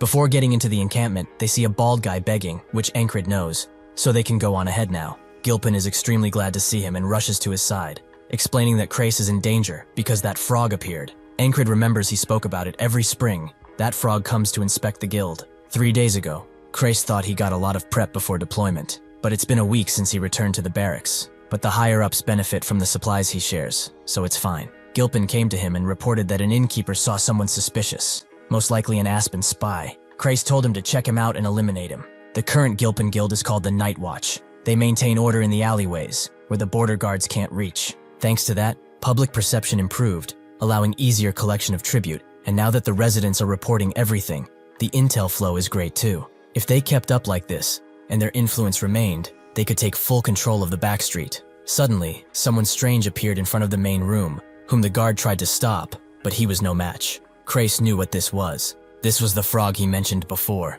Since he did not kill the guard, there's still room for negotiation, so Crace invited him inside. The frog liked this reaction. Does he even know who he is? Crace noted that it was not important, and asked if he ate, making the frog call him funny. Suddenly, the frog charged in and punched Crace before grabbing him, as humans always listen better with a beating. Crace said that this was not necessary, and asked what he wanted to know. The frog was surprised he was still smiling after being hit, and wondered what happened with the last guildmaster. Crace explained that he was killed by one of the border guard regulars, but the frog demanded a name. Crace knew he couldn't reveal Encrid, so he told him it was a soldier named Ragna. With that, the frog demanded that Gilpin bring that guy. Crace told him to do so, bring the real guildmaster here. With that, he went to bring Ragna, but every independent squad member was already advancing in their deployment. Encrid knows Crace used his head. Of all of them, Ragna is the hardest to get to work, so the order was to basically bring any squad member capable of killing a frog.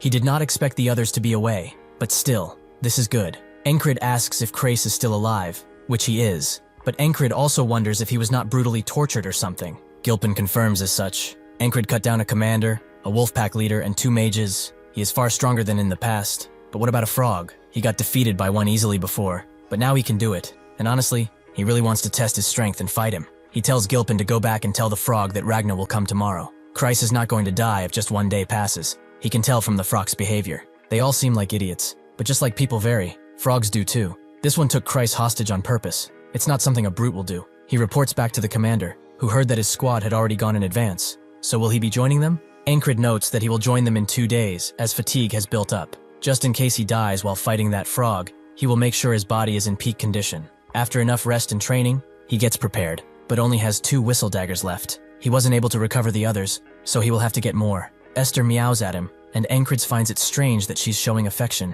Was she lonely while he was gone? She can come too, but only to watch, as he's really looking forward to the moment he can fight a frog again. The frog hopes that he will meet Ragna today. He has waited long enough. Kreis vows on his very soul that he will appear and offers him much fresher worms. The frog likes how he knows his stuff. It seems that he's too useful to kill, for now. Kreis is flattered, but inside he wants to die. Or rather, he will die, if someone from the squad doesn't show up already.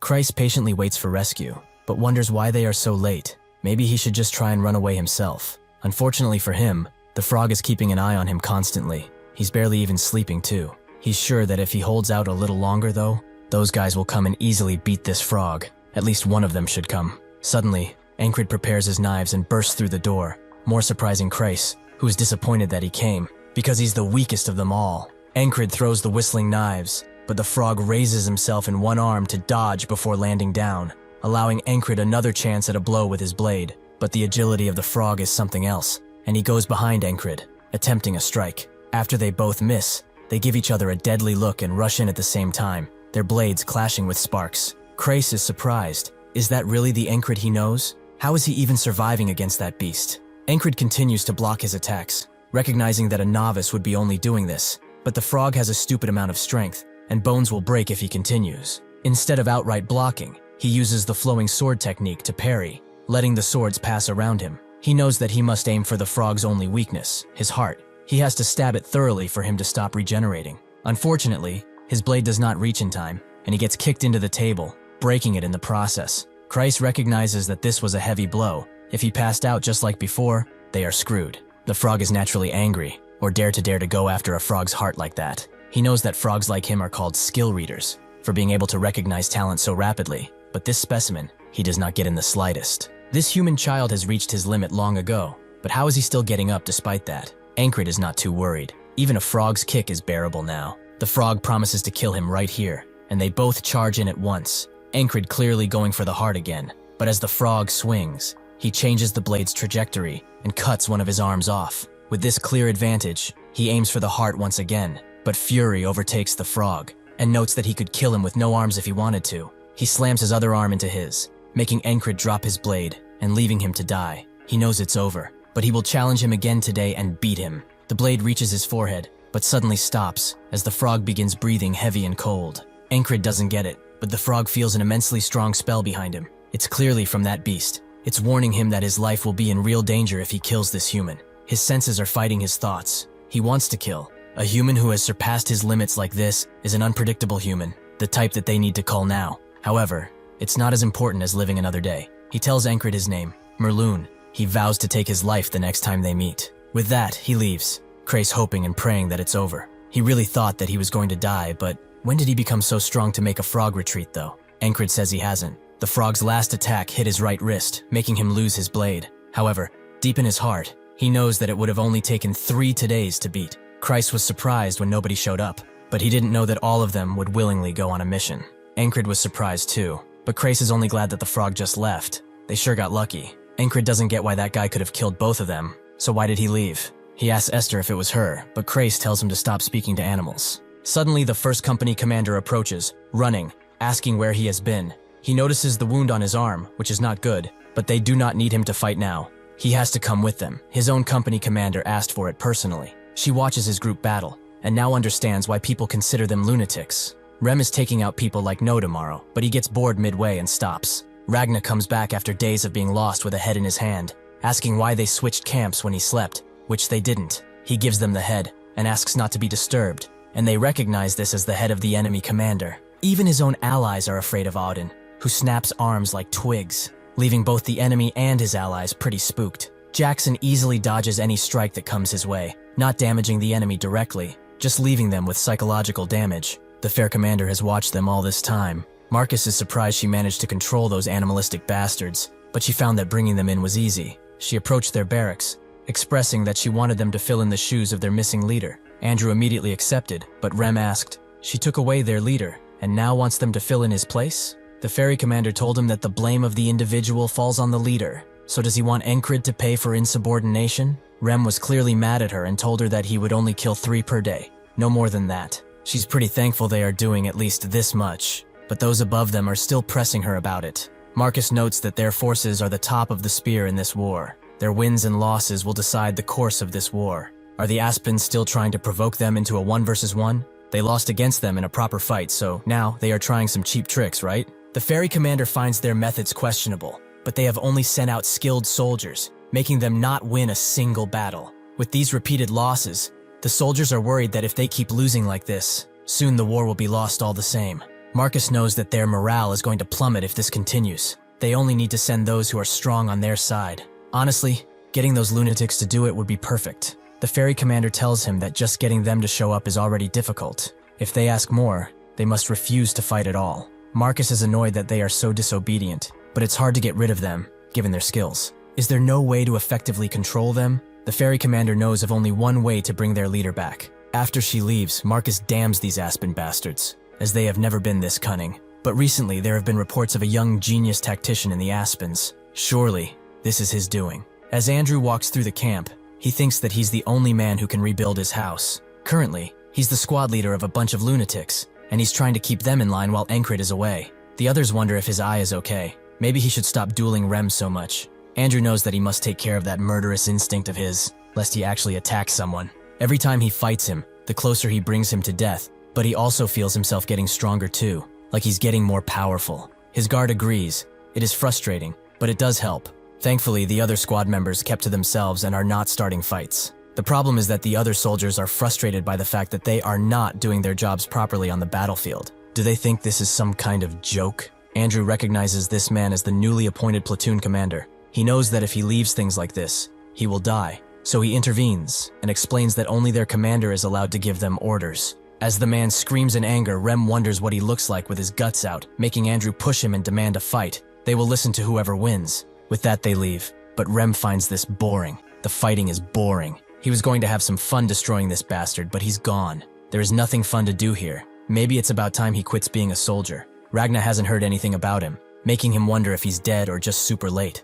Auden prays and wonders if he has returned to the earth. If that is so, there's no more reason for him to be here. Jackson finds this time inefficient. He has already accomplished what he wanted in this army. With this, they all come to the same conclusion. If Encred doesn't return today, they are leaving. As approaches the camp, the ferry commander welcomes her fiancé in, and he enters the barracks, noting that he's back, before the others can even react. Andrew cries his eyes out and jumps on him, as he has been waiting for him all this time, shifting through the crap they have put him through daily. Rem smiles, wondering who allowed him to get to Encred first. Still, he is very late, which Encred fully agrees with. As night falls, Encred realizes that they just wanted him here to control these lunatics, but he can only give them suggestions. It's not like they listen to him much. Rem half-heartedly agrees to listen more, but that's not what's important. The question is, did he get any better? Ragna also wants to duel, but before Christ can tell them that Encred's hurt, they begin bickering about who will fight him first. Auden intervenes and wishes them not to fight anymore. Since it's been a while, he should warm up his muscles with a few training sessions. Rem knows he just wants to get ahead, but Encred tells them that they shouldn't fight. He will take them all in time. Cray screams at him that he can't because of his arm, but Encred thinks it's not broken. He can still move it. Jackson notes that he cannot ignore injuries, no matter how small, so he should give it here so he can apply some cream. Encred can't put strength into it, but he can probably still hold a sword.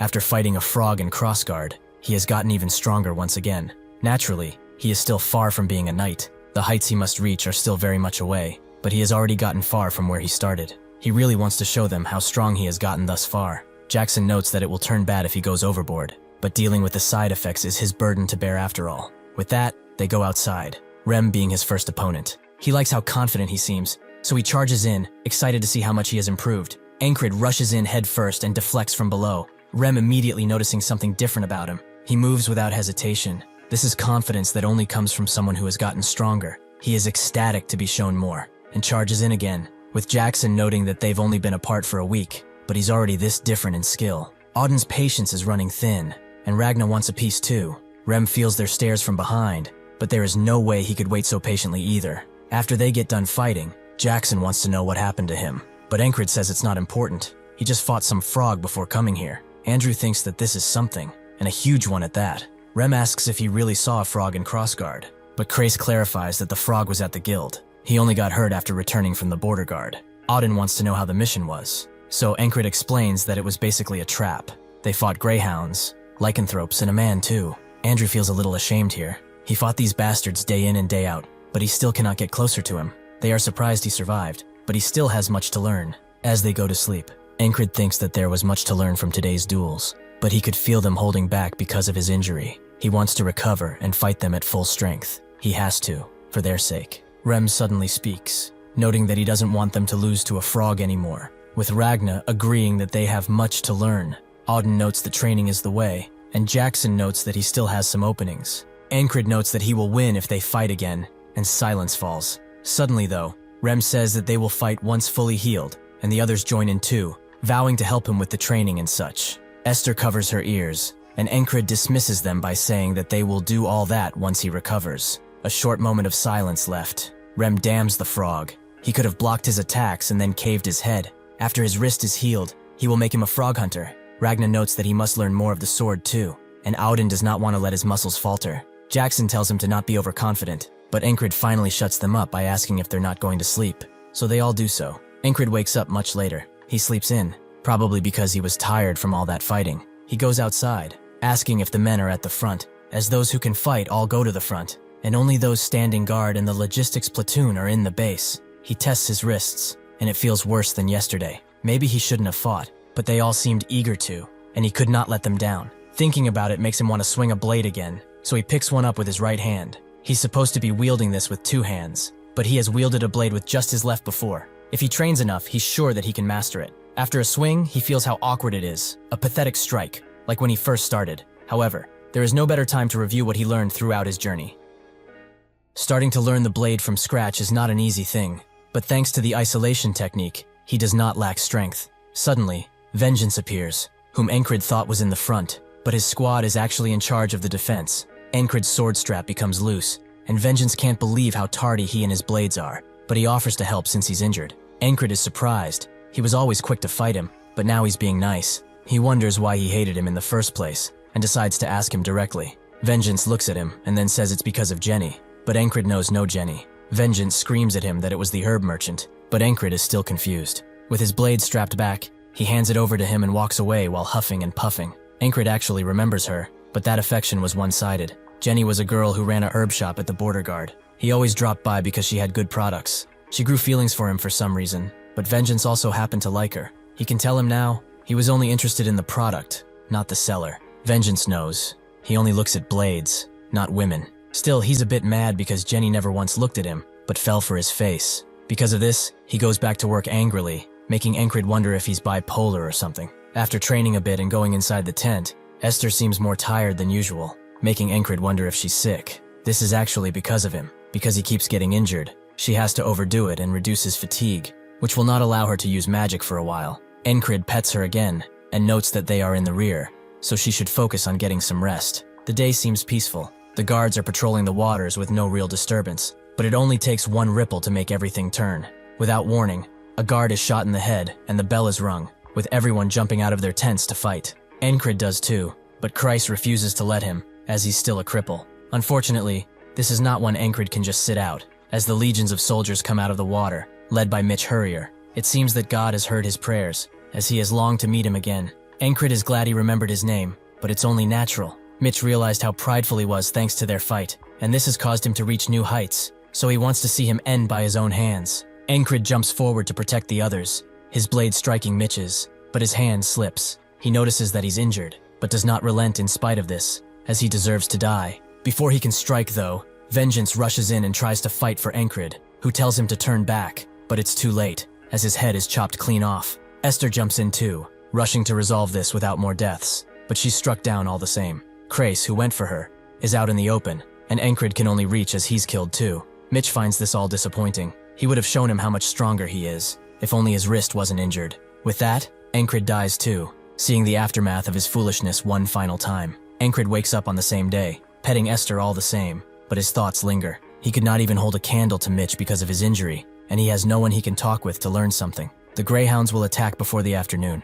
so he must train, no matter how much it will tire him. Even while doing this, his thoughts go to a dark place, where he's blamed for the passing of his comrades, something he does not want to experience again. Vengeance comes around and asks if he's training with his left now that his right is injured, but he should take a break. As does anything come out of this? Encred will make absolutely sure he will get something out of this, as he has vowed to save everyone. He also apologizes about Jenny, which Vengeance appreciates. But then Encred notes that there are women in this world who do not care for looks, so he should cheer up. This makes Vengeance shout and scream, but Encred just smiles. The time of attack comes, and he is faced once again with Mitch Hurrier. He was always over the level of even a special rank, and now he's more focused than ever. Even if he has trained, Mitch's sophisticated sword techniques are too much combined with his injured hand, so he gets a deadly cut. He notices once again that his hand is hurt, and finds it a real shame that he has to end him like this. No matter how strong he may be, Encred knows there's one thing he can do: train his left side, how to grip the blade, how to swing it,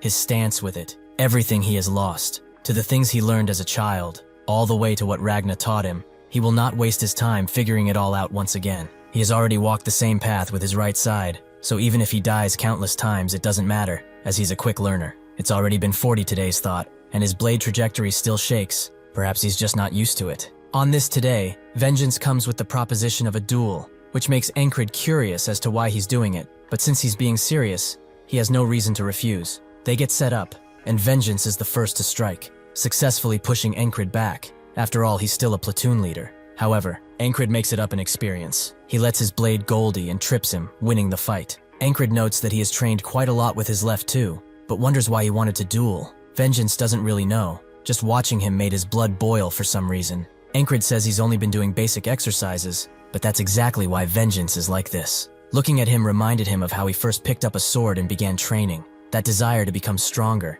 to become one with the sword. But his blade is weird. He doesn't know how to put it, but it seems like the sword of the dead. It's really difficult to explain, but what he wants to say is something else. This makes Encred think, does this mean he's not powerful enough, or something else? Vengeance was just getting to that, but Encred seems to have figured it out. He tried to follow the trajectory he learned with his right up until now, but his left side is fundamentally different. He needs to look for a trajectory that works with his left, and from his first strike, he has found it. He thanks Vengeance, as finally he sees a way forward. He must awaken his senses in his left hand, which is the key to properly using it. To do this, he needs to start changing small habits, like eating with his left hand. He explains it's to make his right recover faster when someone asks why he's doing it, although he still needs practice. Things like getting dressed, even training, he will only use his left hand. And to awaken these senses to their limits, he will also use the hidden blade, as the method taught by Torres is effective here. With this, 50 days have passed, but when he starts with Vengeance again, he says the same thing, that his sword is still dead. He must improve, so he trains again and again. 60 days pass, then 70 and 8. Each time he improves on what he learned previously, and eventually, Vengeance says nothing of his sword now, only that he needs to train harder to match him next time. Encred tells him to keep at it. Maybe then Jenny will finally see him. He likes how easily he gets annoyed, but he should make sure that he gets to confess at least. As he goes to the gates, he wonders what talent is. Clearly not something one can define in a word. It's the skill of utilizing one's own body, but even the ability to lose oneself in focus, that's a talent too. And right now, since the start of his grueling training journey, he gets a taste of what real talent is. By training with his left hand day in day out, he has piled up enough skill that in just 100 days, he has caught up to 30 years with his right. This is the 112th today, and he will surpass this wall. Everyone rushes in, and Christ grabs Esther like usual, but Encred stays in the front. Mitch thanks the gods that he's here, as he wanted to see him again, and Encred reciprocates that feeling to him. Mitch vows to use his full might against him and climb even higher. This makes Encred feel a little guilty, because he has already seen him fight with this might dozens of times, and realized something crucial. There is no way he can beat him in a pure sword fight. He rushes in, pushing Mitch back with his strike, before grabbing one of his fingers and snapping. This makes Mitch drop the blade, but he kicks Encred away as a result. Mitch is naturally angry, but after repeating today so many times, Encred realized that no matter how hard he may train, he cannot get past him with just swordsmanship. It's fun to try, but he needs to get past today. Mitch guesses this is his way of struggling to the bitter end, but it will not work, as he's ambidextrous. Encred confirms that he's the same, and thinks that to beat this guy and see tomorrow, he has to use something else. A technique so desperate it is used as a last resort, the secret move of the Valen style. He suddenly throws his blade at Mitch, forcing him to deflect, and allowing Encred to rush in with his fists, fighting like a dog backed into a corner. He swings at Mitch, who moves out of the way and tries to strike, but Eckred tackles him to the ground and blocks his blade by holding his hand in place. This allows him to strike Mitch's face again and again, like a true dog.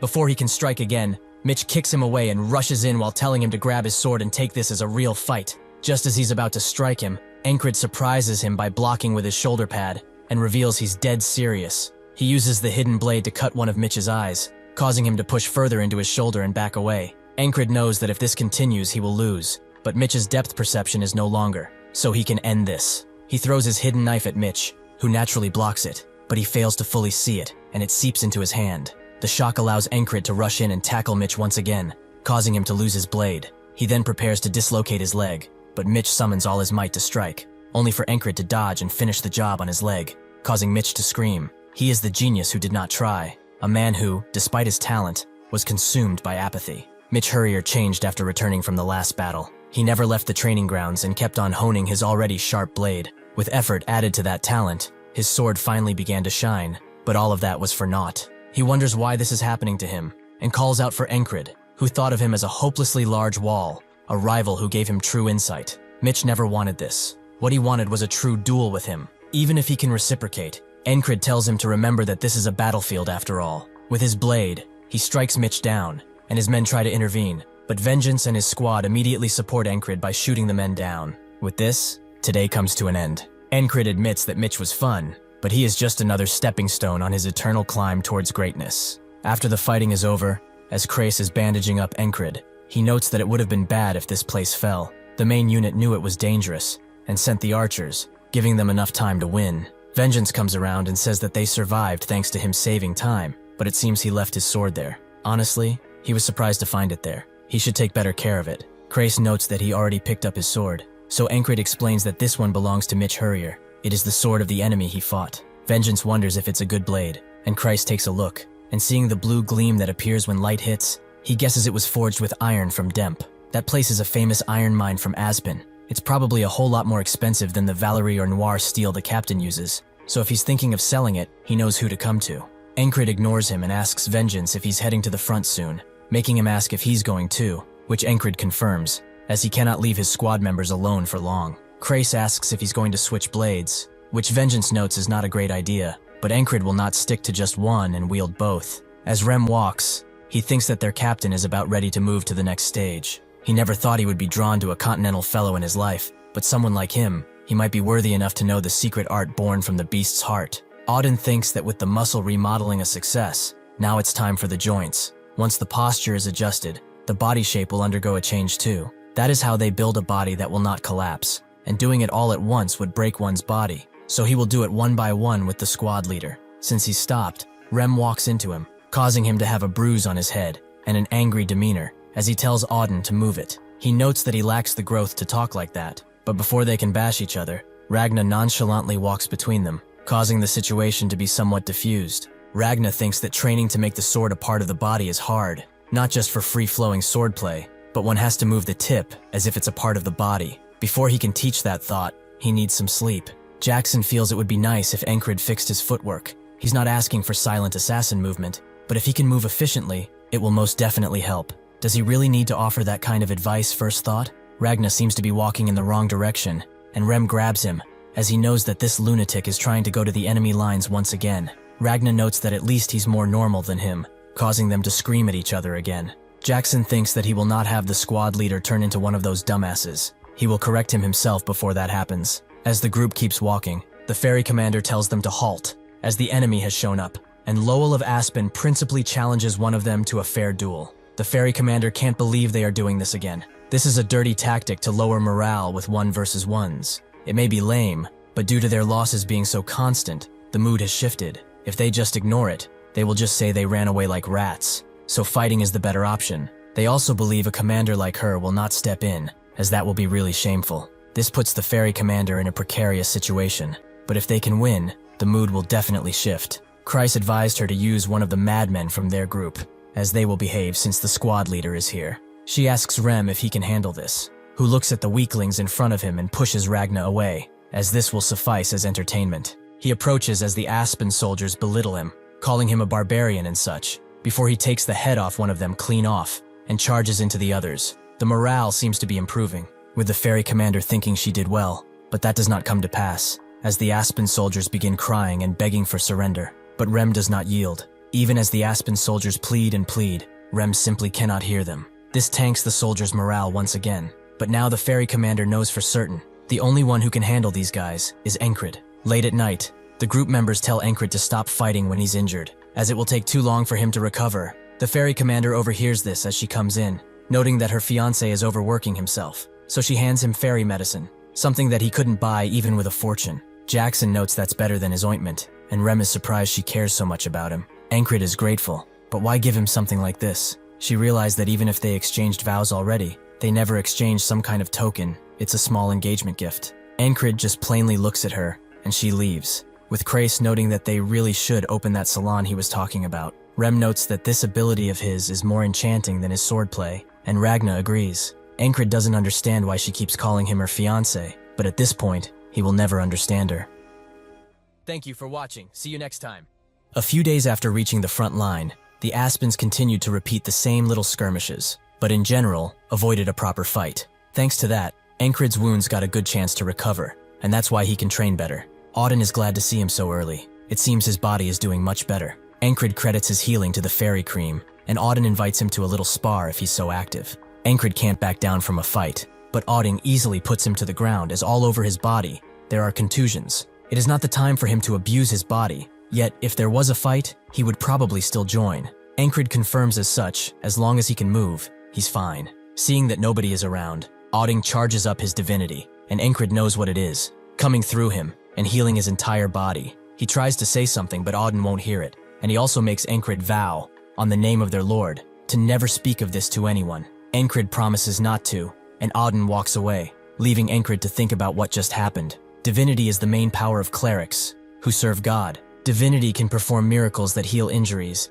and Auden, who prays daily, has never once used divinity, as nobody knew for certain if he was a cleric or not. Encred wonders if there's a rule against using divinity. It feels like he broke a rule or something, so he thanks Auden, as he knows he sacrificed something. Auden thinks that if someone finds out about his divinity, the Inquisitors will come, as he left the church with many restrictions on himself. They bound his entire body so he could not use his powers. Despite this stabbing pain in his heart, he could not let Encred be. He speaks directly to the Lord, knowing that he never responds to them, even if he presides above them all. After meeting Encred, though, he began to believe that his word lives within, so he will act in the way he thinks is right. After eating, Christ sees Encred taking his bandages off and asks if he needs help, but he's very fine now. It's not entirely healed, but it's there. He cannot show this to the others if he wishes it to be a secret, so he will just spread some ointment now to look like he's still injured. He is also curious about when they are going to fight, but Christ explains that both sides are just testing the waters now. Their troops, led by Commander Marcus, are the vanguard, preventing them from flanking, and their main force is waiting at Green Pearl. They broke the unwritten rules of warfare last time by bringing spell slingers and sorcerers, so both main forces are probably prepared for all-out war, with entire night orders at the ready. Rem thinks they should be there, as they keep trying for a 1 versus 1. It's not fun sitting around. Christ thinks that this won't continue for long. Soon enough, something will give, and the fighting will start. They go to the front line where the Aspen troops approach them, but Encred's squad is ready. The commander notices 3 Aspen soldiers approach and starts talking crap about them. Rem is just slightly annoyed that they are not fighting, but Christ knows this is a battle of words. Without a larger force, like a knight, the Aspens and their soldiers are evenly matched, so they are attempting to get a psychological attack through before the fight. They would all easily die from an arrow, but their morale is already tanked. If they strike first, a loss is basically guaranteed. The commander is not doing anything because he knows this too. He has something prepped, but can't use it here, as using the lunatics to win the duel will only backfire. He and Crace both are waiting for something to happen, something that can shift their morale entirely. The Aspens get to calling them virgins, but Encred tells Andrew to relax. He will get his chance to let his rage loose soon enough. It's fine, really. It's okay to be a virgin, but he should use that rage in battle. Andrew tries to say something, but everyone begins laughing at him, with Auden asking why he doesn't walk the Senility path. Ragna hopes he will get his chance, and Rem continues to laugh. This gets the attention of the soldiers, who also get the chance to poke fun at him. But Jackson knows what Encred did, although it was quite mean. Encred doesn't understand. Andrew is a young man. He might have taken it personally, so they should keep him in line. While Rem is dying of laughter, Christ wonders why he did something like this. But whatever the case, he's an odd man. He tells Encred to respond to them, but he doesn't know with what, so Christ tells him exactly what to say. He knows their boss has a silver tongue. This will create a wave, which will clear their path toward victory. Krace simply told him to show how brave he is and provoke them while in range of their archers. Vengeance asks what he's doing, with Encred finding him quite unlucky to be in the vanguard position as soon as he came back. Vengeance tells him to shut it and warns him that those bastards will shoot if they get close. So what the hell are they doing? Encred refuses to listen and walks up to the Aspen soldiers and remembers what Krace told him, to basically make something up when he gets there, as he's talented at pissing people off. Encred does just that, asking the front Aspen soldier why he has a ghoul head. It gets to him immediately, with Vengeance knowing that he's doing it on purpose because he's handsome. Encred apologizes to the soldier. He shouldn't judge so easily. It's probably just genes from his ghoul mother. This makes the soldier even more enraged, and the others all have their own way of reacting to this, with Andrew specifically laughing it off quite loudly, with his guard guessing that he really was insecure about what Encred said. The soldier whips out his blade, with Encred believing that now it's time to dispose of him, but he's stopped by his squad, as his wound has not healed properly just yet. Encred remembers that he has to hide what Auden did to him, and Rem suggests that Andrew go and take care of him. For Andrew, who dedicated his entire life to his house, nothing mattered. Thus, he had no shame. But being humiliated like this, being called a virgin, it was all thanks to the enemy in front of him. The soldier refuses to fight a little punk like him. He wants the bastard who dared to call his mother a ghoul. Andrew tells him to shut up, as he will tear open that ugly mug of his. The commander knows that the Aspens who initiated this fight are experienced soldiers, capable of destroying their men and not easy foes. This is proven when Andrew's attack is deflected, leaving him open. But the others know that he won't back down. He pushes even harder,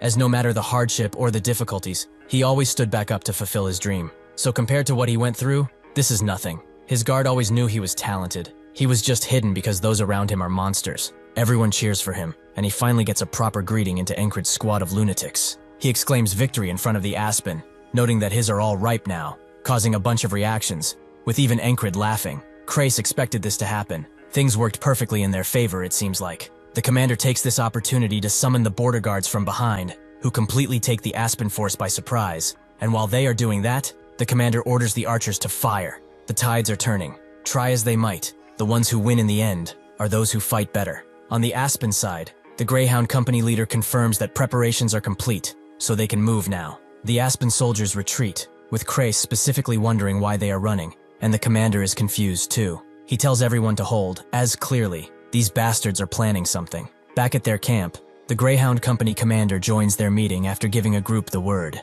He confirms as such to his commander, but they cannot be seen just yet, so they are standing by far away. The commander notes that these Norelia bastards are always the same, striking with the border guards and breaking through with heavy infantry. That's their entire strategy, but Abner's plans are different. He said that Knights proved well enough that a small elite force controls the entire battlefield, but that small elite force does not have to be Knights. It will be them who will win this battle, and this war. 2 days pass, and Krace is confused. They've been on standby ever since. They thought that there would be another battle soon, but this feels too calm. There are 2 things Aspen can do now: fall back, or bring in an asymmetric force. The commander himself said that he was prepared for another spellslinger, and they did not find anything, despite doubling the scouting party. What are those bastards thinking? As he thinks, the ferry commander comes around and asks Encred if he's okay right now. He wonders why she's here, but she feels obliged to inspect her own troops. Although no other company commander does that, Encred feels like he can act like he's healed now, so he should be good enough for a duel. Ragna asks if he's ready, and Encred tells him not to go easy on him because of his injury. There is no need for that from now on. Ragna wasn't going to do that anyway, and charges in, clashing blades with Encred. He is amazed by Ragna's swordmanship. It's beautiful compared to his unkempt style. However, that is what he has been building up until now, the techniques he has absorbed. He dashes with his blade in the ground and smashes the dirt into Ragna, who recognizes this as Valentine's sword. But Encred's not done. He uses Ragna's heavy sword style, before unleashing his other blade, almost taking Ragna's head off. He is impressed, and Encred reveals that this is the path he has chosen. Ragna understands, but even so, he has to push further, as this battle is not done just yet. As they continue to battle, Rem can't believe what he's losing out on, just because he lost a damn bet. Jackson thinks that he doesn't like heading out to fight, but against Encred, perhaps it's different. He stops this way of thinking, and Auden is impressed too. Perhaps next time, he will break a few of his joints, although last time, he almost sent him to the Lord. Krace can't believe that these lunatics are still so out of their minds. The ferry commander sees them as kids waiting to play. That lazy soldier also shows motivation only in front of Encred. Why? He has a weird ability to attract people, which includes her. She joins in, but Rem can't take the waiting anymore, so he screams at the ferry commander to scram, as he won't hold back if she skips the line. She wonders if this is mutiny, and Encred thinks that they are all strong. They are not using their full strength now, but he can see it now, their unbridled hunger for victory. The day he returned from the recon mission in the tall grass, these faces were what he swore to get out of them. He calls them all forward, as he won't get tired before he fights all of them. Night falls, and Encred is dead tired, not even washing up. Christ calls them all brutes for fighting so many times. He barely got better, and they bashed him again and again. As they argue, Encred falls fast asleep, ending up in a dream, which confuses him at first, but then he sees something in front, him, as a mercenary, when they fought the Harpies. But besides them, he also spots the bastard that let them out to die. Encred experiences the fate of his comrades all over again. They were foul-mannered, but full of heart. This mercenary band took him in when he was just a weakling. They were kind, and accepted him without prejudice, except one bastard, the one that attacked at the same time as the Harpies.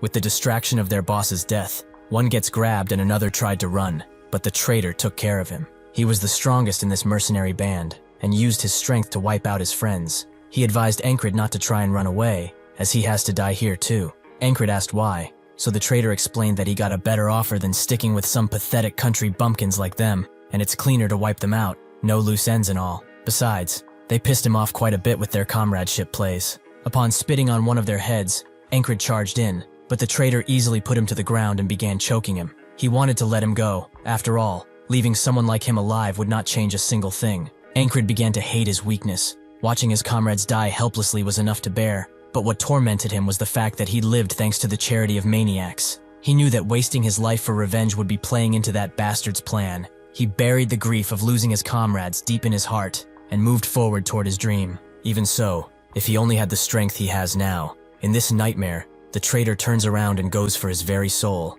But something makes this entire scene disappear into serenity, and that something is Esther. He is a man who needs a lot of looking after. At the rear base, she used all her strength to drain his fatigue, but he was too exhausted, and she couldn't do much. She will not make that mistake again. In the morning, the battle horn sounds, with Rem noting that the Aspen bastards are finally crawling under their rocks. It's time to take some heads. Before Encred leaves, he looks at Esther, as that voice that ended his dream reminded him of her, so he pets her gently, telling her to guard the camp.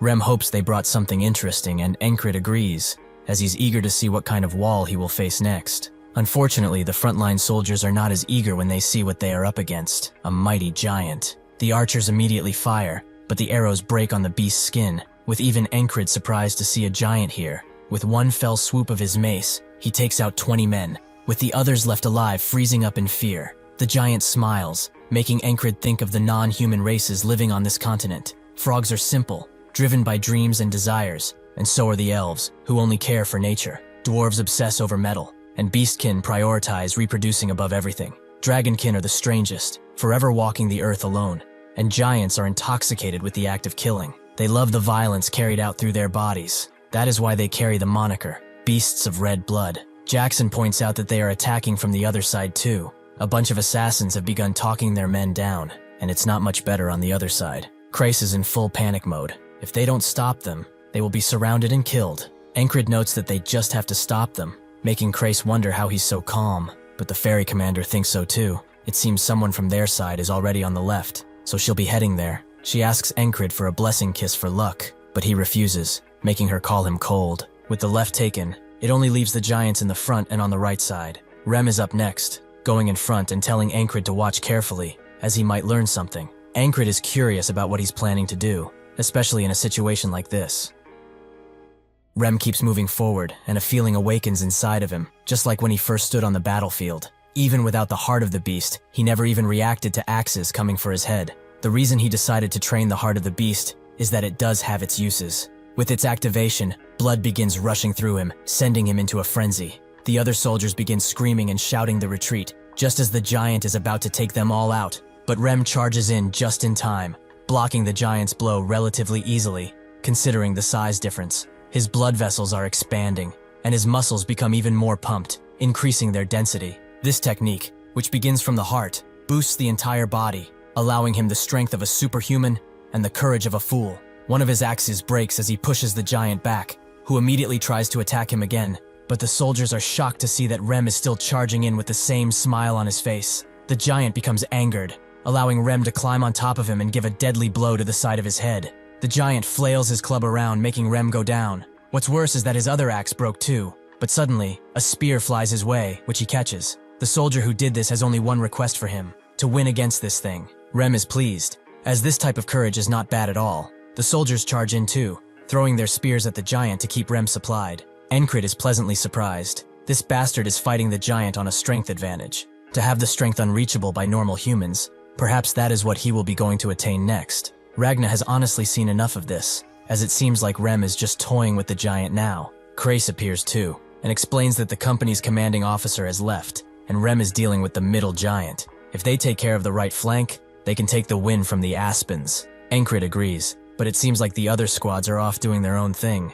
So he asks Ragna what he will do. Ragna wants to go with him, as watching has gotten pretty boring. Encrid curbs his excitement, as first, he has to win this battle. On the right, Vengeance is actively losing a duel, with one of his men advising him to stop, but he refuses. The man who challenged him finds it amusing that he refuses to die, but how long is he going to last anyway? Before he can strike Vengeance, Encrid charges in and deflects the attack, noting how horrible he looks. Vengeance tells him to shut it. These are but flesh wounds. As he hears Encrid's name, the man lets down his cloak and reveals himself, shocking Encrid. This is the man who almost took his life, who took his squad out, Ensi. Ragna asks if he knows this creep, but Encrid could not forget him if he tried. In the past, he wouldn't have been able to deny that they were comrades because he was weak, but that's not the case anymore. Rather than this bastard, who kills his own comrades, he's going to call those who risked their lives to protect him his true friends. Encrid does remember his name. Was it something along the lines of little shit? Oh wait, that was his nickname. His actual name was Dumbass, wasn't it?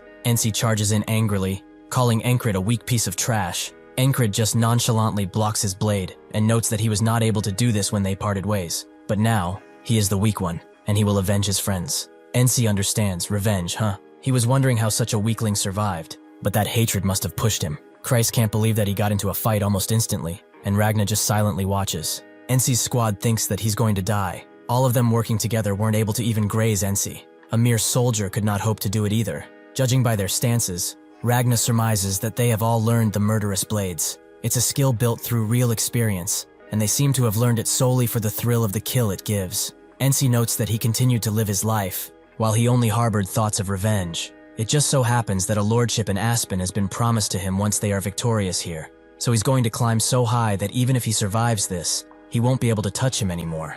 Encrid doesn't seem to care, prompting Ensi to charge in angrily, but Encrid just dodges. He knows what this blade is. A flexible sword, sharp as a needle. This is the Eastern Chi blade. Encrid readies his weapon, remembering what this bastard said and what he did. Ensi continues charging in, his blade flailing around, making Krace scared, as he cannot anticipate that sword path at all. Encrid is not too worried though, as Ragna already taught him how to fight this style. He charges in despite the incoming blade, going low enough to dodge it. This leaves Ensi completely open, and Ragna notes that no matter how strong those who train in the murderous blade are, if they do not think on their actions, they will always be vulnerable. Encrid has just abused that and hit Ensi directly in the back. He wants to correct what he said, as he is nowhere near important enough to make killing him his life goal. He's just a stepping stone. Encrid completely slashes him, thinking that the Encrid who watched his comrades die has disappeared, and with this, he should no longer haunt his dreams. He cannot hear the dead, but he hopes his true friends enjoyed this spectacle. Ragna moves in, as he wants to stretch his legs out a bit. One of Ensi's men comes forward, noting that he will not be enough to face all of them. But in response, Ragna just decapitates him with ease, and wonders if he said something. The others charge in, but Ragna dodges the first guy before decapitating him, and then killing the other with his rebound motion. The last one that charged in can only watch as Ragna takes his life. Encrid is awestruck. He found an advantageous position in only 3 steps and ended them all with clean movements. Extremely impressive. When they put their minds to it, his squad really is the strongest. The rest charge in, adamant on taking his life. But Ragna ignores them and tells Encrid to pay attention, as this is what he will have to learn in the future. Ragna bends down, letting his sword fall on his body as he takes in a deep breath. At a pinpoint moment, he dashes at an incredible speed, taking out the men who charge in with a single strike. At this moment, Encrid saw a new wall flash before his eyes, a dominating yet minimal swordplay. Ragna thought about what to name this technique for a long time and came down to one name: Scission. Encrid wants to be impressed, but that is kind of weak for such a technique. The Aspen men continue their charge in other places, as they are confident because of the giants joining them. But as they do so, Auden rushes in, taking their weapons away instantly. This makes them wonder when Nerelia got a giant of their own, as this is clearly no human. Auden asks what they are talking about. He's just an ordinary human, just like everyone else. The others don't believe him, but he moves on, noting that he will give them the time to leave this place. He starts counting down from 5, slowly walking forwards. But the Aspen soldiers refuse to give up. Even if big, he is only one man and cannot survive the tip of a spear. Auden fulfills his promise and finishes his countdown before planting his feet deep into the ground and charging in, leaving nothing but dead men behind. On this day, he will send them all to the Lord. The Aspen soldiers' morale is completely gone, and they can only scream as Auden continues his assault, although he seems to be enjoying it a little bit too much, judging by his expression. The fairies are a traditional sort, and traditionally they live together in clans inside their closed forests. They, however, have changed with the times, and some fairies traded their years for Krona by either becoming mercenaries or enlisting in an army. The Aspen fairy tells the fairy commander that he won't hunt her down if she runs now, but she feels like she should be the one saying that. The Aspen fairy recognizes her blade, Nydir, a leaf blade, but he wonders if it's stronger than his needle blade. Within a fraction of a second, they clash blades, moving at a speed many other races could not achieve. Unfortunately for the Aspen fairy, the fairy commander is faster than he, and much more skilled in terms of combat. She attempts to strike from behind, barely giving him time to deflect her attack, but when he does, he grabs her neck and tells everyone else to jump in.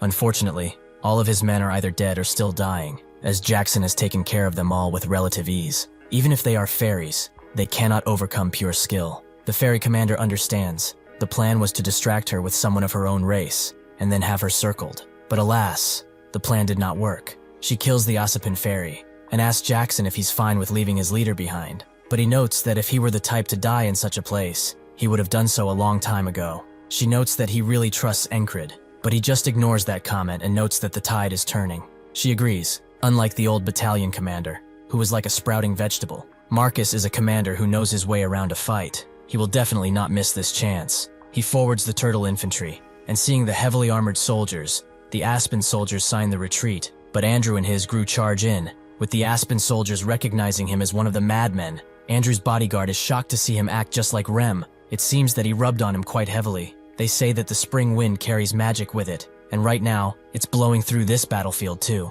This feels like a spring wind that leads the way for new beginnings. Marcus tells everyone that the enemy commander is routing, and they will send the border guard to finish them off for good. They broke through the dagger the enemy hid, and completely turned the battle on them. That crazy squad did it all on their own. Krace knows that if this were the old squad, they wouldn't have charged in like this, but Encred has influenced everyone and dominated the battlefield. The fairy commander is glad that everyone is drunk on the spring winds, and Marcus tells everyone to raise their voices for the heroes of this battlefield, the madmen. As they cheer, Krace notes that this nickname is kind of weird, but as long as the captain is happy, then he's fine with it. As the Aspen commander runs away, he thinks that Abner's plan was not at fault. They just did not expect there to be someone strong enough to defeat a giant. The Greyhound's commander thinks it was all Encred's fault, as he was the one who kept getting in their way since the last battle, and even took down Mitch. Suddenly his horse is hit and he falls on the ground, but still tells the commander to keep going, as this is his only chance to escape the border guards. Sure enough, they charge in feverishly, with the commander of the border guard putting the Greyhound commander down. In a normal battle, they are equals, but they must be tired from all that fighting, right? The rest of the Aspen men are taken, with the Greyhound commander knowing they don't have the men to fight these bastards. Even the commander is not safe, as he is taken out while distracted. Seeing this, the Greyhound commander makes an opening for himself and retreats with his remaining men. The border guard wonders if they should give chase, but they decide against it, as those guys are nothing but a bunch of stray dogs now. This battle was a massive victory over the Aspens, but in the grand scheme of things, it was only a tiny piece of this gigantic puzzle. The proper all-out fight still awaited them in the tall grass fields. Krace tells Encred that they will move their base tomorrow, as they are going to wait near the crossguard and pressure the Aspens further. Encred thinks that there is no booze or party to celebrate their victory, but there are rewards for those who contributed. Rem is just glad that they don't have to help with moving as a bonus. It's all thanks to him defeating that giant. The others begin bragging too, about how many people they defeated, making him scream at them to not butt in. Jackson calls them a bunch of fools, prompting Encred to step in. If they want to fight, they can duel him. Andrew is just glad to have experienced this, as the thrill he felt as the lunatics spread out on the battlefield was amazing. Rem tells him that he's still a virgin though, prompting them to begin fighting again, but Encred ignores them this time, and stares at Henry, who seems deep in thought. He approaches and asks what he's thinking about, marrying that widower florist. From what he heard in the grass field, Henry's dream is to marry that widowed florist. but he will not be able to achieve that while still in the army. He asks if he wishes to return, and Henry admits it. How could he just return though, when everyone else is fighting? Onkrid recognizes that they've avoided death multiple times thanks to his experience as a hunter. They only escaped because of him in the grass fields, and also knew of those snakes because of him. With this in mind, he gets up and thinks that he dreams of his blade.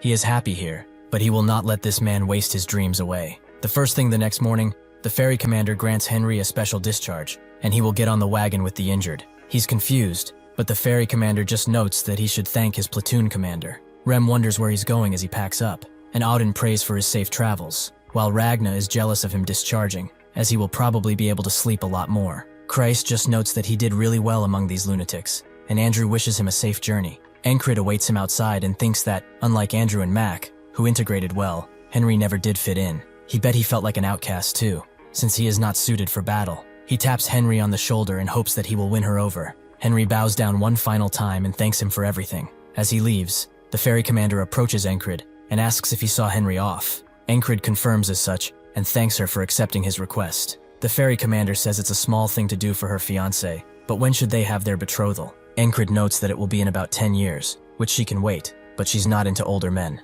Enkrid decides to clap back, noting that if they are talking about preferences, he's not into fairies either. This makes her visibly distraught, as he wonders if he doesn't know that words hurt people. Enkrid knows that she's not hurt, and she lets it go for now, because someone wants to meet him.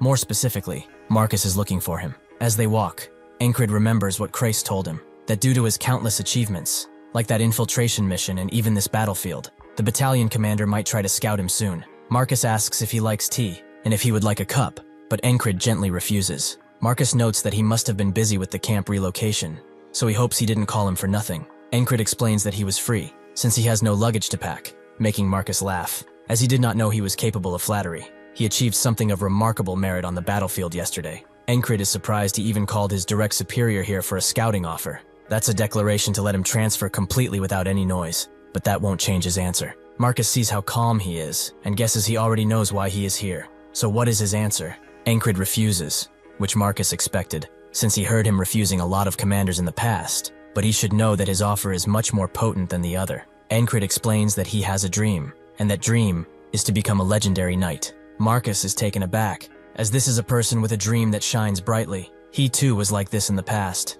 in the days when he wanted to become a sword for the royal family. As time passed though, he gradually compromised with reality, and now, his life is dull, as he has settled into the present. A stagnant heart like his forgets its dream, and becomes a shackle for those moving forward, so he does not have the right to command this young man. With this in mind, he sets Enkrid off, and asks the ferry commander what she thinks about his dream. She can't say, as his future is his to decide. Marcus never liked the excessive honesty fairies had, but he respects Enkrid for his dream, as he too will move towards something new. Norelia is a centralized state, but power was usurped by the nobles, and they gained dominance. He too belongs to a noble faction, but perhaps it's time for him to reawaken that dream that he had forgotten. The relocation that began at dawn only ended around sunset, as everyone set up camp and reorganized the base again. Rem is glad he has no chores, but this is getting pretty boring. Auden notes that this is the perfect time for training. Muscles only grow when one keeps putting them under strain after all. Ragna perks up too, noting that Enkrid has to train swordmanship too, especially since he's using 2 swords now. Jackson notes that senses are important too, but Enkrid wonders if talking from that far away counts as training too. Rem tells them to get lost, as Enkrid remembers the brute force he showed. Before he can finish, the ferry commander arrives and tells them that they are standing in the way of their barracks. So would they be so kind as to get the hell out? After getting kicked out, Rem blames it on Auden because he's too easy to notice. Andrew doesn't know why they got dragged into this when they did nothing, but Enkrid is the only one who can deal with them, and probably the least lunatic. Crace tells him that he's just as crazy, making Andrew wonder if this doesn't count as insubordination. Crace looks around and sees some structures, noting that perhaps this was an enemy camp. He looks around, as during war, soldiers usually hide valuables around, and whoever finds it keeps it. Enkrid asks how he knows where they hid it, but Crace is just using his head. If he were a soldier, where would he hide treasure? It has to be recognizable, as even if the camp is destroyed, he could still retrieve it. Enkrid gets it. This means that it will be easy to spot at a glance. Crace finds these tree roots unique. From the traces of the barracks, it seems like a convenient spot to camp, meaning it's a good hiding place. Enkrid thinks that Crace's brain works really well, even on the battlefield. He assesses the situation immediately and predicts what happens. He says that he learned it out of sheer instinct, but he's better than most strategists out there. Still, his dream is just to open a noblewoman's tea shop, and he's quite obsessed with gold too. Krace finds a map and thinks that it's something precious, but Rem notes that he's the only one who's excited. He really is a dumbass sometimes. Encred looks at the sky and thinks that there's still some time before night falls, and they will need to kill time until the barracks are built. Encred asks what he was talking about earlier, and Rem continues, as he was talking about the heart of brute strength. Just as the name suggests, it grants strength beyond human limits. It's a secret art he developed himself. This is a technique that puts the heart into overload, and if done wrong, it can kill the user. Encred doesn't mind, as death never stopped him. Rem thinks that this guy is like a beast constantly hunting, making him wonder what he will become in the future. He grabs his hand and accepts his bravery. He will make sure his heart will blow away, and that's exactly what Encred wants. Rem imparts wisdom to Encred, explaining that while humans can naturally draw upon superhuman strength in a pinch, a heart of the superhuman allows them to consciously control and access that power. He emphasizes that concentration and senses are the key to unlocking this ability. He looks down on his protege with a fierce pride, a complex mix of sternness and confidence. He trusts his abilities, forged through training under the others. With a calm and steady gaze, Rem offers Encred an unsettling piece of advice. The key to harnessing the heart of the superhuman is to have faith, and to metaphorically blow up one's heart without letting it burst. Rem is holding Encred's arm, his heart visibly pounding with incredible force. Encred's focused gaze falls upon their entwined hands, keenly feeling his master's accelerated heartbeat with his fingertips, as if absorbing the very power he is meant to emulate. An ominous stillness descends as Rem cautions Encred to proceed cautiously, explaining that he is only demonstrating a fraction of his power. A sharp look at Rem's face reveals his solemn expression as he delivers a dire warning. Failure to proceed slowly will cause Encred's heart to burst, resulting in his immediate death. In an exhilarating moment of understanding, Encred's eyes widen as he finally grasps the immense challenge before him. With newfound determination, he resolves to blow up his own heart, just as his master has, while the others silently observe from a distance, their faces a mixture of expectation and concern. With a wry grin that quickly shifts to a look of mild disappointment, Rem mutters that his worries were indeed useless. His expression hardens as he observes Encred, realizing with a sigh that his protege is currently making no progress in replicating the difficult technique. In this critical moment, Rem's frustration mounts as he realizes Encred is repeating a past pattern, advancing with incredible speed, only to hit a sudden wall. He confronts Encred, believing that he is holding back deliberately. While a baffled Encred looks on, the others share a knowing glance, silently concurring with Rem's frustration. They acknowledge Encred's peculiar habit of sudden and inexplicable stagnation, as it has happened many times before. Encred's face displays a portrait of intense bewilderment as he questions the fundamental nature of the task. This moment of profound doubt instantly triggers an explosive reaction from Rem, whose entire face contorts into a furious, frustrated mask. Night falls, and they continue to attempt to do the technique until the sun rises. With the wide, sunlit expanse of the training ground behind them, a furious Rem grabs Encred by the collar, his rage finally boiling over. He harshly berates his protege, demanding to know what he is doing and questioning if he is even making a genuine effort to succeed. As night falls over the camp, Rem's profound frustration finally reaches its breaking point. In a final, exasperated act, he raises his hands in front of Encred, who is already on his knees, roaring a command for him to do it now, before giving up on the training for the evening and going to sleep. Within the subdued glow of the lamplit tent, a frustrated and exhausted Rem sits alone on his bed, his thoughts consumed by the day's training. Suddenly, Krace inquires about the boss's whereabouts, only to be told that the leader is apparently preparing to swing his sword, like he always does. Jackson sits comfortably on a bed, idly toying with a wicked-looking dagger, as he dismissively offers his own perspective on the situation. He bluntly suggests that Encred's lack of progress is due to the uselessness of Rem's specific skill, and casually proposes that it would be more effective if he were to assume responsibility for his training. With a look of utter contempt and simmering fury, Rem looks down on his fellow mentor, his face a hard mask of simmering rage. He delivers a brutal, terse warning, demanding that they wait for their turn to speak, and not to interfere with his methods, more bluntly, to shut the hell up.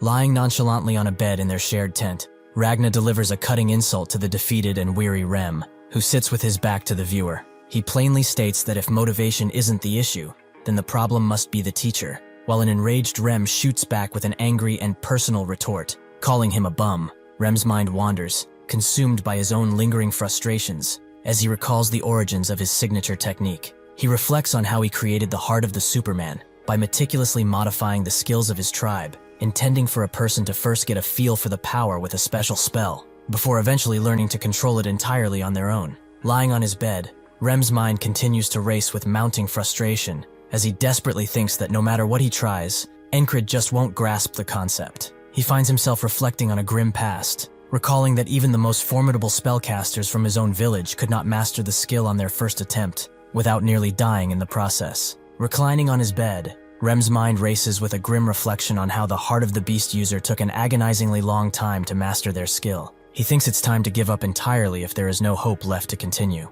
He shifts in his bed at the thought, but outside, as he's swinging his blade, Encred looks more determined than ever. The next day, Rem resumes his difficult teaching of Encred, as the other mentors gather around, silently observing the renewed attempt. The training focuses on his bandaged arm, its surface throbbing with a powerful rhythmic beat. With a weary sigh of exasperation, Rem decides to end the frustrating training for the day, telling Encred that it is simply not going to happen yet. Suddenly, though, Encred grabs his hand, which clenches into a resolute fist as he powerfully demands more, his face radiating unshakable determination as he commands Rem to keep going. A defeated Rem can only stare back, acknowledging his protege's efforts while thinking there is no point in continuing. With a furious expression and a ferocious grin, Encred demands that Rem intensify the training to stimulate his heart even more powerfully. Rem is left utterly astonished and speechless by his protege's unbelievable command. With a newfound authority, Rem confronts Encred, delivering a grave warning that his heart could burst if he isn't more gentle. He is left astonished by the sudden audacity,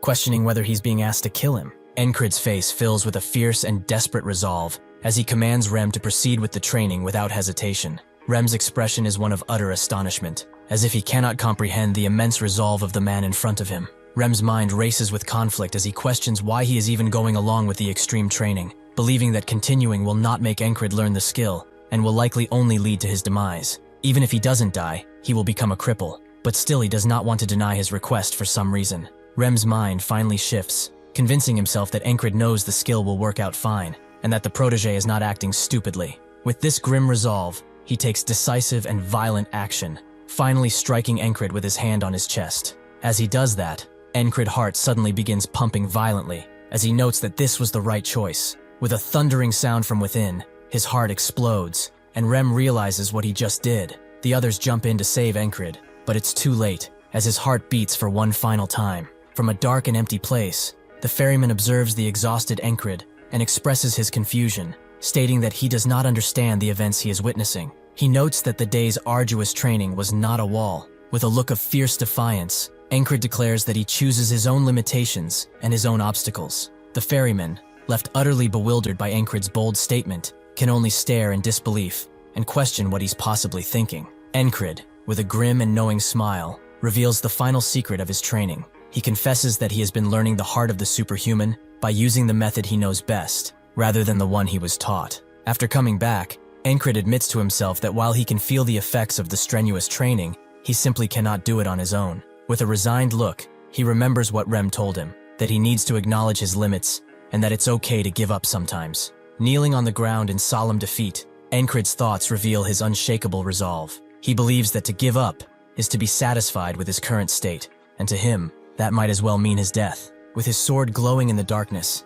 Encred thinks about how he finds a perfect method for himself. Just like before, he focuses on a single point, a skill that previously allowed him to fight against a stronger enemy without fear. With his sword in hand, his thoughts return to the core of his training as he questions what he needs to learn the heart of the superhuman, and where he should even begin to master the powerful skill. He tries once again with Rem, but the same thing happens, and he dies once again. The mysterious ferryman, holding a glowing lantern, appears before Encred and issues a direct and powerful challenge. He questions whether this is all Encred can do, or if he will continue to fail with a heart that explodes. Kneeling in solemn understanding, Encred explains the true nature of the heart of the superhuman, revealing that it allows a person to use the superhuman strength they only get in life or death situations at will. With his eyes glowing with determination, Encred reaches a chilling conclusion. He believes that the skill should be easier to activate in an actual life or death situation, which he can summon at will, basically. The ferryman looks down at Encred with a saddened expression, declaring that the boy has completely lost his mind.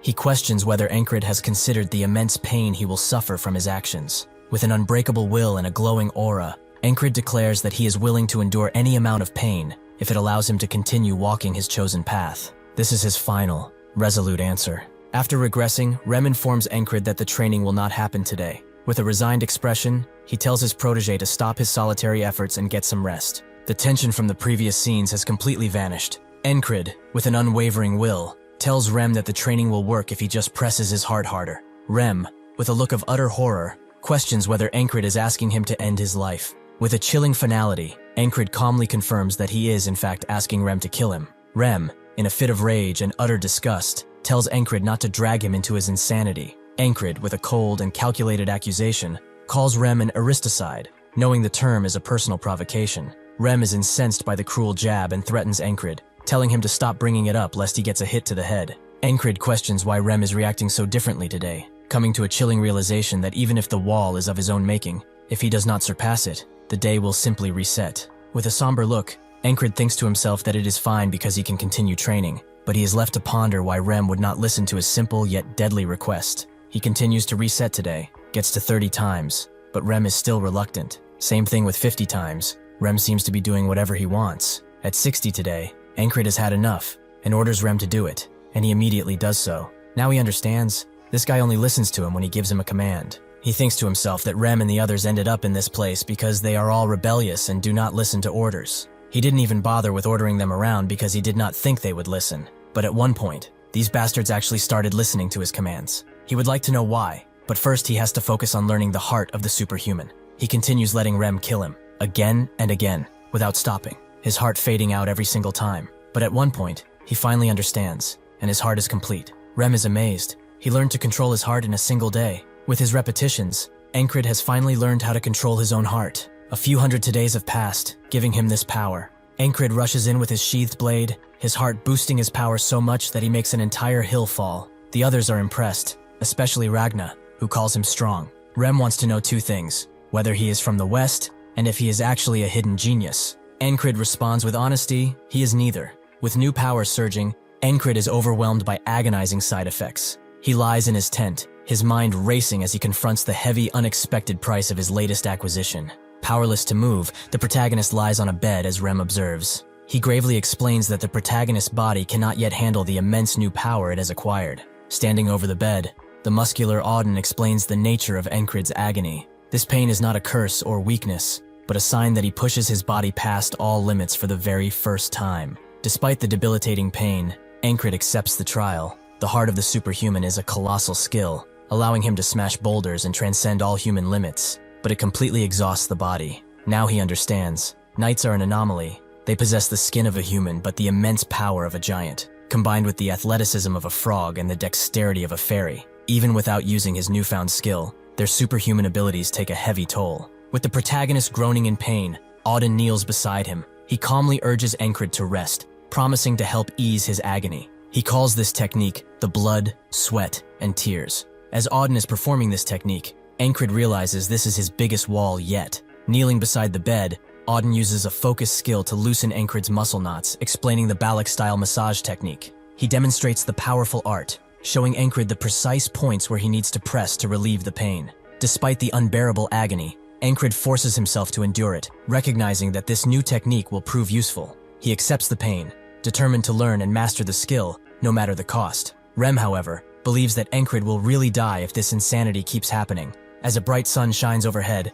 Encrid reflects on his ordeal. His legs are still visibly bruised, a testament to the pain, but the muscle knots are gone, and he feels much better, proving Auden's technique really does work. Encrid, despite being advised to recover, struggles with the enforced rest, feeling his time is wasted. He resolves to at least maintain his weapons, reflecting a warrior's inherent need for readiness. Auden confronts Encrid, holding his sword. The protagonist offers a flimsy excuse about cleaning his weapon, but Auden's intense glare expresses his obvious displeasure. Krace offers to take Encrid's weapon to clean it for him. The injured protagonist looks up in surprise at the unusual offie, as he rarely does anything for free, if at all. Krace is quick to reveal this to be a mere transaction. He charges Encrid for the service, prompting a back-and-forth bartering session between the two. With Encrid confused as to why he's asking for so much, Krace notes that the sword is of high quality, so naturally, he will have to put much more effort into it. He also demands Encrid's other sword, knowing he dual wields. Encrid thinks that he said something about dual wielding, but they are all taking it nonchalantly. He thought they would try to stop him at first. Even highly skilled warriors prefer to hold a single blade, as most consider the difficulty and risk dual wielding carries to not be worth. It is hard to hold a sword up without proper training, and one cannot put enough weight into a swing as with one sword, making one's strikes naturally weaker. Encred gazes forward with a vexed expression, questioning why someone isn't stopping his dual wielding. Auden holds a devious smile. He asks Encred why he thinks he doesn't stop him. Jackson carves stones with a diligent expression and tells Encred that he is stubborn. Auden smiles and agrees, making Encred question if he truly is. Auden then states that Encred is stubborn and doesn't accept what they just tell him. Encred leans over. He tells Auden that he is not being stubborn on purpose. Ragna then asks if there is a particular reason for the dual wielding. Encred replies that it is simply because he wants to. Encred looks ahead, stating that using two swords at once felt natural to him. It's the same reason as to why he wishes to become a knight. He heard of a song, of Sir Peacemaker, and it lit something in him. The others put him down, believing that he would amount to nothing, because he was always a weakling. Even though many told him it would not happen, he decided to live for what he wants and what he likes. So he will not give up on becoming a knight or on using two swords, no matter what anyone else may think about him. Rem thinks that this man is different. Compared to himself, who had everything but threw them away, the man started with a single sword, yet continues to push forward.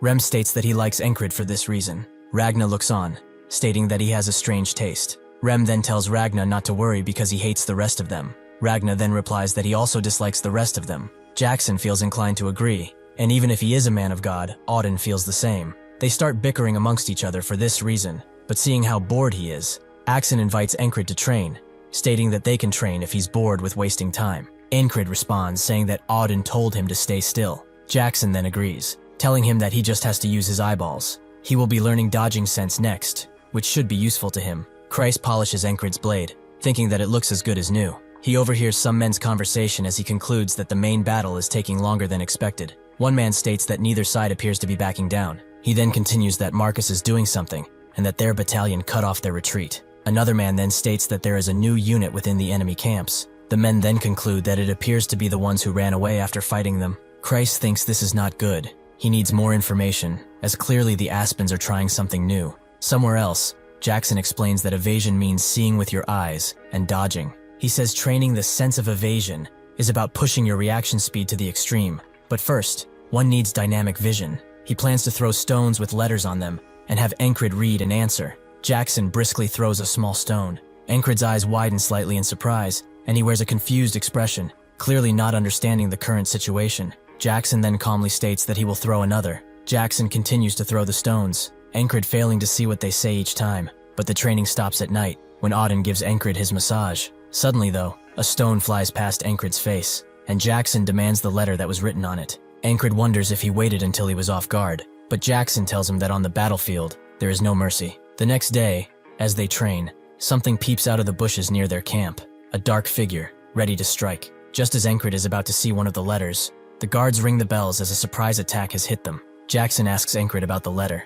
Encred replies, questioning if he is still asking about that now. He then tells Jackson that the letter carved on the stone was me. Jackson then congratulates Encred, stating that he finally succeeded after making 40 me stones. Rem looks happy, shouting about an ambush and enemy troops. He asks where they are while looking around frantically. Encred asks what is wrong with Rem, wondering if he has completely gone mad. Jackson replies that it is frustration since the captain was bedridden. He explains that Rem has not been able to duel with the mighty heart technique, and even after bullying the never-tried squad leader, it still was not enough for him. Men are shouting and asking why the enemy troops are not fighting, and why they are just gathering. Rem is also wondering where the enemy troops are, and where the giant and his toy are. One man notes that it appears the enemy only fired arrows and then ran. Another man replies that the border guards will catch the archer, so they have nothing to do. Rem then states that the border guard will not be able to catch him alone. Rem tells the other man to take a good look at the arrow. He explains that the shaft is longer, and the feathers extend farther back than the others. He adds that it comes from a special bow that shoots at an extreme range. Rem then states that he has seen that person before. He's called Hawk's Claw. Encred asks Rem when hawks have claws. Rem asks if it's Hawk's Fang, and he says he cannot recall, but he does not think that it is that either. Rem then says that Encred's memory is terrible. Encred thinks that it was months ago, but for him, who has to repeat it, it was years ago. Rem then asks Encred to remember when the captain got beaten by Frog and ended up in the infirmary. Rem explains that at that time on the battlefield, the person shooting these arrows was rampaging around. Encred stares ahead as he says he recalls now. He then mentions that a soldier named Bell nearly died from him, but Encred rescued him. Ragna stares forward, stating that he thinks there was a raid. Encrid then wonders what he was doing during the day that he didn't notice. He quickly takes it back, stating that he already knows what Ragna was doing. He then looks at his and says that he slept so much that his face is greasy. Ragna, sitting on a bed, thinks that more importantly, he has been thinking about Encrid's dual swords. He says Encrid needs to get his body more used to the two swords. Encrid asks if he has a method, and Ragna replies that he will explain it in a way that is easy to understand. Ragna looks at Encrid and says that from now on, he has two lovers. Rem is scared, telling Encrid if his fiancé hears that, he is dead. Encrid then replies that she is not his fiancé. That night, Encrid goes to sleep with his blades by his side, confusing Esther, as now she has no place to sleep. She finds Encrid's attitude rather uncomfortable, but resigns with just sitting on his chest. The moment she does that though, another ambush happens, waking Encrid up, but not Rem, as he knows they won't catch him. Esther, mad that he did this, begins attacking Encrid, but Crace seems the only one concerned about the raids. As Encrid's training continued, waves of arrows kept hitting the camp, again and again, without them able to find the perpetrator, no matter how hard they looked. Encrid finally manages to read all the thrown letters, making up the sentence, "Crazy barbarian." Rem immediately wants to fight Jackson, but Encrid tells him that he's the one who always picks a fight, and just shrugs. Crace overhears another set of border guards, who say that the attacker slipped by again, leaving no trace behind. The damage is small now, but if it keeps going, the bodies will pile up, so why is Command not doing anything? He didn't want to step up and get in trouble, but now he has no choice. He goes up to Encrid, and notes that he has an idea, to suggest a plan to High Command. An agitated commander declared the Aspen enemy forces were nothing but a tease, and suggested they should simply charge right at them. Another commander immediately questioned the suggestion, asking how they could be sure it was not a trap. A third person then asked whether they should just continue to take the constant attacks, while Marcus sat silently observing the bickering commanders. Marcus thought there were no useful opinions to be heard from the bickering, sighing that there wasn't much more he could do there. He reflected that while fighting in battle was his strong suit, he was not good at dealing with this kind of situation. A shifting sound accompanied the entrance of the ferry commander, who apologized for being late, prompting Marcus to ask what had taken her so long sternly. The ferry commander revealed that Encrid, the leader of the Lunatics platoon, had asked for temporary operations control, while also proposing new tactics. Marcus asked whether Encrid was the type of person who would come up with anything decent, to which the ferry commander replied that the specifics of the plan actually came from one of Encrid's men, Crace. A commander asked what Encrid's plan was, to which the ferry commander took a moment before beginning her explanation, revealing that the proposal involved. After hearing the plan, Marcus paused in consideration before deciding it was not bad. He then roared a command that they would go with the plan and ordered all men to prepare to march. Marcus continued, declaring that the Lunatics platoon would now go hawk hunting. As the platoon moved across the rocky terrain, a member of the Lunatics platoon remarked that he thought the mission sounded fun. A shifting sound was then heard as Rem, looking highly agitated, asked why they were not in pursuit and were instead traveling inside enemy lines. Christ replied that they were not following the Hawk's Claw, but were instead making him come after them. Encrid explained that the Lunatics platoon would temporarily act as guerrilla forces. If they kept striking the enemy's rear echelon troops, the enemy would similarly send forces to get them. Rem questioned if that meant the Hawk would be there, to which Crace replied that he would, if everything worked out. Crace added that even if they did not manage to lure the Hawk, they would still inflict damage upon the enemy. Rem exclaimed that the plan was seriously convoluted, but Crace cut him off, stating that he knew Rem was simply stupid. But this complicated maneuver was for the best. Rem's eyes immediately widened, demanding to know what Crace had just said. As an incensed Rem glared, Encrid stepped in. Rem, his face still conveying fury, ordered Crace to consider himself lucky and to watch his mouth. Encrid asked how far away they were from their destination. A moment later, Pin happily exclaimed that she thought she could see it. Encrid reflected that the key to the plan was high mobility, allowing them to strike and retreat quickly. For that to work, an experienced ranger who could find safe paths was a must. Encrid continued thinking that he had asked command for reinforcements, and as a result, Pin had joined their platoon as a new squad leader. Encrid asked Pin why she had to fully join their platoon, questioning if a temporary assignment would not have been enough, to which Pin simply replied that she had her own reasons. Encrid looked up with confusion, prompting Pin to explain that she was now in an awkward spot because she had joined his squad, adding a sarcastic, "Thanks for that." Pin then stated that Encrid could repay her in the future, instructing him to make the repayment good. Encrid asked if Pin was still talking about the repayment, as Rem intervened, warning Encrid to watch himself because he had a fiancé. Encrid quickly denied the claim, stating that the woman was not his fiancé. A low sound of movement accompanied their arrival at the enemy camp, which was comprised of numerous tents and wooden structures spread across the open ground, and the platoon began the task of observing and stalking the area. Pin ordered the group to lower themselves, stating that she could see the enemy's base. Kreis then added that they needed to escape if things went wrong, explaining that since he could not fight, they should leave him behind so a few others could go, and before Kreis could finish his thought, Rem jumped in with a battle cry, screaming as he charged down the hill, threatening to kill anyone who got in his way. As Ragna prepared to swing a weapon, he declared he would see how stable Encred's form was. Encred stared back, realizing the action was meant as a test. While they descended rapidly down the rocky terrain, a loud swish of air and debris followed their movement, and Encred thought to himself that even there, his training was continuing. The guards at the enemy camp looked on in confusion as Rem happily shouted as he approached and greeted them. One guard questioned who Rem was and asked his comrade if he knew the man. The second guard replied that he did not, then asked his comrade if he didn't know him either, beginning to question who Rem was. Rem immediately attacked, launching a projectile that struck the guard directly in the head with a sickening impact, causing blood to splatter everywhere and the guard to fall back. The remaining guards screamed as Encred and Ragna landed and continued their swift movement down the hill. Powerful sound of movement followed Rem's kick, which had generated a cloud of debris that blinded the guard. Rem used this distraction, charging at swift speeds to put himself directly in front of the enemy guard. Encred watched the action, wondering what he was seeing, before realizing it was the quickest charge he had ever witnessed. He smiled, concluding that Rem still had skills he had not yet shown his protege. He really wants to learn this one. Other guards noticed the commotion and shouted in alarm, realizing the attackers were the Norelia enemy. They then raised the command to go and get the intruders. Encred shouted the command to fall back, declaring they were leaving before the enemy could regroup. As he retreated, Ragna expressed his disappointment, noting that he had not even pulled his sword out. As they fled the camp, Ragna rebuked Rem to read the room, stating that the opening attack was not his turn. Rem fired back, asking if Ragna wanted him to split his windpipe. Encred then firmly put an end to the squabble, reminding both men that they were still in combat, and there will be plenty of opportunities to fight in the future. As a pink-orange hue settled over the sky, the group attacked a second time, as they raced down a steep rocky incline towards the enemy position. One of the enemy guards, having anticipated the attack, quickly threw a knife, shouting in recognition that it was the same intruders again. Encred recalled the training he received, thinking to himself that he needed to use his dodging sense, look with his eyes, and then dodge. Encred swiftly avoided the thrown knife. Jackson commented that it had taken Encred 0.4 seconds to see and avoid the attack. Jackson continued his attack with a sharp motion, declaring that Encred needed to lower his reaction speed to at least 0.1 seconds to be able to say that he had fully grasped the dodging sense. After the guard took a blow to the neck that caused him to grunt in pain, Encred questioned Jackson in astonishment, asking if he was counting the time.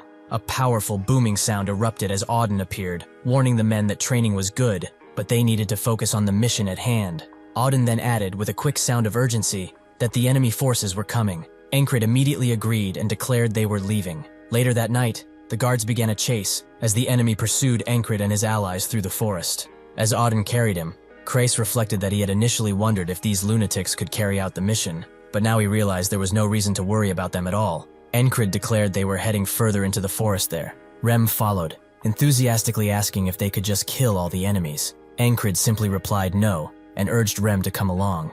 Encred ordered Ragna to stay in formation, while Ragna, attempting to divert from the path, suggested the other way looked like a shortcut. Encred abruptly cut him off. Kreis thought to himself that he didn't think Encred would be able to lead the men this well, wondering if this was really the lunatics platoon that he knew. After a while of running, Jackson stated that the enemy had stopped chasing and suggested they set up camp right there. Encred sat down, thinking that after realizing his platoon members followed his orders well from the today when he learned the heart of the superhuman, it had gotten a lot easier to control them.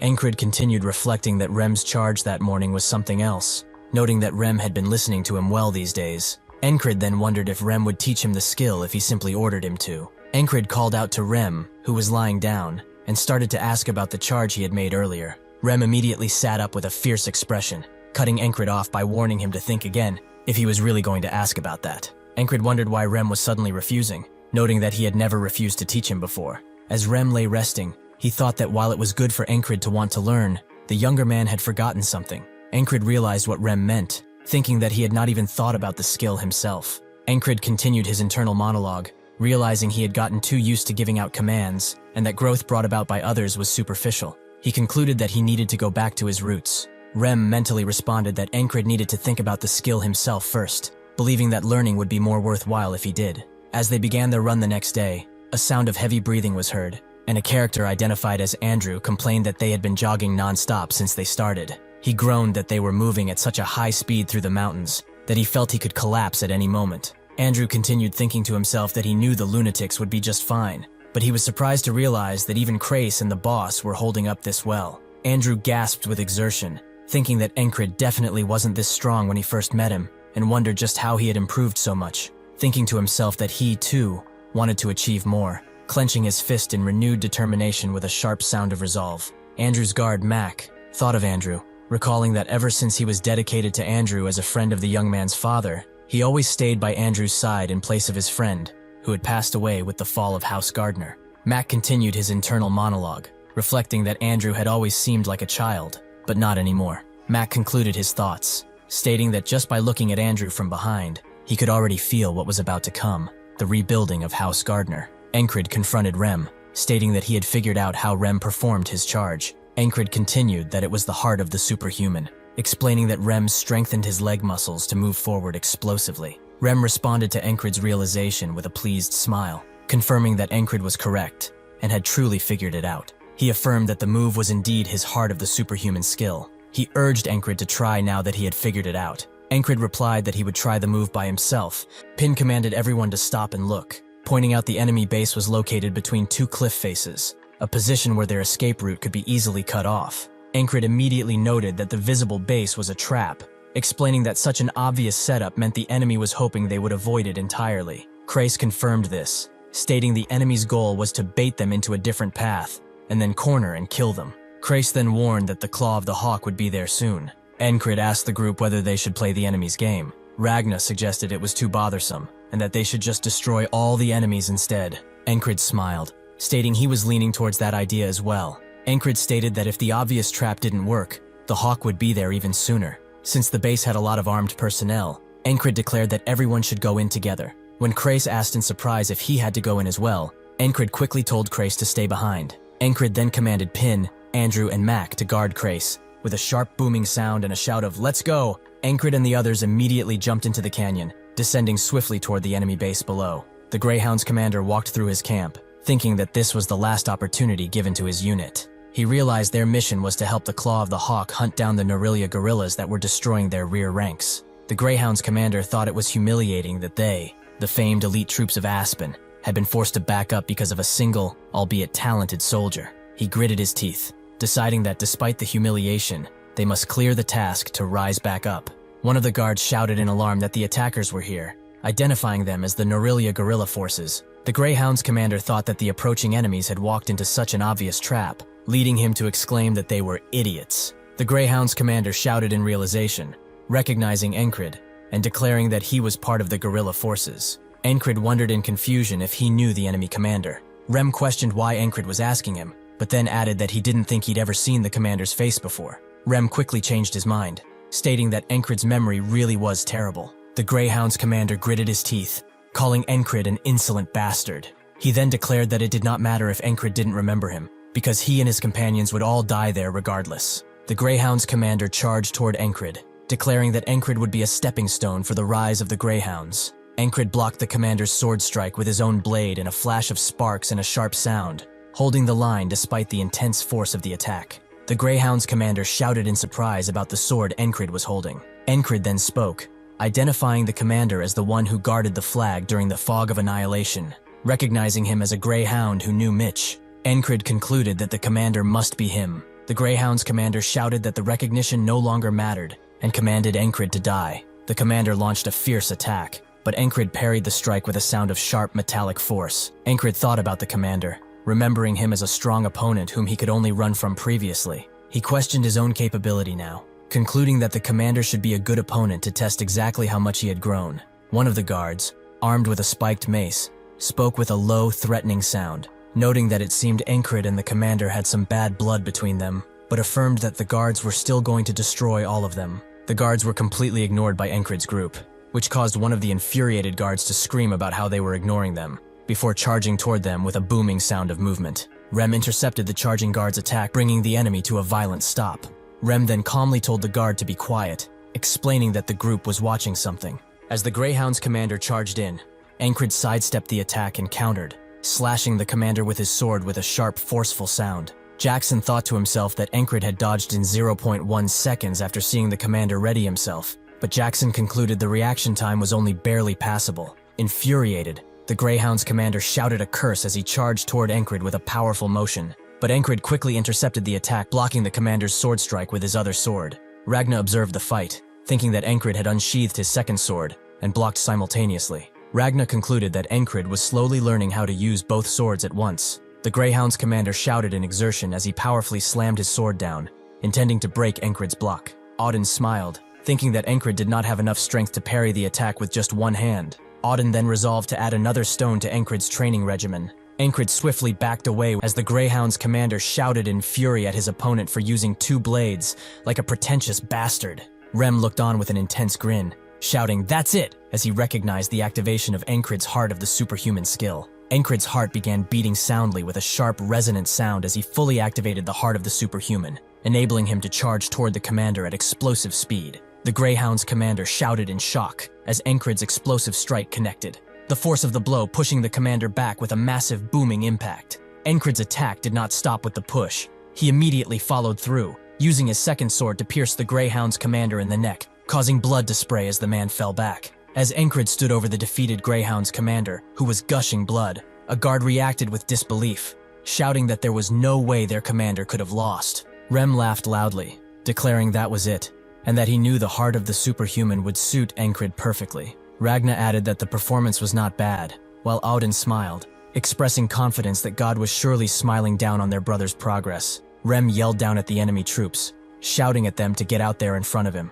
Rem grinned fiercely, declaring that his axe wanted to celebrate by tasting some blood. The remaining guards charged forward with a sharp sound of determination, shouting for their comrades to show the pride of the Grey Dog and to fight to the last man. Auden intercepted the charging guard's attack, bringing the enemy to a violent stop. Auden then shouted that he would answer the enemy's courage by sending him to the Lord's side. After Auden struck the enemy guard, causing him to grunt in pain and be knocked back with a jarring sound, Andrew watched and questioned in astonishment how Auden had blocked the attack barehanded without even getting a scratch, wondering what kind of muscles Auden had. Pin smiled playfully and asked with a curious sound whether Auden actually looked kind of useful too. Rem charged forward with a fierce expression, bringing his axe down onto an enemy guard's weapon in a sharp, clanging strike. After Rem struck the enemy's weapon, Ragna immediately followed with his own attack, striking the same enemy guard and sending him flying back with a grunt of pain.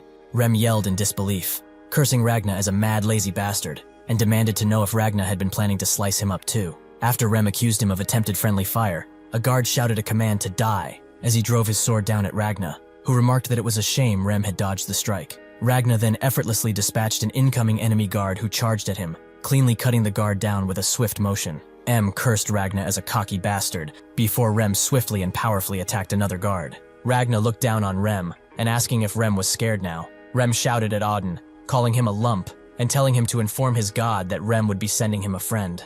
Auden smiled playfully, replying that the Lord says he doesn't need friends like that. Krace then shouted, asking if the two were seriously going to fight right then. The remaining guards seized the opportunity created by the infighting, shouting the command to encircle them while they were split from within. Amidst the enemy charge, a sharp, swift sound of movement was heard as Jackson appeared, eliminating all the charging guards instantly with a burst of thrown knives, leaving them bleeding and collapsed on the ground. Encred told Jackson that there was no need to kill them all, noting that most of them were already wrecked anyway. Before Encred could finish his thought, Jackson saw something coming from the forest and immediately reacted. As an arrow came flying in, Jackson moved swiftly, managing to block the incoming arrow with a sharp, explosive sound of impact.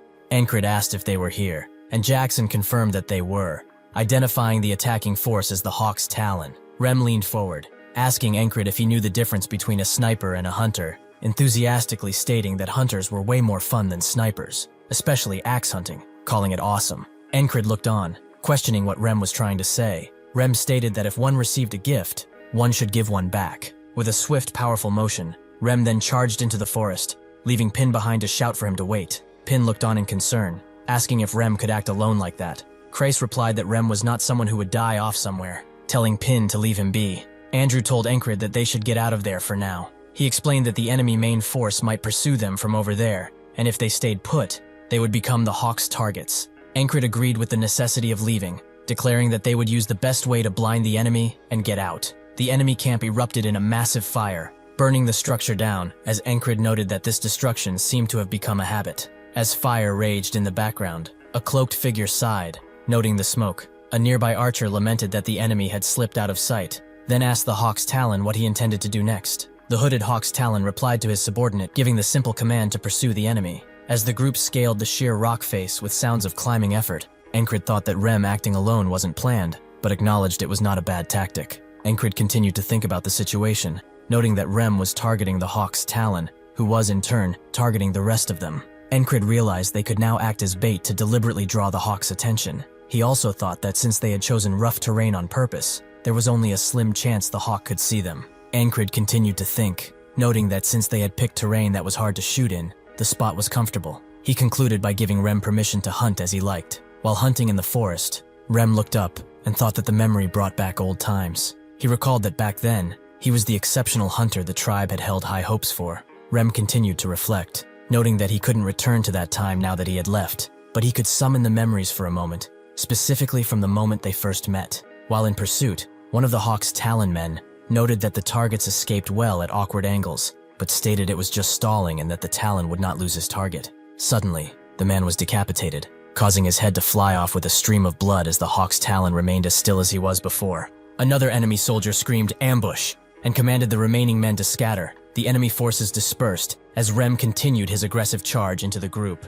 Rem continued his chase, cutting one of the scattering enemy soldiers down with a booming, forceful strike, while the dying man cried out in pain. He continues his deadly pursuit, taking out one guard after another, until none are left. The Hawk's Talon ran in panic, thinking about Rem, calling him that barbarian and wondering what was happening. The Talon was astonished that there had been absolutely no sign of the barbarian and wondered when he had suddenly appeared. Rem continued his fierce charge, as the Hawk's Talon gritted his teeth and launched an arrow with a powerful echoing sound, declaring that hunting was always on his side. Rem smashed through the incoming arrow with his axe. He followed through with the strike, slamming the backside of his axe directly into the Hawk's Talon's shoulder. The Hawk's Talon cried out in pain as he was struck, but Rem stood over him, shouting for the Hawk Brat to stop whining and use more strength. Rem declared that this was a rare hunt and commanded the Talon not to end it so boringly. Rem finished the Hawk's Talon with a swift, powerful strike using the Talon's own arrow, slicing the enemy across the throat. Rem then looked down at the defeated foe, stating that the fight was lame to the end,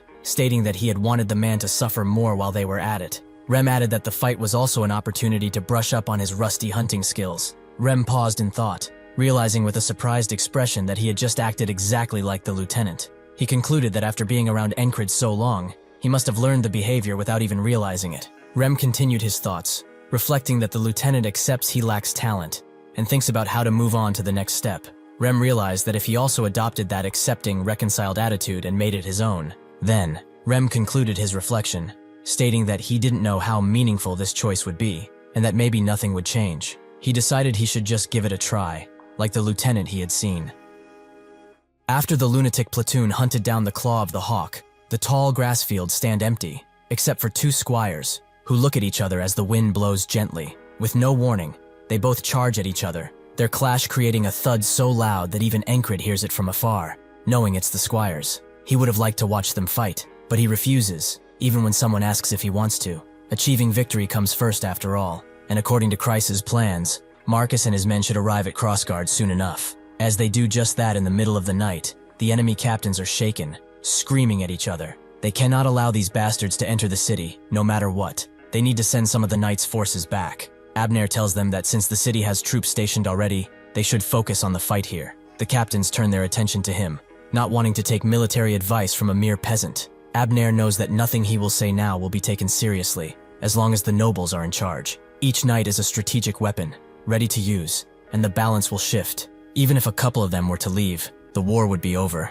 He decides to return to the capital, as there is nothing he can do anymore. As the guards are looking out for the Norelia forces, they see that they have actually retreated, and this is all a part of Marcus's plan. They will pretend to attack, and once the Aspen sends people back, their knights will not hesitate to take advantage of this. With their forces dispersed, they won't be able to stop them no matter what. This plan allowed their forces to earn a gigantic victory. All of this, thanks to those damn lunatics. With this loss, the Aspen forces lost too much to continue the war. They requested an armistice by offering the lands around the tall grass fields as compensation, and Norelia graciously accepted. Spring had arrived, and with the flowers springing up, The long war against the Aspens was finally over. 10 days pass, and Encred has returned to the border guard. Most soldiers have lost their discipline, only doing their menial tasks. But he cannot do the same, as he has many fights to think about, and many skills to hone. Suddenly, a soldier comes to him and asks if he could teach him, introducing himself as Paul, a lower-ranked soldier. Encred had seen him around from time to time.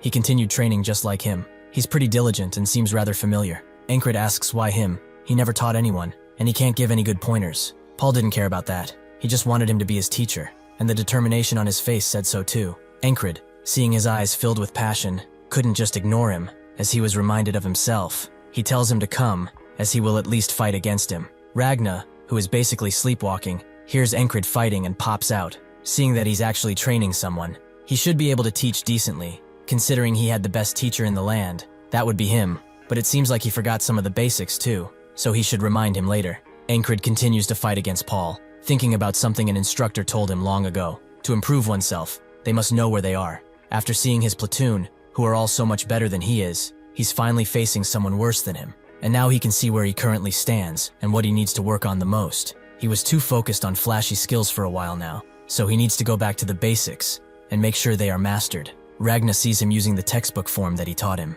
It seems that he realized the thing about the basics too. Seeing him, it makes him want to. Before he can finish, Rem interrupts him, and they begin bickering like usual, Ragna not wanting any of it, and telling them to piss off, as he is way too tired to be doing this. Still though, he gets face to face with Rem. Encred is not at all surprised that they are going at it again, and Jackson notes that they have a lot of eyes on them. Encred did not even hear him approach, making Jackson wonder if he hadn't been training his senses properly. He sighs and notes that everyone's eyes aren't on those bickering idiots, but on him. Encred takes a closer look and sees that everyone has stopped to look at his training, some considering Paul to be lucky that he can train with him, and some noting that they should all be leaving him. Later, Marcus thinks of Encred, from the squad leader of the losers to the platoon leader of the lunatics. His constant path towards improvement has been recognized among soldiers as a prime model to follow. He is a war hero, recognized by all. After climbing on stage, he speaks, noting that the reason why he summoned the nobles and soldiers of the border guards was to recognize the valiant efforts of this war's key contributors.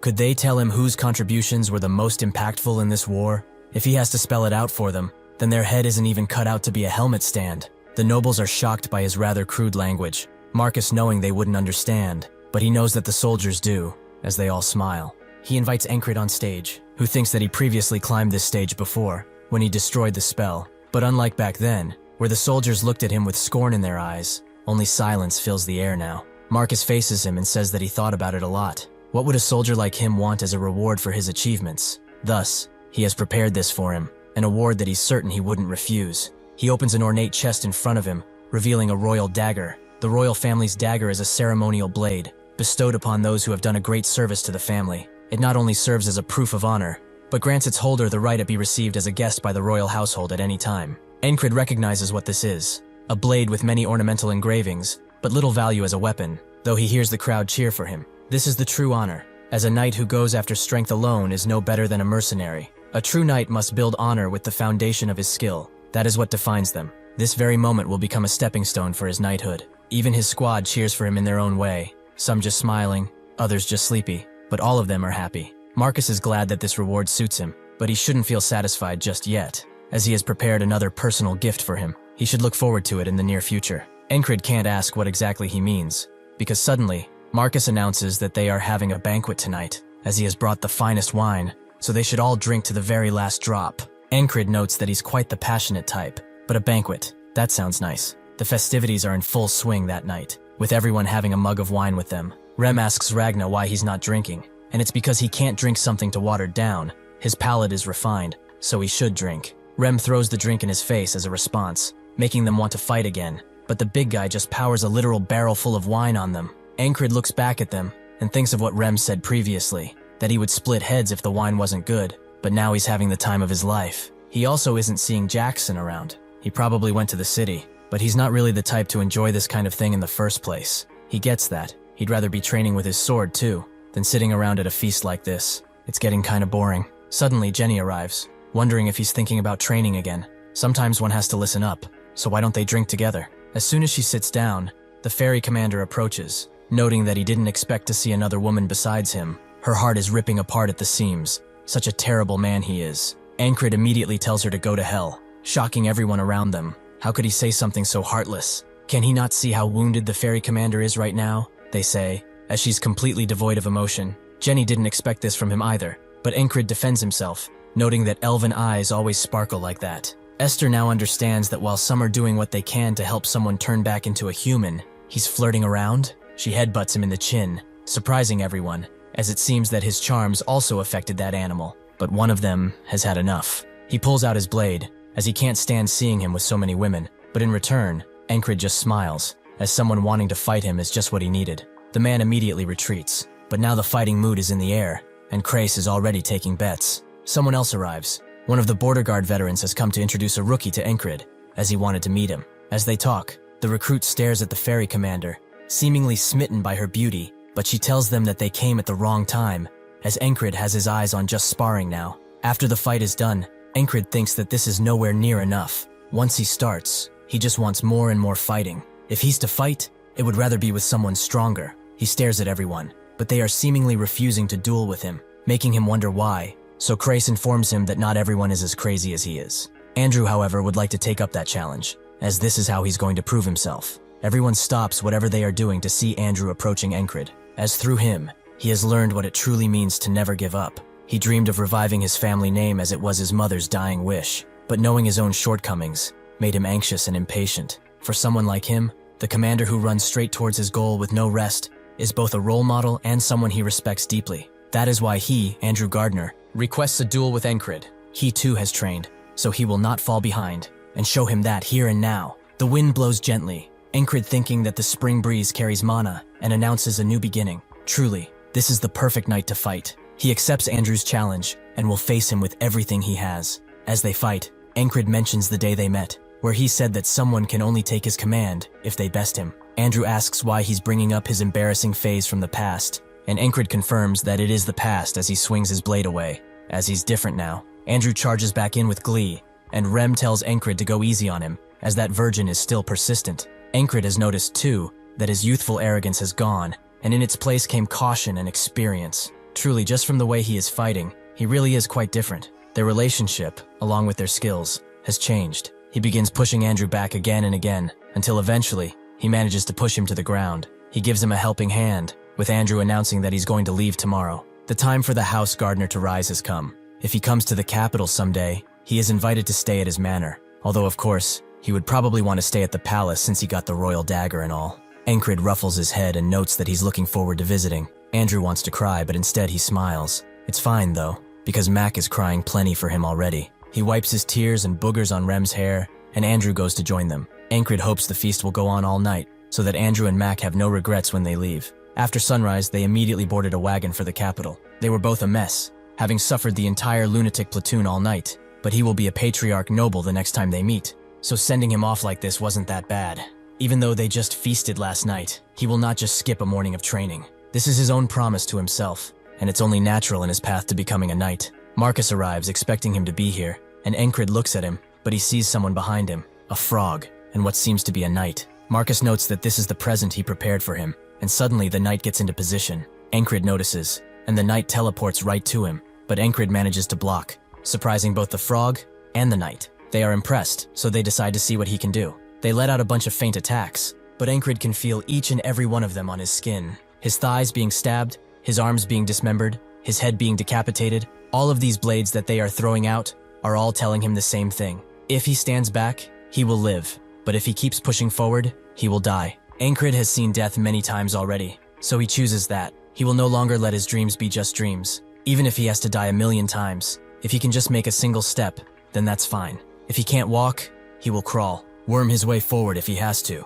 The knight is surprised to see this, and as Ankrid makes his last step, the frog intervenes, and the knight notes that they have never seen anything like him before. He withstood that, even without being able to manipulate it at all. If he stood there any longer, he would have really died. Ankrid asks for their identity, and she identifies herself as Asia, Proto-Knight Asia. Ankrid, after hearing this, falls on his back, but Jackson catches him, and Rem is really curious. Does she expect to get away with this just because she's a Proto-Knight? She's confused. Who are these guys? The frog analyzes all of them. The barbarian in the front, the silent one, and the big oaf. They are all incredibly talented. especially the one in the back. From his blonde hair and red eyes, he seems to be from the north, and even if he had just awoken, he is already at his full potential. Marcus tells them to stand down, as it's not what it seems, and Isha guesses this is the lunatic squad. They really are insane. Rem asks what the hell they are doing, but Marcus interrupts him and asks the frog if she thinks Encred can become a knight. The squad is taken aback by this. What do they mean? The frog thinks that the reason Marcus called them is that frog eyes can determine whether someone is talented or not, and to see if he has what it takes. This is the present that Marcus prepared for Encred, but unfortunately, she has to break the bad news. It's impossible for Encred to become a knight. He has pretty obvious limits. It's impressive that he made it here in the first place, although there is still someone she's interested in. She asks Ragna if he wishes to become a knight, and he tells her to piss off. She heard that these lunatics only follow their leader's command, and it seems to be true, for him to refuse an offer from a red cape knight. Ija notes to Marcus that she did him a favor and decides to leave, but the frog would like to stay a while. She speaks with Marcus about her lodgings, and Ija knows it's about that blonde guy. Frogs, they only care about what interests them and nothing else. But still, that guy is pretty good. Encred withstood her aura and even took a step. She had never seen anyone do that, especially the step. He would be a monster if he realizes this power, but if it was that easy, anyone would become a knight. Encred's old friends saw all this. He was just keeping guard when he heard a noise and decided to investigate, but he certainly didn't expect something like this. He knows that Encred dreams of becoming a knight. He has never hidden this, so everyone in their battalion knows about it. That is what troubles him. He stood tall all this time, no matter what other people said, but for someone who reached his dream to consider it impossible for him, even if it's Encred, that's extremely harsh. He goes to their cabin, and Rem opens up, asking what he wants. Before he can say, he notices the frog is right next to Encred, who excuses herself, and Rem doesn't really care, as she does not harm. He wonders why they are all acting like this is completely normal. The dream of their leader, who they all follow like dogs, just got shattered. He could be devastated completely. Encred wakes up, and Rem immediately tells him that they said he has no chance at becoming a knight. He keeps screaming it again and again, and Encred just says, "Really?" The friend pushes Rem away and tries to tell him that he will be fine. But Encred doesn't understand the worry. He decides to go train, as he doesn't have time, and he missed his morning routine because he passed out. With Encred out, Ragna wakes up too and decides to leave, with the frog finding this very fun. The friend wonders why he's acting completely okay, and Rem tells him it's because he's stubborn. Even if a knight said those same words the frog did right in his face, he wouldn't care at all. He's persistent to say the least. Now he understands no defeat means no despair, and no giving up. That is why he will not be talked out of anything. He decides to go and train too, as he will not lose to Encred. As he does his push-ups, he thinks on the power of a proto-knight, that illusion of blades specifically. It wasn't any regular old murder intent. That was different. The frog detects his curiosity and asks if he would like to know. Encred wants to know about intimidation. Is that what the skill is called? Ragna approaches with one simple question. What separates knights from them? Those who have surpassed their limits dream of knighthood, but he will never become a knight until he realizes this power. Only 1 in 10,000 can learn it. A mysterious power that doesn't just work. The frog notes that he might give up if he tells him about that, but Encred wants to know, no matter what. The frog notes that the intimidation that Ija showed is only a part of it, with Ragna continuing. The broad designation of all the powers used by knights to become superhuman, that thing is called will. It is the power of volition. Some might call it just willpower, but this is the greatest feat of humans. To be able to use it, one needs to face their limits and overcome them, and then to truly understand. He stops himself, noting that he will just figure it out, as he can't say yet. The frog explains that will manifests differently, depending on the individual. The method for one to realize their will is unique. Although all this talk is meaningless when he hasn't even broken through his limits, Ragna agrees with her assessment. Encred understands, but then, what should he do to overcome his limits? The frog once again notes that it's for him to decide. He can't know his limits until he reaches them. Encred cuts her off, as he understands he will just keep repeating what he does until he drops dead. The frog smiles, as in her opinion, that will never work. A frog's ability to discern talent is closer to instinct than anything, and that instinct comes from experience. She has experienced countless humans. She is better than any other frog in discerning talent. 2 things are considered in her discerning process. First, whether they truly have talent, and the second is whether they have the will to carry on. Normally, it's not even worth consideration if the first is not met, but in his case, his will is stronger than any others. He has a conviction like none other. He is truly a being of mystery. A frog lives to satisfy their carnal desires. Some frogs dedicate their lives to strength. Some fall in love, but what it desires is to study the unknown. She pulls down her cloak, telling Encred that he will be in her care from this moment forth. Encred extends a hand and asks for her name, which is Luagarn. That night, as they dine in the hall, everyone's attention is drawn towards the mysterious frog that is dining with the lunatics. Out of all the people here, the friend notes that she decided to stay here, and the others immediately swarm him with questions, to the point where only that side of the mess hall becomes occupied. Rem notes that they are uncultured, but Jackson doesn't really want to hear that from him. They immediately begin sparring, with Krace noting that they are both uncultured ones. Luagarn has assessed all of their talents, and in truth, they are all insanely talented, having surpassed their limits long ago. If they realized their will, they would have all become knights, but that also requires luck. Jenny asks Encred if he shouldn't stop them, but he notes that it's fine, making her ask if he's blind. Encred explains that they are not hiding anything from each other. They seem close enough to the point that they probably won't kill each other, he says as they pull out their blades. Encred pays them no mind and asks Luagarn where she decided to stay, and she prefers to stay next to him if possible. Suddenly, an axe flies towards her face, and Encred has to block. It was thrown by Rem, who notes that the place next to Encred is his. She can't have it. Luagarn notes that they really are all crazy, and Encred apologizes for him. She's fine though. She's inclined to forgive those who are good-looking. Encred heard that frogs are sensitive to looks, and Jenny agrees. They are all lookers. Luagarn notes that he gets a pass too. She can forgive a degree of rudeness. So is there anything he wishes to ask? Encred knows exactly the question he wants to ask. Would she like to have a duel? Luagarn is surprised he's asking that after training all day. Encred notes that he will duel and train again right after, with Luagarn noting that he's the most insane person here, and Jenny agrees, confusing Encred. Luagarn thinks that normally, people would be exhausted after doing what he did all day, which means his mentality is stronger than most, by orders of magnitude at least. How would he be if he realized his will? Encred notes to Jenny that he's quite practical, but she just thinks that he's delusional. Luagarn isn't one to spend her time on someone she doesn't see potential in, but she will play along for a bit. After she takes her cloak off though, she promises not to go easy on him, but that is exactly what Encred wanted to hear. In the Principality of Aspen,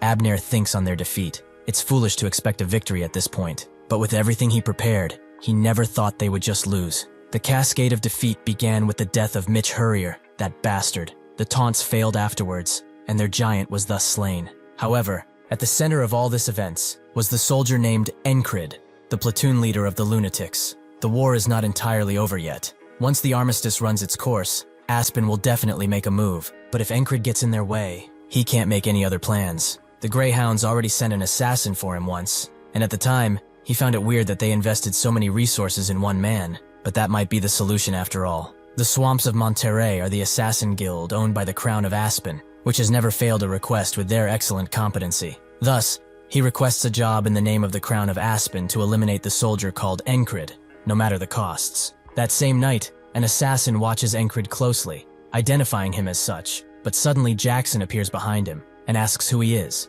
A secret admirer of the boss, perhaps? Thank you for watching. See you next time. In the outskirts of the Aspen, at the secret hideout of the Monterey Guild swamps, a man smashes his fist into the table, demanding to know how they have lost contact with one of their assassins again. This is apparently the fifth one. One of the assassins reports that someone keeps taking them out. They sent an intermediate assassin now, but still, he couldn't do a thing. The old man knows that this request was sent by the Aspen Crown. If their guild, which is owned by them, fails this quest, the future of the guild will be unclear to say the least. He knows of only a few people who can take this request now. The best assassins in the guild, the Locks brothers. Regardless, they must complete the mission. As Encred walks around town, people recognize him and begin handing out gifts, but he initially refuses. The people insist though, one man noting that his son returned alive thanks to him, and so they swarm him with gifts. In this massive crowd though, an assassin draws a needle-like blade, and two others sit nearby, waiting for the perfect moment. That moment soon arrives, and they all throw their blades at Encred at the same time, but they get deflected by some crossbow bolts, and one of the assassins gets strung up by a noose. Encred notices the air slightly shifting, but what was it? As Jackson chokes out one of the assassins, another appears, knowing that he's the bastard who keeps getting in their way, so he charges in, but Jackson uses the string to tie him up by the neck as well. The other assassin, who was sitting in the house, knows that this is bad. The brothers didn't stand a chance, and they need to take out the target now. Unfortunately for him, Jackson has noticed his presence already. He breaks his needle knife with a throwing one and strings him up too. Encred approaches, asking what he is doing all the way over here, and Jackson notes that he just found some drunkards who were about to get run over in the streets, so he moved them to prevent that. Encred senses alcohol in the air, but would do something nice for some strangers. Jackson asks if that's a problem, and Encred says it's not and goes on his merry way. Jackson knows that Encred has to spend this time getting stronger, and he won't let these idiots get in the way, although it seems that they keep getting better and better. That half-fairy and rat that came before them too was quite vicious. Still, who do they think they are? He makes his way to the shadowy part of town and goes directly to the guildmaster of the local assassin guild. He reports all that he has done, and she thanks him for it, but it seems like it's really the swamps of Montera. What should they do? Jackson suggests they take them out their way and leaves, leaving the guildmaster kind of sad. Still, she summons her assassins and tells them to send a warning to the swamp of Montera, as they have had enough. All assassins who enter this city from this moment forth shall be killed. With no other way to kill Encred, the Montera guildmaster goes to Abner with shame, reporting that the task is impossible. He is guarded by those who outclass them in every way, and they are quite skilled within Aspen at least. But those guys, they are the best in the entire continent. Abner understands. He rescinds the request. If Encred truly is something special, then he will see him again on the battlefield. 3 months have passed since the return of the border guard. The weather is warm, and some soldiers are resting nearby. Encred, who is still training despite the warm weather. It seems that it wasn't just luck that made him stronger. He wonders how strong he will get if he trains like him, but Rem calls bullcrap. Ragna is sad too. He taught him everything, yet he's still like this? Everyone from the squad seems to be doubting him, even Luagarn. Was she mistaken? It's not that. He's just as untalented as she first thought, and she admits it to his face that he's in a slump. Encred, however, doesn't see it that way. He's taking huge steps that nobody can truly see, except him. Just as the sun is about to rise, Kreis is under his blanket, trying to read something he apparently can't understand. As he does that, Luagarn pulls his cover, as he is too noisy, but as she berates him, she notices the letter he's reading, and Kreis asks if she can read it. As the sun peaks over the mountain, Encred immediately gets up and notes that it's time for his morning training. As he does that, everyone watches, with the consensus being that he's not improving at all. Jackson notes that he probably knows he's in a slump too, but why does he not seem bothered at all? Rem is really curious about this. What is he really thinking? After finishing his training, Marcus calls for him, giving him a mercenary request. Encred reads it, to take out a colony near a frontier town. Marcus explains that things get tough outside the city at this time of year. Monsters and beasts sprout out like crazy in the summer. Once they have enough numbers and a leader rises, that pack of monsters becomes a colony, which threatens nearby towns. A large colony has been seen near a frontier town. He will give him command of the town defenses, so he will have to take care of it. Jenny comes by as he prepares to head out, but she's surprised by how much she carries on him, just like back at Crossguard. Encred notes that it's good to be prepared, and Luagarn agrees. For such a large colony, preparation is essential. As Kreis looks at the request too, Encred thinks about the whistle daggers. It would be cool to have more, but there is no way to get them now, as he doesn't have any half-elves to loot. As Kreis reads the paper, he begins to shake, and immediately approaches Encred, begging to let him come with, as this is the chance of a lifetime. There is a hidden treasure right where the frontier town is. More precisely, the hidden riches of the legendary trader Dolph, from 100 years ago. Encred remembers that map. He picked it up in the last battlefield. Kreis explains further that this story is infamous among those who handle money. Dolph's treasures must be in an old dungeon, to the point that the traps don't even work anymore. Jenny can't read it, and Encred can't either. Is this some kind of ancient script? Luagarn notes that she helped him with that. She's a scholar after all, so deciphering old scripts is easy. Encred is surprised to see a battle-hungry frog be a scholar, and Jenny agrees. But Luagarn tells them that they shouldn't generalize. Encred decides to let Kreis come, with the condition that it doesn't take too much time. They will set off tomorrow. Suddenly though, most of them say they are not going, as they are either sleeping in or on some business. Kreis wonders what it is. They were obsessed with him before, but Jenny is curious if they will be okay with only this much manpower. Luagarn decides to go with them, as there is no reason for her to stay here without Encred, something which Esther doesn't like. Kreis thinks they should be fine like this, and gets to packing, but Encred looks at his others, his face not betraying any emotion. After they finish preparing, Kreis wonders if the panther is coming with them, and Esther hisses at him, confirming that she is indeed coming. Before leaving, Jackson hands Encred some whistle daggers, as he has his ways of collecting them. Encred asks if this is what he was doing yesterday, but Jackson just thinks he will need all the help he can get at this point. Encred gives them one last look, noting that he knows why they are doing this, but they will see each other when he gets back. It will be more fun then. Rem gets up after he leaves, wondering what he is thinking. Ragna notes that there's no sign of him getting better, but Jackson says that there were periods where he improved a lot. They still believe in him though, wondering how he will surprise them this time. Rem finds him odd and gets up, inviting Ragna to fight with at least half of their lives on the line. The others join him too, hoping that Encred keeps his word, because they too will prepare themselves. A colony attracts nearby monsters and beasts. Thanks to that, They expected the journey to be difficult, and it is just that, as they are swarmed with beasts at the moment. Grace notes that there have been 6 groups since they started, and Jenny apologizes. She was sure this was the right way. Encred says it's fine, and they keep moving. Apparently Jenny knows of a side path where not many monsters pass, but each time they keep meeting beasts. Luagarn finds this odd. Even if there is a colony nearby, this isn't no Devil's Gate either. Encred knows what that is. The source of the monsters and beasts. A land unreachable by humans, and suspected to be the catalyst for monsters. This just keeps getting weirder, and he has a bad feeling about it. After they arrive at the town, the leader welcomes them, and Encred says that they are here about the mercenary request. Before Encred can finish, a man who has seen some fights in his time appears, noting that they will talk with him about that. He shakes hands with Encred, introducing himself as the leader of the town watch, Deutsch Fullman. If he is frank, they already took care of the colony. The men of the watch are composed of well-trained mercenaries. Monsters and beasts are no match for them, and they have the wall too. A masterpiece created by an engineer from town. A regular beast can get through. There is nothing for him here. They will convey that the request is completed, so he can leave. Encred refuses.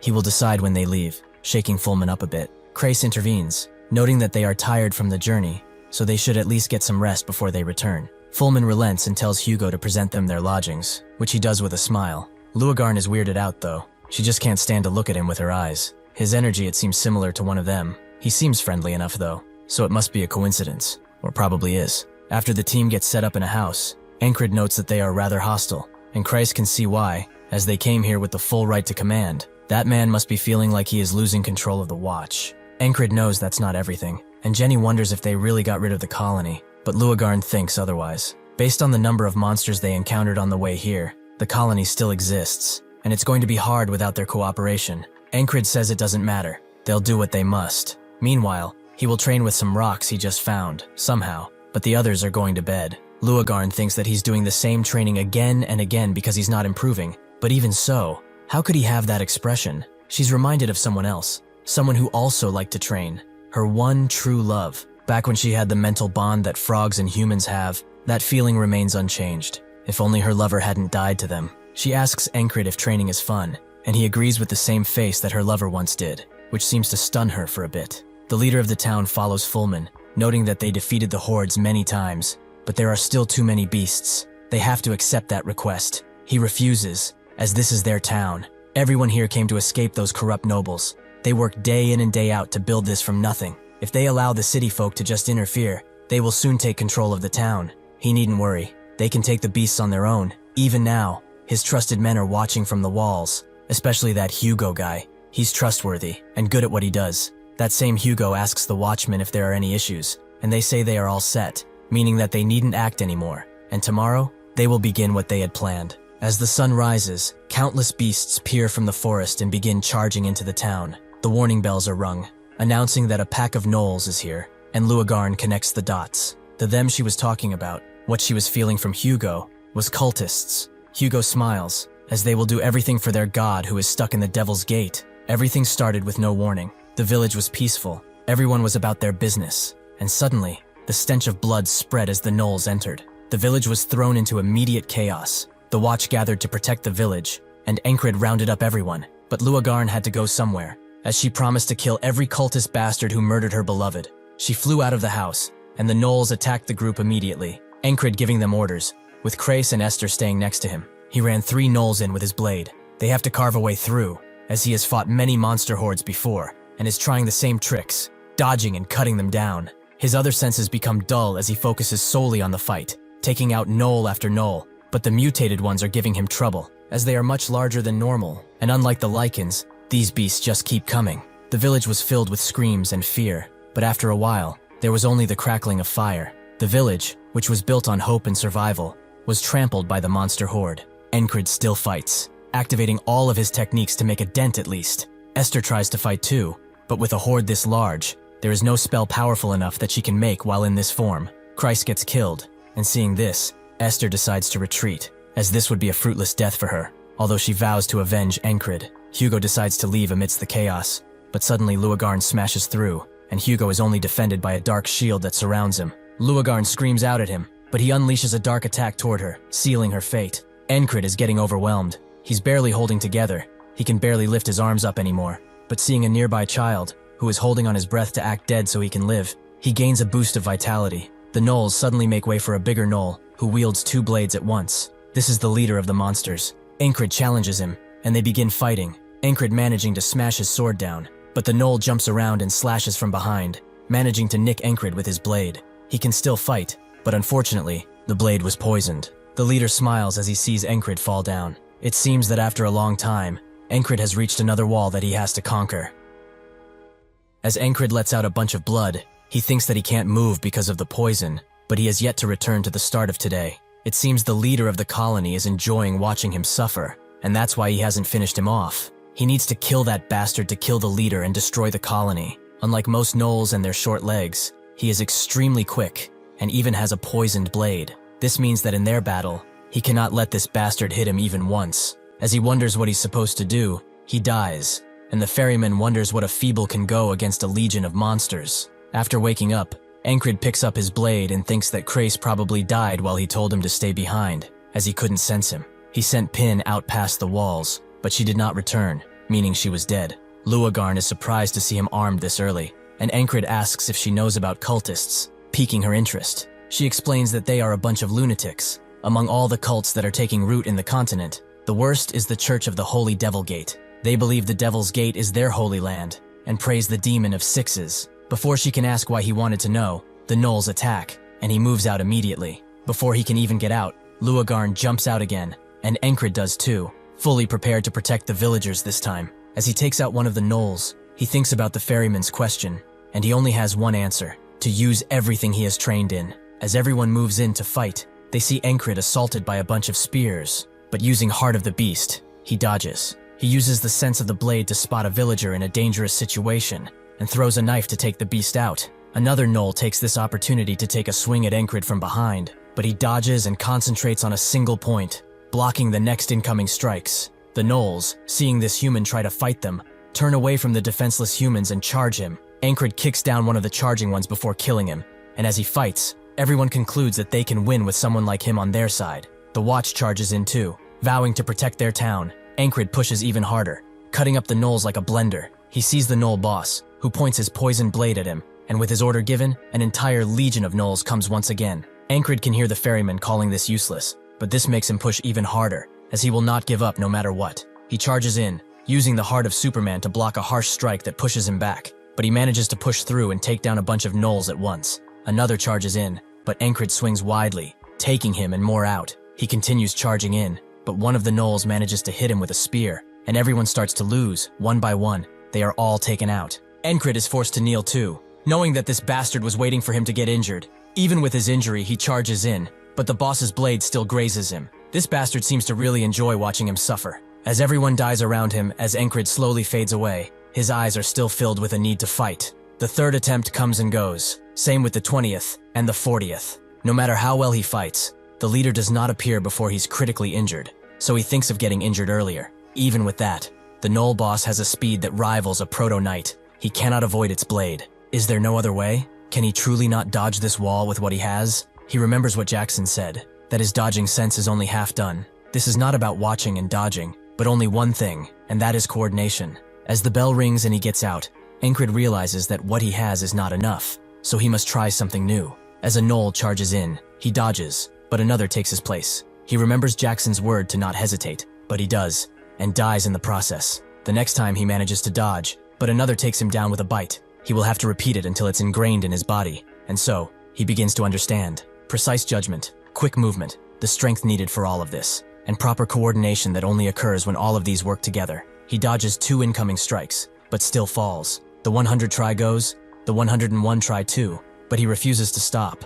He keeps going, just a little longer, until he fully realizes his dodging sense. The others watch him in awe, especially Esther, who wonders what he is planning to achieve by taking on so many gnolls. Ankred thinks to use only the minimum amount of movement to not tire early, and predict their attacks to stay one step ahead. He dodges and dodges, until he can't anymore, and he falls again. He, however, wanted this, as his real opponent is the boss. There is a trick he's picked up after dying to the poison all the time. Instead of waiting around to die, he charges in, a much quicker death. He gets up again, looking at Luagarn, who has not changed at all, no matter the day. She chased after the cultists, and never came back. He asks if she knows about the cultists, which she notes are the greatest group of cultists on the continent, committing atrocious acts for their god. They also sacrifice humans for ritual summoning. Encrid heard rumors within the mercenary world about a salamander that spits flames from its body, that it was cultists who summoned it. Luagarn notes it's no rumor. She witnessed a summoning of that thing with her own eyes. Encrid thinks that the monsters attack at daybreak,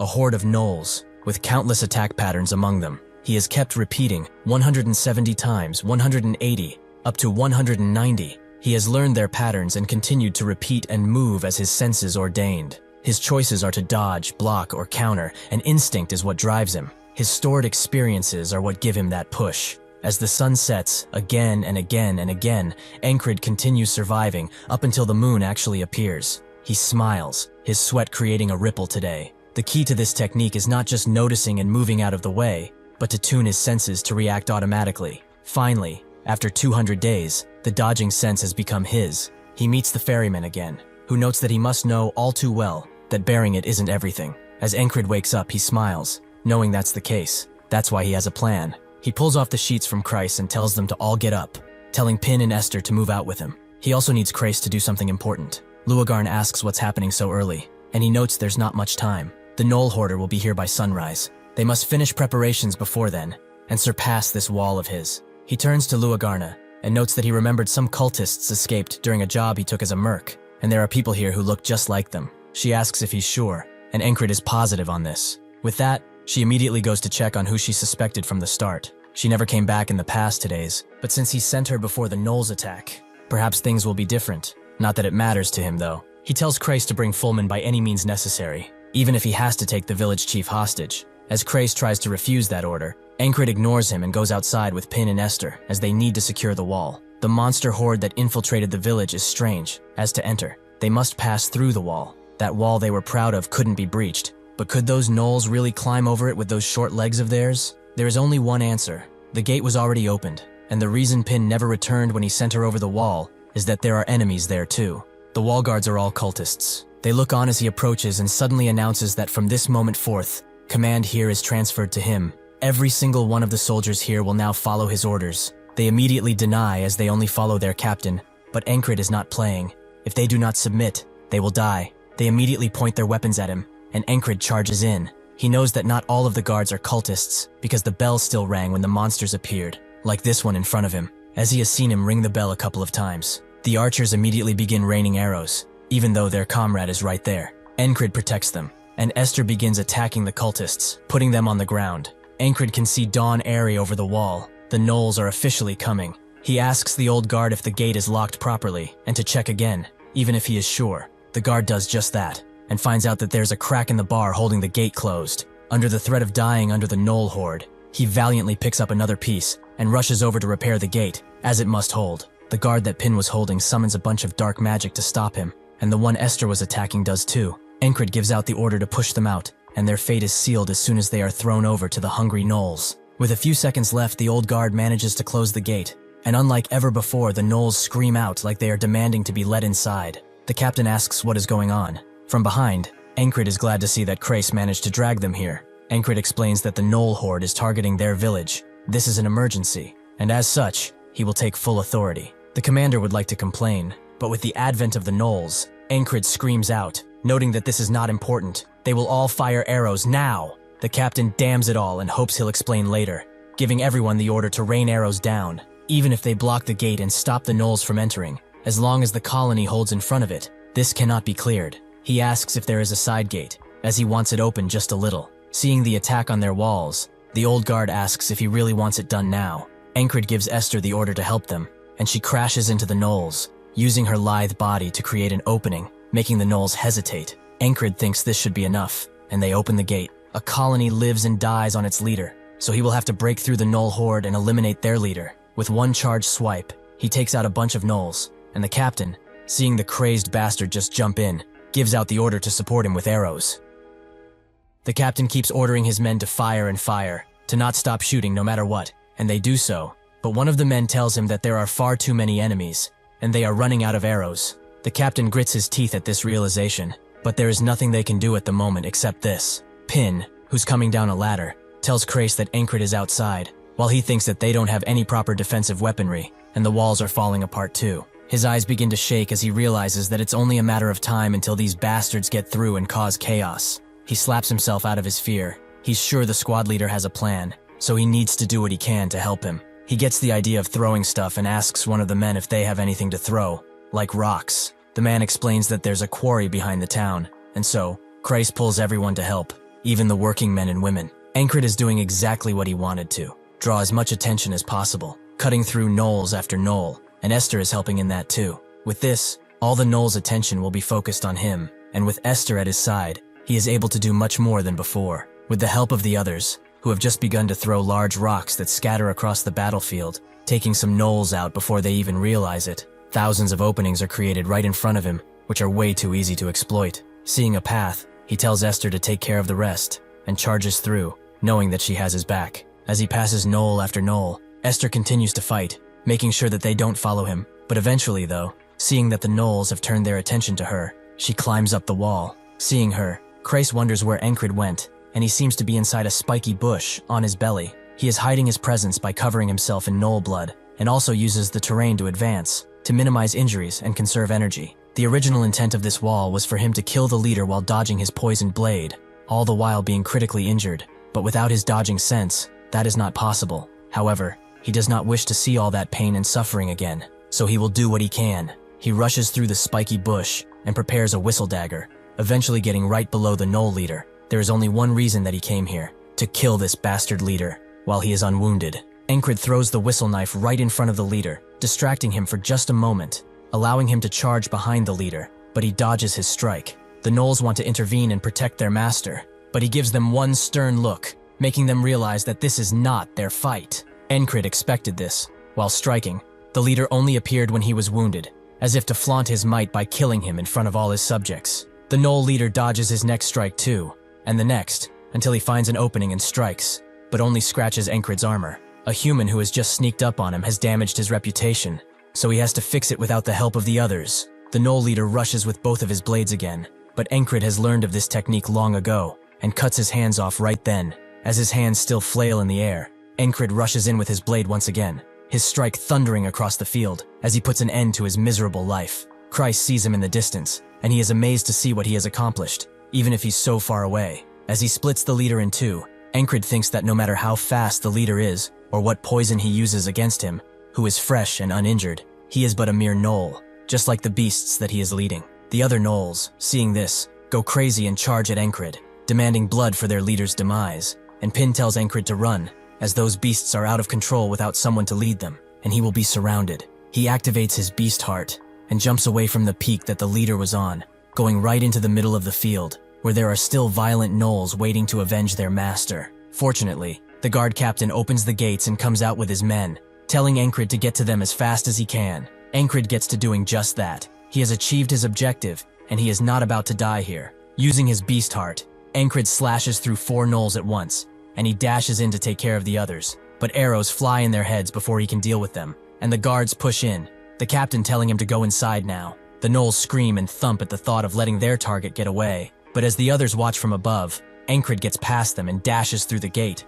The captain calls his men of the watch away, telling them to retreat, and as the gnolls charge in, they close the gates as everyone gets inside. The people continue to throw stones, and the gnolls get driven away, seeing that they have no chance to enter. Everyone is quiet as the gnolls run away. There is only silence after this hard-fought victory, and Christ screams out after seeing the empty plains, noting that they did it. Everyone cheers, and the captain looks at Encred, who is now slumped on the ground. He thinks that it all happened in but a few moments. He knows their town was almost wiped out, and that he was the one who stopped it. He was sent temporarily, yet he did so much for a town that meant nothing to him. Encred looks at him and notes that he wanted answers, right? The captain notes that he will call a doctor as he walks away, as they should take care of him first. Only then will they talk. As the sun begins to fall over the mountains, Encred informs the captain about what happened, about how there were cultists among his men, and how they sabotaged the gate too. Kreis notes it makes sense now. A colony of that size is unnatural at best. Large colonies number a few hundred max,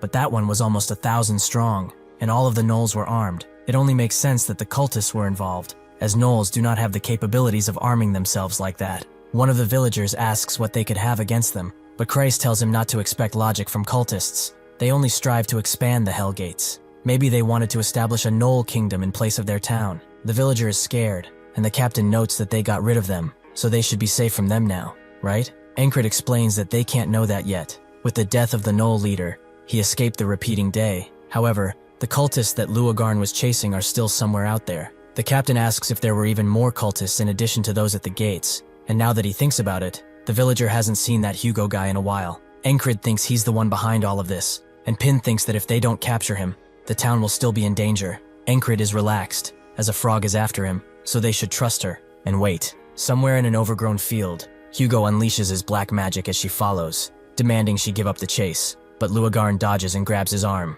Unfortunately, using his authority, he slips away from her grasp. The authority of the cultists is the reason why these lunatics constantly get new followers, because they can easily achieve powers and change their lives. Hugo slips behind her and dashes away again. Seeing how he has many authorities, this guy has probably been a cultist for a long time. He's used his powers to escape up until now, but no more. She uses her whip to capture him, knowing that he's running out of juice, and goes in for a killing punch. But that's when she's interrupted by the sound of gnolls approaching in the distance. Seeing this opportunity, Hugo uses all his might to push her away, and retreats to the gnolls, who are now under his charge, as their eyes glow the same shade of purple as his. That night she returns, and Ankrit asks what happened with Hugo. She tells them that she lost him, and Pin asks how. She's a frog, and Krace is repeating the same thing. She tells Ankrit that their men are rather insubordinate, but Ankrit notes that she's a frog in name only. Now she understands where they got it from. If it weren't for that Gnoll pack at the end, she knows she would have gotten him, but he became their leader and escaped. Ankrit notes that cultists are a persistent bunch, so he will come back to his town sooner rather than later. Pin asks if they really have to fight more cultists, but Ankrit thinks it's not a bad thing. A dispersed colony is dangerous, so they cannot leave them be, and they can take out the cultists along with them. Pin asks how they are going to take out 1,000 gnolls, with the cultist at the helm too. Christ thinks this is better. They cannot know what a beast thinks, but they can anticipate the actions of a human. Ankrit says they should get planning. By the time the sun rises, they will have finished their preparations. That night, as a carrier hawk flies away with a message, the villagers are rightfully informed of what is happening, and to put it lightly, their reactions are not mild, as there is just no way they can hold out against such an attack again. The village chief explains that they sent a reinforcement request to Count Bantra, but even at the fastest, that will take 7 days. The captain wonders if they have no choice but to endure, but Krace tells him that it might not take 7 days, not if the plan they prepared works. The captain asks if they really do have a plan, and Ankrit notes that this is land all of them built with their own hands. A village like that, he will not let the gnolls trample on it. The next day, the bell rings loudly as his forces wait outside, just as the gnolls begin appearing, this time, carrying ladders. Luagarn is kind of impressed by this, and Ankrit notes this Hugo guy has more talent as a teacher than a coolist. Krace tells him this is no time to joke. The moment those reach the wall, it's over for them. Ankrit pulls out his blade, and Luagarn enjoys it when the target is clear. It's time to commence the operation. Seeing them outside, Hugo calls them idiots and throws his gnolls at them. And as they charge in violently, Ankrit thinks that the premise of the plan is the same. A colony collapses only when its leader is killed. The captain said that even with the cultist dead, if they just recklessly kill the leader first, the gnolls will scatter around the area and continue threatening the village. Christ knew this already. Hunting them down one by one would be too huge a task, and nobody was going to do it. Firstly, they will drastically reduce the number of gnolls. Ankrit cuts through a few like Swiss cheese, gnolls falling on the ground one after another, before jumping above one that was holding a ladder and crushing it along with him. Hugo is surprised by his skill, and Luagarn thinks that when she was hunting this bastard yesterday, she heard Ankrit went alone and killed the gnoll leader. Honestly, she could not believe it at first. He'd fallen into stagnation not so long ago. There were no signs of growth, but even without all that, she is seeing him today, much stronger than before. With one large swipe of his blades, he eliminates tens of gnolls at once, proving his prowess is enough to change the battlefield. With that level of strength, he is almost at the stage of a junior knight. The people continue to throw arrows and rocks at the gnolls, dampening their advance, and while getting into the fight, Luagarn's heart begins to race. As she takes out one of the latter gnolls, she thinks that seeing Ankrit, the unknown that he is, makes her feel young again. As Ankrit continues cutting his way through, Hugo wonders who this madman is, how he is cutting through 100 gnolls by himself. At this rate, he will be pushed back, so he decides to fall back, but that's when he sees something strange. Luagarn is carrying Ankrit away, who seems extremely exhausted. This gives Hugo a bright idea. That night, the captain noted that even if everyone manages the gnoll packs with the squad leader at the front, how are they supposed to kill that damn cultist? Hugo will not show himself easily. He is cautious and knows how to use his head. Krace knows that, but guys like that, once they are convinced, are the ones who cannot turn back. Hugo charges in again, knowing that Encred is strong. As long as he is here, he cannot take the village, but he can only fight like a junior knight for a moment, and this has taken a toll on that weak body of his, so he will wear him down. 1, 2, 3, it's the 4th day, where they attack and withdraw again and again. He must be exhausted from holding back the Knoll packs, as one Knoll overwhelms him, and Luagarn is forced to help him out. It's clear that even if he tries to fight, he's useless on the battlefield. Hugo charges behind him, as he knows that a guy who cannot use his strength is an easy target. With the power of his authority, he will finish this. He summons his might, preparing a dark and ominous blast. But that's when Encred turns around and cuts his hand clear off, taking him by complete surprise. Encred notes that acting really is hard. He is not built for it. Krace says that first, they showed overwhelming force and instilled the idea that the Knolls alone cannot stop Encred, then deliberately showed their belly, their weak side. A cautious guy like that, to be sure of victory, will use the Knoll packs to wear down Encred, and thanks to that, most of the Knolls are dealt with. Finally, the moment the cultist showed himself, he fell into their trap. Hug calls him a vermin. How dare he trick him? Encred notes that the one fooled is at fault, so should he be more ashamed of himself? The guards immediately aim at Hugo, at the behest of their commander, and Luagarn notes that he shouldn't even try to escape. Hugo damns it all. As these lunatics are far more powerful than he anticipated, he was completely off guard. Well, this is it. His reason to create a new Holy Land. He points at them with his remaining hand and notes that this is not over. He will sacrifice his life to fulfill his purpose for the Devil's Gate. As he says this, a dark aura permeates around him, and Luagarn tells Encred to be careful, as what he is seeing now is a summon. Hugo calls out the beast behind him, the dog of Huoren, telling him to rip them apart. The beast immediately lunges at them, its eyes and maw glowing as it goes for Luagarn, who dodges and whips its head off, but it seemingly regenerates without issue. Now she understands that it's visible, yet she has a body that is not really physical. This cultist has just summoned an evil spirit. Her whip begins to glow a humming blue as she explains that physical strikes don't do anything against evil spirits. As Encred wonders if that whip is a magic tool, the beast charges in once again, just as Luagarn says that she has chased cultists for a really long time, so she is prepared for situations like this. She catches the beast's arm in her whip and rips it off, but this time, due to the magic residue, it does not regenerate. Hugo doesn't really care about the dog of Huoren, as it's only meant to be a distraction. The real threat lies within his next summon. He uses that same dark energy on his arm, which begins to grow as the dark mana shapes it. This summon strikes and disappears, and always splits the heart open, the arm of the warrior, a towering amalgamation created only from his arm. However, this summon has taken a toll on him, as he coughs up blood, his body not being able to handle 2 summons at the same time. Even so, this was clearly what he should have done. As the arm lunges toward Encred, who is unbeknownst to it, he only notices just after the blade begins falling on him, and Luagarn tells him to dodge. Hugo thinks that it's far too late. He smiles, as the spirit will pass through all things to hit its target. As long as he takes out this bastard, it's his win. Seeing as he cannot hope to dodge, Encred lunges forward with his blade, preparing to clash it against the summon, but Esther doesn't seem at all scared, and sure enough, his blade glows the same humming blue as Luagarn's whip, as it slashes the summon apart. The two are left completely stunned, and Encred is just as surprised to see his weapon glowing. Esther thinks that he always does stupid stuff, so she thought he would be in danger while fighting that cultist. For this reason, she took the liberty of imbuing some mana on his blade, as a gift. Hugo is really mad now, and demands to know what that sword is, and Encred sighs with a dramatic pause, noting that he doesn't know either. Hugo can't believe how stupid he is, but that's when his heart aches, forcing him to his knees. He clutches his chest tightly, thinking that the effect of destroying the spell is taking a heavy toll on his heart. After all, it seems that it was his heart that was split open. He falls to the ground, and the hound disappears too, Luagarn noting as such. Encred is just glad that they no longer need to fight, as the cultist seems to have stopped breathing. As the last remnants of breath leave Hugo's body, his control over the Knolls falls too, and they decide to book it out of there. But the captain of the watch screams out for his men, telling them that they must end it here. They all get out, as they must take the Knolls out, so that they never threaten them again. As his men do that, the captain goes to Encred and bows his head slightly, thanking him for protecting this town, and if he could, for forgiving his rudeness when they first met. Encred tells him that he carried out the request as it was written, and he did the same thing. There is no need for thanks. He turns to Luagarn, noting that they should help with the Knolls too. As the captain watches him go, the village head comes outside too, noting that they really survived. The captain thinks that he shouldn't be here, but the village head thinks it's fine. The Knolls are no longer a threat. He looks back at the wall, noting that it took quite a beating. The captain smiles,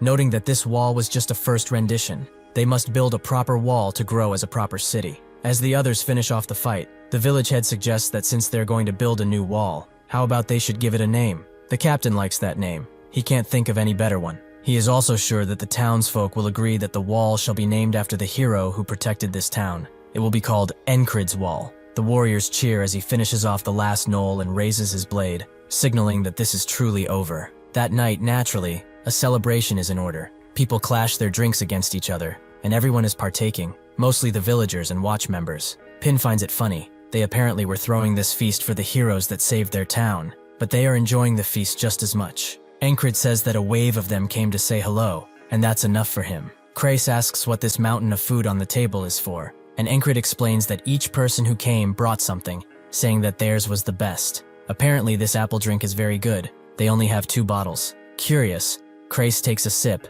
and his eyes immediately light up with an opportunity to make money. If they sell this to the border guard, they will make a fortune. As he pours some wine into Esther's mouth, he notes that he is thankful for what they did, but he is afraid they are making the town run out of provisions. Luagarn notes that he shouldn't care. They are doing this to thank him, so he should at least enjoy it a little bit. As they chat, the village head notes that he's decided he will be marrying off his daughter to Encrid, and his grandpa agrees that he will make a fine son-in-law. The mother of said daughter screams at both of them, as their daughter is just 5. Another child notes that he trains under the hero, with a watchguard telling him to relax a little. The captain notes that training under Encrid does sound good, and Krace goes to the master brewer, wanting to chat up a little business idea he cooked up. As he hears the laughter and voices of the people who were once under the threat of death, Encrid smiles, noting that this is nice. For the past 4 days, he's felt what it's like to face the cultist while putting up an act. He's broken past his previous limit, and he has also realized that his powers are still not absolute, not without his will.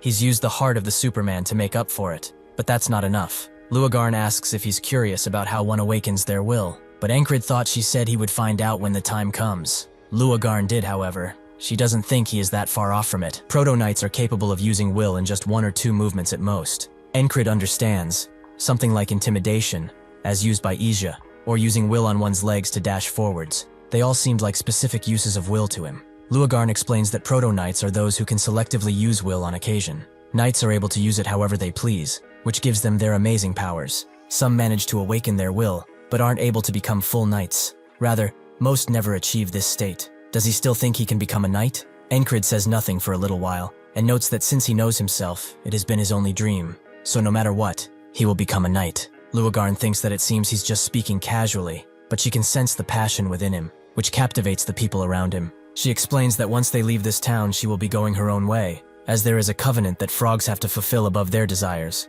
so she cannot stay for too long. Encrid understands. This is goodbye then, and honestly, she did stay longer than expected. Luagarn tells him that he needn't be so polite with her anymore, as she doesn't like being treated that way by someone she likes. If he does achieve his dream of becoming a knight, she will fall for him. To a frog, the mental love that forms is mutually exclusive of reproduction. It means to convey a deep fondness. It does not matter if the target of their love has another partner of their own. Rather, they make themselves known and excuse their relationship. It is rare and rather special for a human to be loved by a frog, but Encrid doesn't even flinch, telling her to go ahead. Luagarn wonders if he even realized what she just said, but even so, she's beginning to grow fond of that denseness too. The next day, the men of Viscount Ventra arrive near the village. This was the one that messaged them about the large colony of gnolls attacking them, but now that they are looking at it, this doesn't seem to be the case, as they are just making holes. The captain wonders if they weren't being attacked, and one of his men notes that it seems like they are using monster carcasses to farm. The village head goes to them,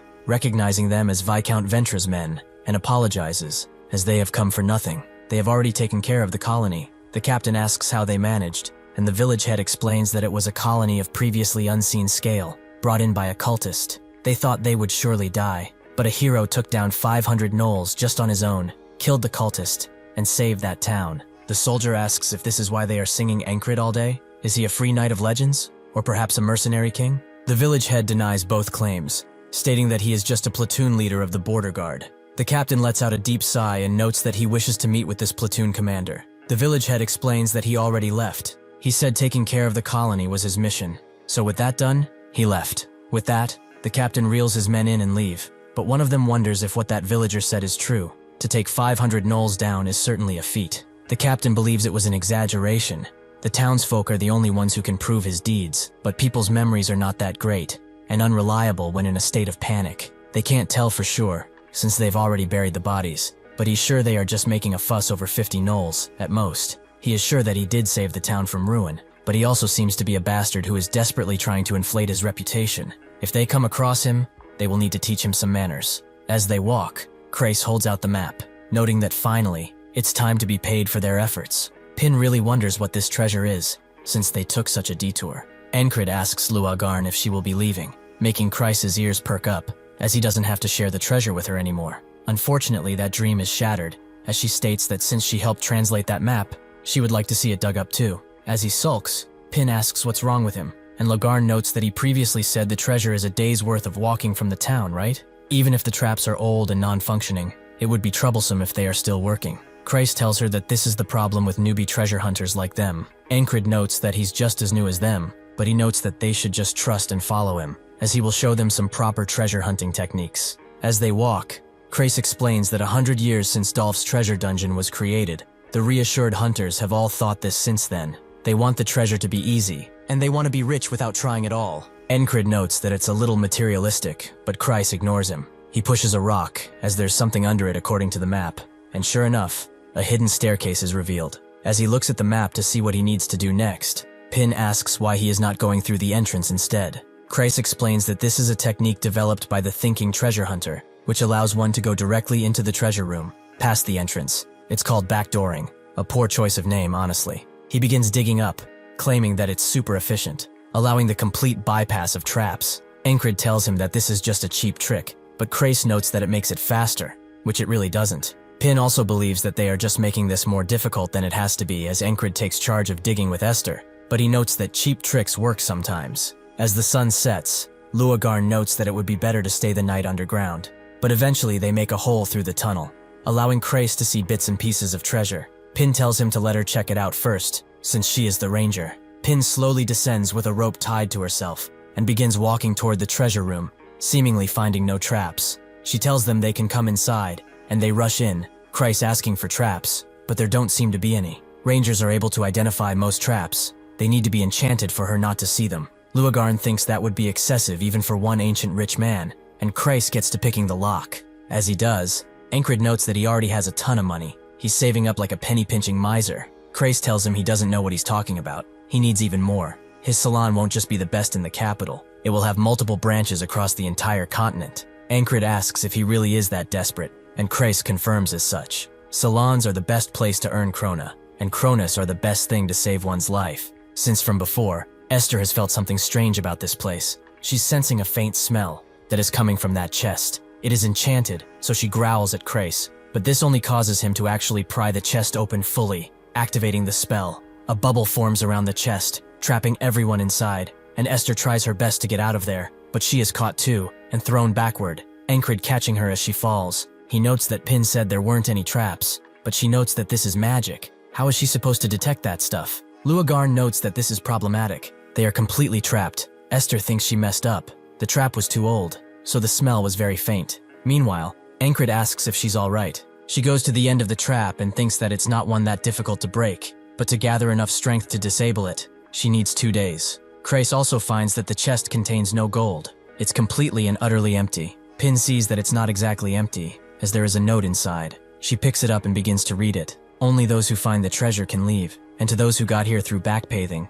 too bad, as this is the only trap in this dungeon. Pin notes that his little trick was for nothing, and Krace becomes increasingly annoyed, as this chest is empty. What treasure are they supposed to find here? Encred points to the sword, noting that there is a treasure. The edge was lost to time, but the steel is good. That right there is a good sword. Krace goes to it, and notes that it seems to be a piece of junk, but whatever. Since it's the only thing here, might as well. As soon as he grips it though, he is transported somewhere else, and as he looks around, a figure pops up, aiming to take his life. Krace screams and falls back on the chest, closing it again. Pin asks what's wrong, and Krace acts all weird, asking where that lunatic with the sword went. Pin wonders if he's gone crazy from the lack of gold, and grabs that sword too, claiming that this is all he did. Unfortunately, the same thing happens to her, and seeing them so scared, Luagarn decides to try too. She goes to the sword and grips it, but as she tries to pull it out, her hand slips. Encred thinks that frog skin is slippery. That's why their loop weapons have finger holes. However, this sword doesn't even have a pommel,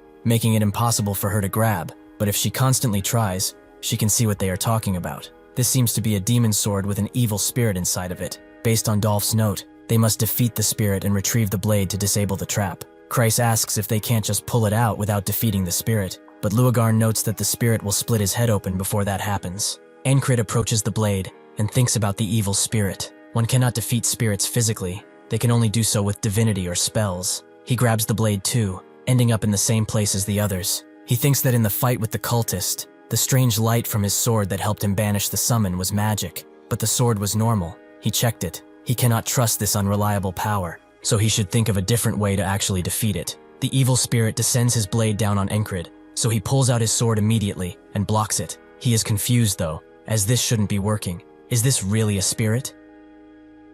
The spirit deflects Encrid's blade, and he skids a bit on the ground, thinking that this is an evil spirit that he can hit, but this thing is different from a normal evil spirit. If he can subdue it, before he can finish that train of thought, the spirit charges in again, and he tries to use the heart of the superhuman, but it doesn't seem to be working. The spirit lunges his blade at Encrid, but he deflects it, causing an opening, and charges in with his thunderous blade. However, the spirit uses his momentum to go under his strike, predicting his movements, and allowing him to go behind, where he can cut off Encrid's head with ease. With that, he is taken out of the spirit's realm. Kreis is wondering if he is all right, and Pin sees that he is sweating profusely. Encrid puts a hand on his neck. It hurts from the beheading. He definitely died to that spirit just now, but why didn't he return to today? He asks how much time passed, and Kreis thinks it was about 5 seconds maybe. Encrid thinks that he fought for over 20 seconds there, so the flow of time is different too. One is in a completely different space when they hold the sword. He explains that he just died in front of the spirit,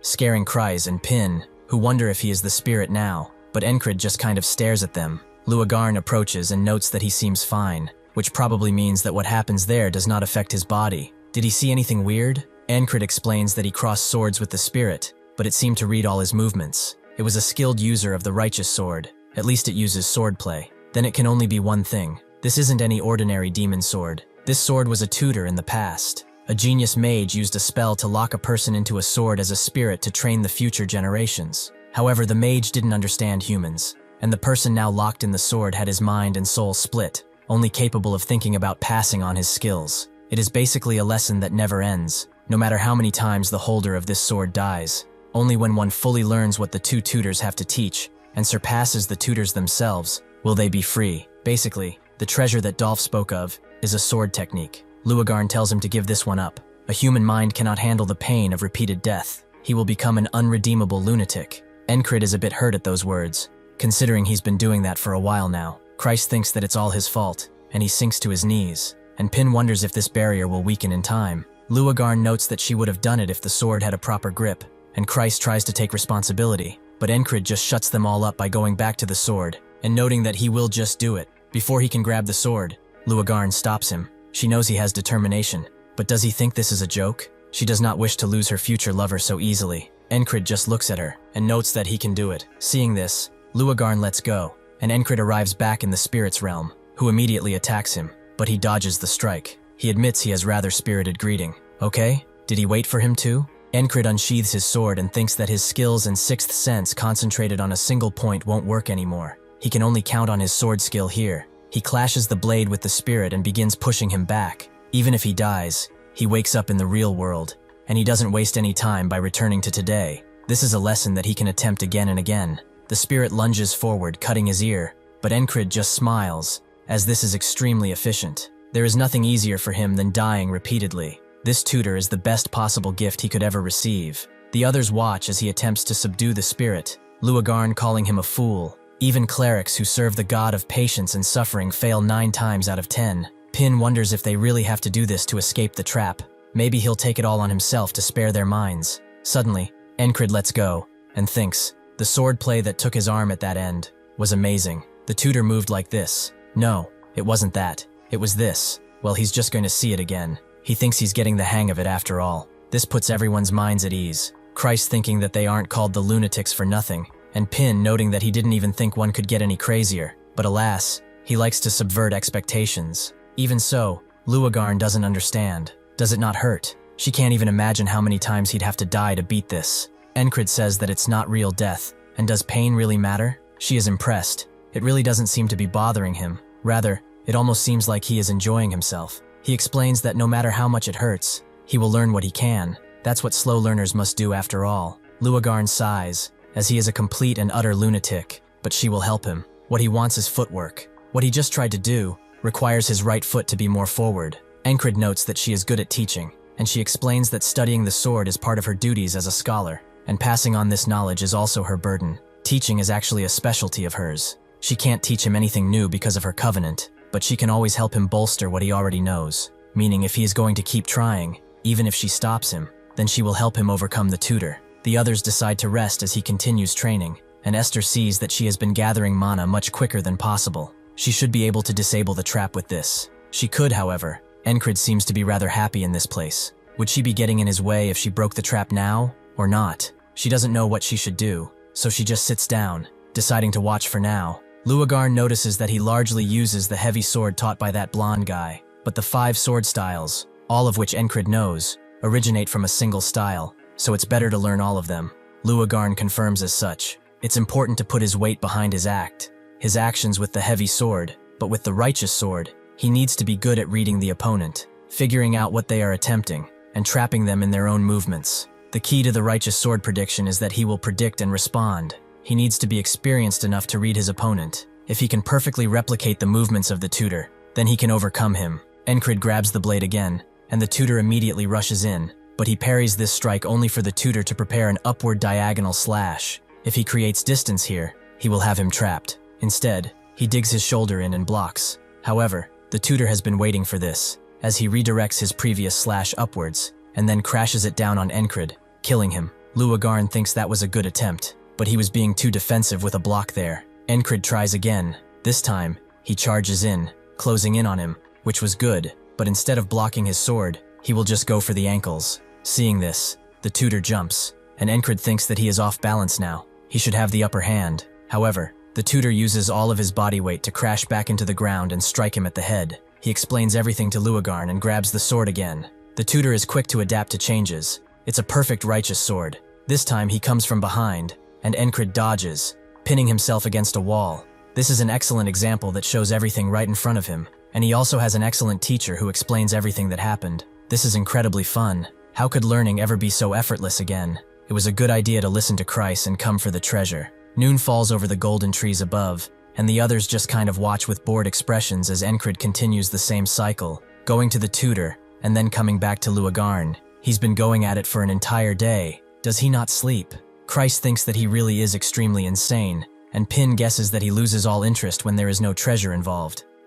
Christ wonders what he's supposed to do with something he can't sell. He doesn't get why he's so obsessed with becoming stronger. Pin does actually. Those who can go forward will not be bound by limits set by others. She realizes now, while watching him, that Luagarn thinks so too. He has a strong will that doesn't falter, no matter how painful. He has died at least 100 times while fighting the tutor. But is that why he's improved so much? All of the movements he's seen while fighting the tutor, he has been able to perfectly replicate them in time. She determined Encred's limits with her own eyes. This speed at which he is learning isn't possible for him. So what is going on? Why is he evolving so much? Encred thinks that when he used the dodging sense against the gnolls, he had to figure out what he couldn't understand by learning through death. Once his body got used to the skill, he began to understand, and that allowed him to utilize the skill even better. Gifted people who can quickly and easily learn skills. He is now beginning to show talent just like them. Luagarn is honest. His fortitude surpasses that of humans. It's honestly pretty frightening. Christ thinks that an evil spirit possessed him, and Pin supposes they will visit a temple when they return.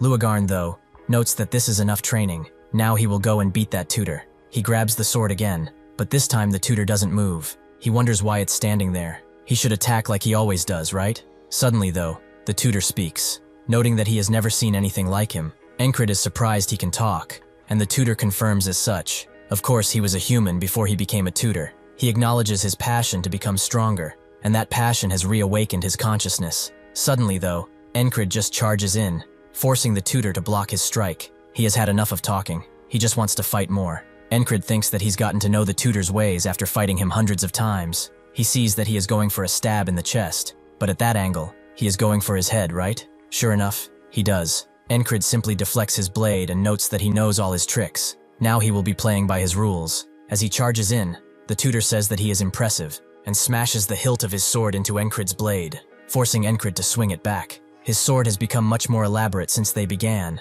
The way he reads the fight, and the way he handles the sword like this, they cannot get much better. Encred unleashes a wide slash, making the tutor crouch down and note that he still has a lot of gaps. Encred was expecting him to do this. Those gaps, those things he considers weaknesses, are his trap. He sidesteps the tutor's strike and unleashes one of his own, actually managing to damage the tutor. This causes him to stumble back, and before he can get up, Encred smashes his blade into the ground with his foot and holds the sword at his head. He has served him well. With that, he smashes his blade into the tutor's opening, taking him out, ending the fight, and overcoming him completely. Encred wonders how much stronger he is now. Well, to know for certain, he will need to return soon and fight all of them just like they've done before. Before he can leave though, the tutor comes out of the armor and thanks him. Before he lost his mind, after becoming the tutor, it was his dream to piece together the lost sword technique of his family. He studied until he died. Encred asks how long this will take, as he is taking too long, and turns around, making the tutor note that it will take around a minute. Encred tells him to keep it short, so the tutor sighs and sits down. He recovered his mind during the fight against him, and he completed the sword technique. His long-awaited dream has come true, and that sword technique has been transferred to him in its entirety. It is the end. It was pretty scary seeing him come back again and again, smiling like that, so he hopes he never has to see him again, at least for like 2 lifetimes. Encred is a bit annoyed, as he was the one killing him all this time, and with this, the barrier begins to dissipate. Luagarn asks if he's done it, and Encred confirms as such. The human in this tutor is gone. This is now just a regular sword. Kreis is glad that they can live, and Pin notes that it's the middle of the night, so why don't they just camp here? As they continue talking, Esther looks at Encred. How did he do it? As they all sleep, Esther approaches Encred and licks him on the face, sending him into her realm. He recognizes this flower bed. It is pretty familiar. Esther approaches him, noting that he purified the tutor through brute force, without any spells to help him. No magician could achieve something like that. Encred looks at her, and asks if that really is that big of a deal. Esther is a bit annoyed. He doesn't even understand what he has done.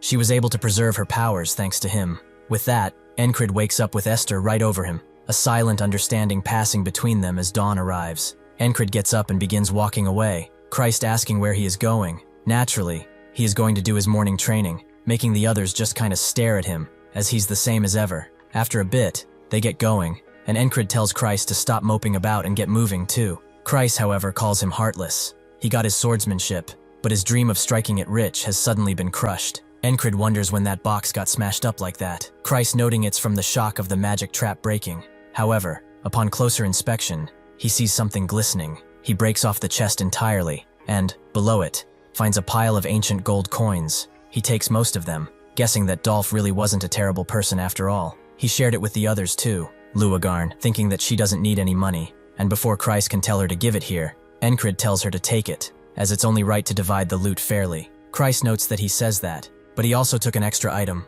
Since it's the tutor, it would fetch a high price if he sold it. He's not going to sell it though, is he? Encred confirms as such, but Christ wonders why he won't sell it, because he's a lunatic obsessed with swords, and Christ is a lunatic obsessed with money. The sword he was using got damaged while fighting the Null Horde too, so this looks pretty usable if he polishes it up. After coming to a crossroads, Luagarn notes that she'll be taking her leave now, and they all waver away. But before she fully leaves, she stomps her foot on the ground, catching Encred's attention. She asks if his goal is to become a knight. Does it really have to be for this country? With that, she leaves, and Encred goes back to his own group. But this has given him food for thought. When he first harbored the dream as a child, he didn't understand the concept of a country. Growing up, he realized that a knight bound to a country by an oath of loyalty is very different from what he dreamed of.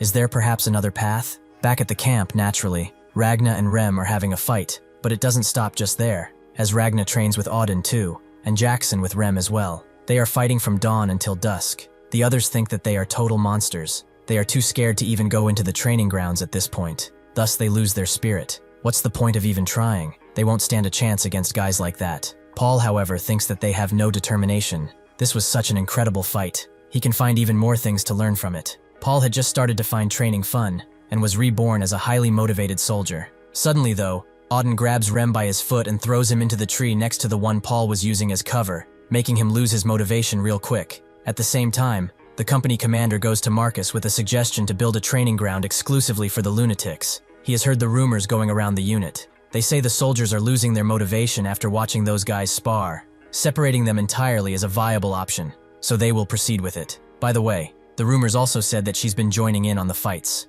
Is that true? Sure enough, the company commander has been fighting with them too. Confusing Rem. Aren't company commanders supposed to be busy? Is it really okay for her to be here playing with them? The company commander explained that, based on what she's seen thus far, if her fiancé has been quiet for a while, he'll always show her something surprising afterwards. And just being on the receiving end isn't the duty of a lover after all. It's about time he returned, and Rem simply can't wait. If he comes back with nothing to show for it, he will beat him half to death. That night, Encred returns, and he immediately reports to Marcus, explaining that they've all come back, and that Luagarn has returned to her post. Marcus confirms as such. He received advance notice that the request was completed safely. However, he has received conflicting reports. The Pioneer Village claims they are heroes who defeated a cultist and slaughtered 1,000 gnolls, and the other is from the commander of Viscount Ventra's forces. He told him to warn him not to make exaggerated claims of merit over a mere 50 gnolls. So which one is the truth? He wants to hear it from his mouth. Encred stays silent for a bit, and tells him to believe whatever he wants to believe. What power do the words of a mere platoon commander hold after all? If it's someone of the battalion commander's level, he probably already knows the answer, right? Marcus smiles and explains that as of this moment, the independent platoon has been promoted to a company, so he will continue to fulfill his duty as company commander. Encred is a bit confused though, as his company doesn't have 10 members. This doesn't seem to make any sense. Marcus explains that he is the one in charge of this city, so it makes perfect sense. He wants him to love this city just as he does. Eventually he goes back to the others, and Kreis asks if he heard they said a training ground has been built exclusively for their platoon. Encred notes that they're a company now, and Rem asks how the mission was. Heard he was flying around out there. As Kreis wonders what he means by company, the others swarm him with a bunch of questions, which makes Encred smile. Rem asks what's so funny, but he says nothing. He thinks that even if he returned to his hometown, where he was born, he wouldn't be able to feel this way. He looks at all of them and wonders if they should spar. Kreis notes that they haven't even unpacked yet, but Ragna agrees, and Auden notes that he must be confident. Rem, however, says that this is exactly what he wanted to hear. He wants to see just how fun he has become. Naturally, Encred and Rem are the first to fight, as at some point Rem became the standard for his strength. Is he weaker than Rem? Are they equal? Or is he stronger? Where does he stand now? The others watch as the fight begins. Encred begins with a wide slash, which Rem simply blocks. However, he seems to be pushing pretty hard. It seems he's coming strong from the start, huh? Encred knows that if he doesn't take him seriously, he will be getting pushed back. Rem appreciates this confidence, so he wants to see what he's got. He throws away Encred's blade and strikes with an overhead, which Encred deflects. They begin unleashing a flurry of blows at each other, the steel creating a show of sparks, before Encred raises his sword up and crashes it into Rem, who catches it with his axes and lets it fall right beside him. Auden sees that this is some excellent physical strength, even if it's thanks to using the barbarian's technique. His stamina to support it has vastly improved.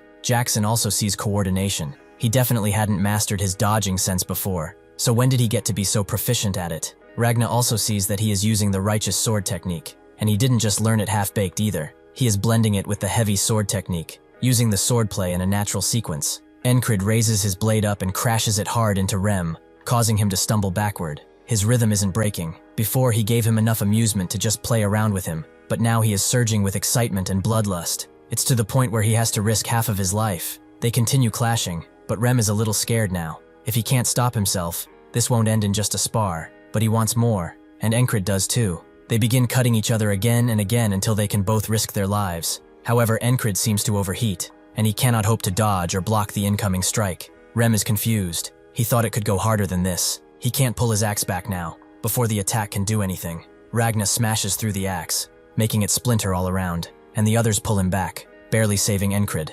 Jackson asks if he's trying to kill him as soon as he sees him, and Rem is annoyed. Why the hell? Are they stepping in? He would have certainly stopped cleanly by now. Auden also kind of understands why he couldn't stop himself, and Ragna is surprised too. He had begun growing steadily, but before they knew it, he had caught right up to them. Far too much. Why doesn't he just rest? Encred thinks that it's too early for him to collapse like this. So who is next? All three of them say they are at once, and Encred just tells them to decide, as it doesn't have all night. Rem, however, is confused. When did he get this far? On the day he first met him, he couldn't even imagine something like this. On that day, he was picking fights with people. He was already a prominent member of the reject squad, and he was doing this out of sheer boredom, not out of some sort of sadism. However, Encred came to stop him, making Rem ask who he was. Every bastard who came as their squad leader up until then was a complete, half-witted idiot. One of them was an old guy who demanded respect, but Ragna just smashed him with the hilt of his sword, and he quit instantly. Another who seemed very adamant to charge in got killed instantly in his first fight.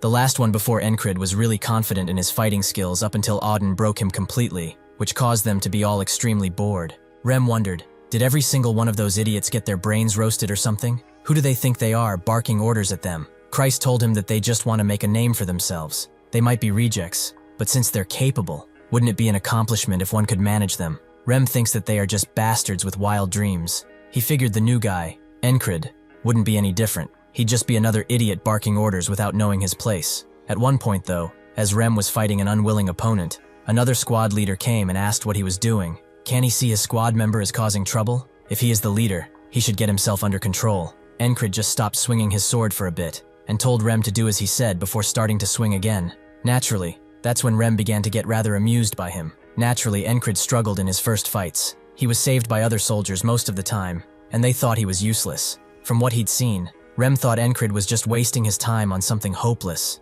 as after all, he was extremely talentless. At one point, after finishing training, he came around and asked why he was pushing himself so hard. What if he died doing that? Encred guessed that's the end of it though, but Rem was confused. If that was the end of it, there's even less reason to do it, right? Encred asks if there had to be any reason. He is just doing what he can. Rem was surprised. He may be talentless, but he was not something that he could hate. Then he asked him, if he said he'd teach him a way to get stronger, would he do it? That is why he had originally offered to teach the squad leader at the heart of the beast. For a long time, he didn't improve, no matter how much he taught him. Just as he was inwardly giving up on him, he began to change, and now he has been growing endlessly. The next morning, Rem stares at him and asks if he's awake. Encred gets up and wonders why he's staring at him like that. Did he cause an incident? Kill someone? Perhaps cripple someone? Rem asks what he thought he'd say to something like that, but once Encred stares at him, Rem tells Encred to stop undressing him with his gaze, as he is rather perverted. Encred doesn't really care about his jokes. If he didn't cause an incident, it's fine. Rem explains that the first weapon he learned to use when he was young was a spear. His father taught him. Encred remembers he was good with a spear too, but Rem explains that he is good with just about any weapon. He figured out how to use most of them just by swinging them around a few times. Encred asks if he is trying to brag, but that's not the point. When he was about 15 years old, the Western War broke out, and he made a name for himself there. Encred knows about the Western War. It was a war where various Western tribes rose up, each claiming rulership. It also came to be called the War for the Throne. After a long fight, one tribe emerged victorious, but the casualties from the war were severe because the entire West had been devastated. It ultimately met its end when it was subjugated by the Empire. Rem made a name for himself in the war at just 15. At that age, he was barely struggling to survive in a mercenary corps. The gap in talent meant that not even time passed fairly for Encred. Even so, that doesn't matter now. Rem gets to his point, as he wanted to ask something. Does he still intend to become a knight? Encred confirms as such. He never intended to give up on it in the first place. After a bit of silence, Rem explains that he will become a knight too. He's probably wondering why he'd say that now. Will he laugh it off, or ask if he's out of his mind? However, Encred says none of those things. He just agrees and notes that he should. Rem is surprised and smiles, following him outside for a spar. For this fun to continue, he cannot let him pass him by. These mainland bastards think there's only one way to become a knight, but the reality is different. There are beings like knights in the West too, named after an old legend called the warrior who pioneered the continent. They are called warriors. As such, he was the best among those candidates until he left the West, that is. Perhaps he should go back and find what he left behind. In a very clean-looking place, the bishop walks around, but suddenly he is stopped by a priest who has been running in the hallway. He apologizes for doing as such, but it's urgent. He explains that they failed to capture the frontier village, all because of one platoon commander. The bishop is a bit iffy. Are they certain it's not a member of the Knight Order? The priest confirms as such. In the first place, Noria is in no position to operate a Knight Order privately, which is exactly why they targeted her. The bishop thinks that they've dealt with external enemies, starting from Aspen, along with hordes of monsters swarming from the demonic realm. Internally, there was a conflict between the royalist faction and the noble faction too. The few knights they have are struggling just to prevent major incidents. The current Noria kingdom is a kingdom that is the very embodiment of chaos. They poured so many resources and capital into expanding that Null horde too. If they had captured the frontier village and turned it into a demonic realm, it could have become a holy land. By bringing Noria under the teachings of their cult, it was supposed to be an important foothold from which they would continue their holy mission. He wants to break something, but stops himself. It's too great an achievement to be the work of a mere platoon commander. It seems to be the result of a series of coincidences. They have too many future tasks to dwell on past events. However, they cannot simply ignore someone who has defied the will of their god, so they will send that out. By that, he means the Manticore, that nameless platoon commander. Since coincidences do not repeat themselves, by the rightful order of things, he will probably die by the beast's claws, and may he go to God's side when that happens, as this Manticore is no easy beast to quell. Thank you for watching. See you next time.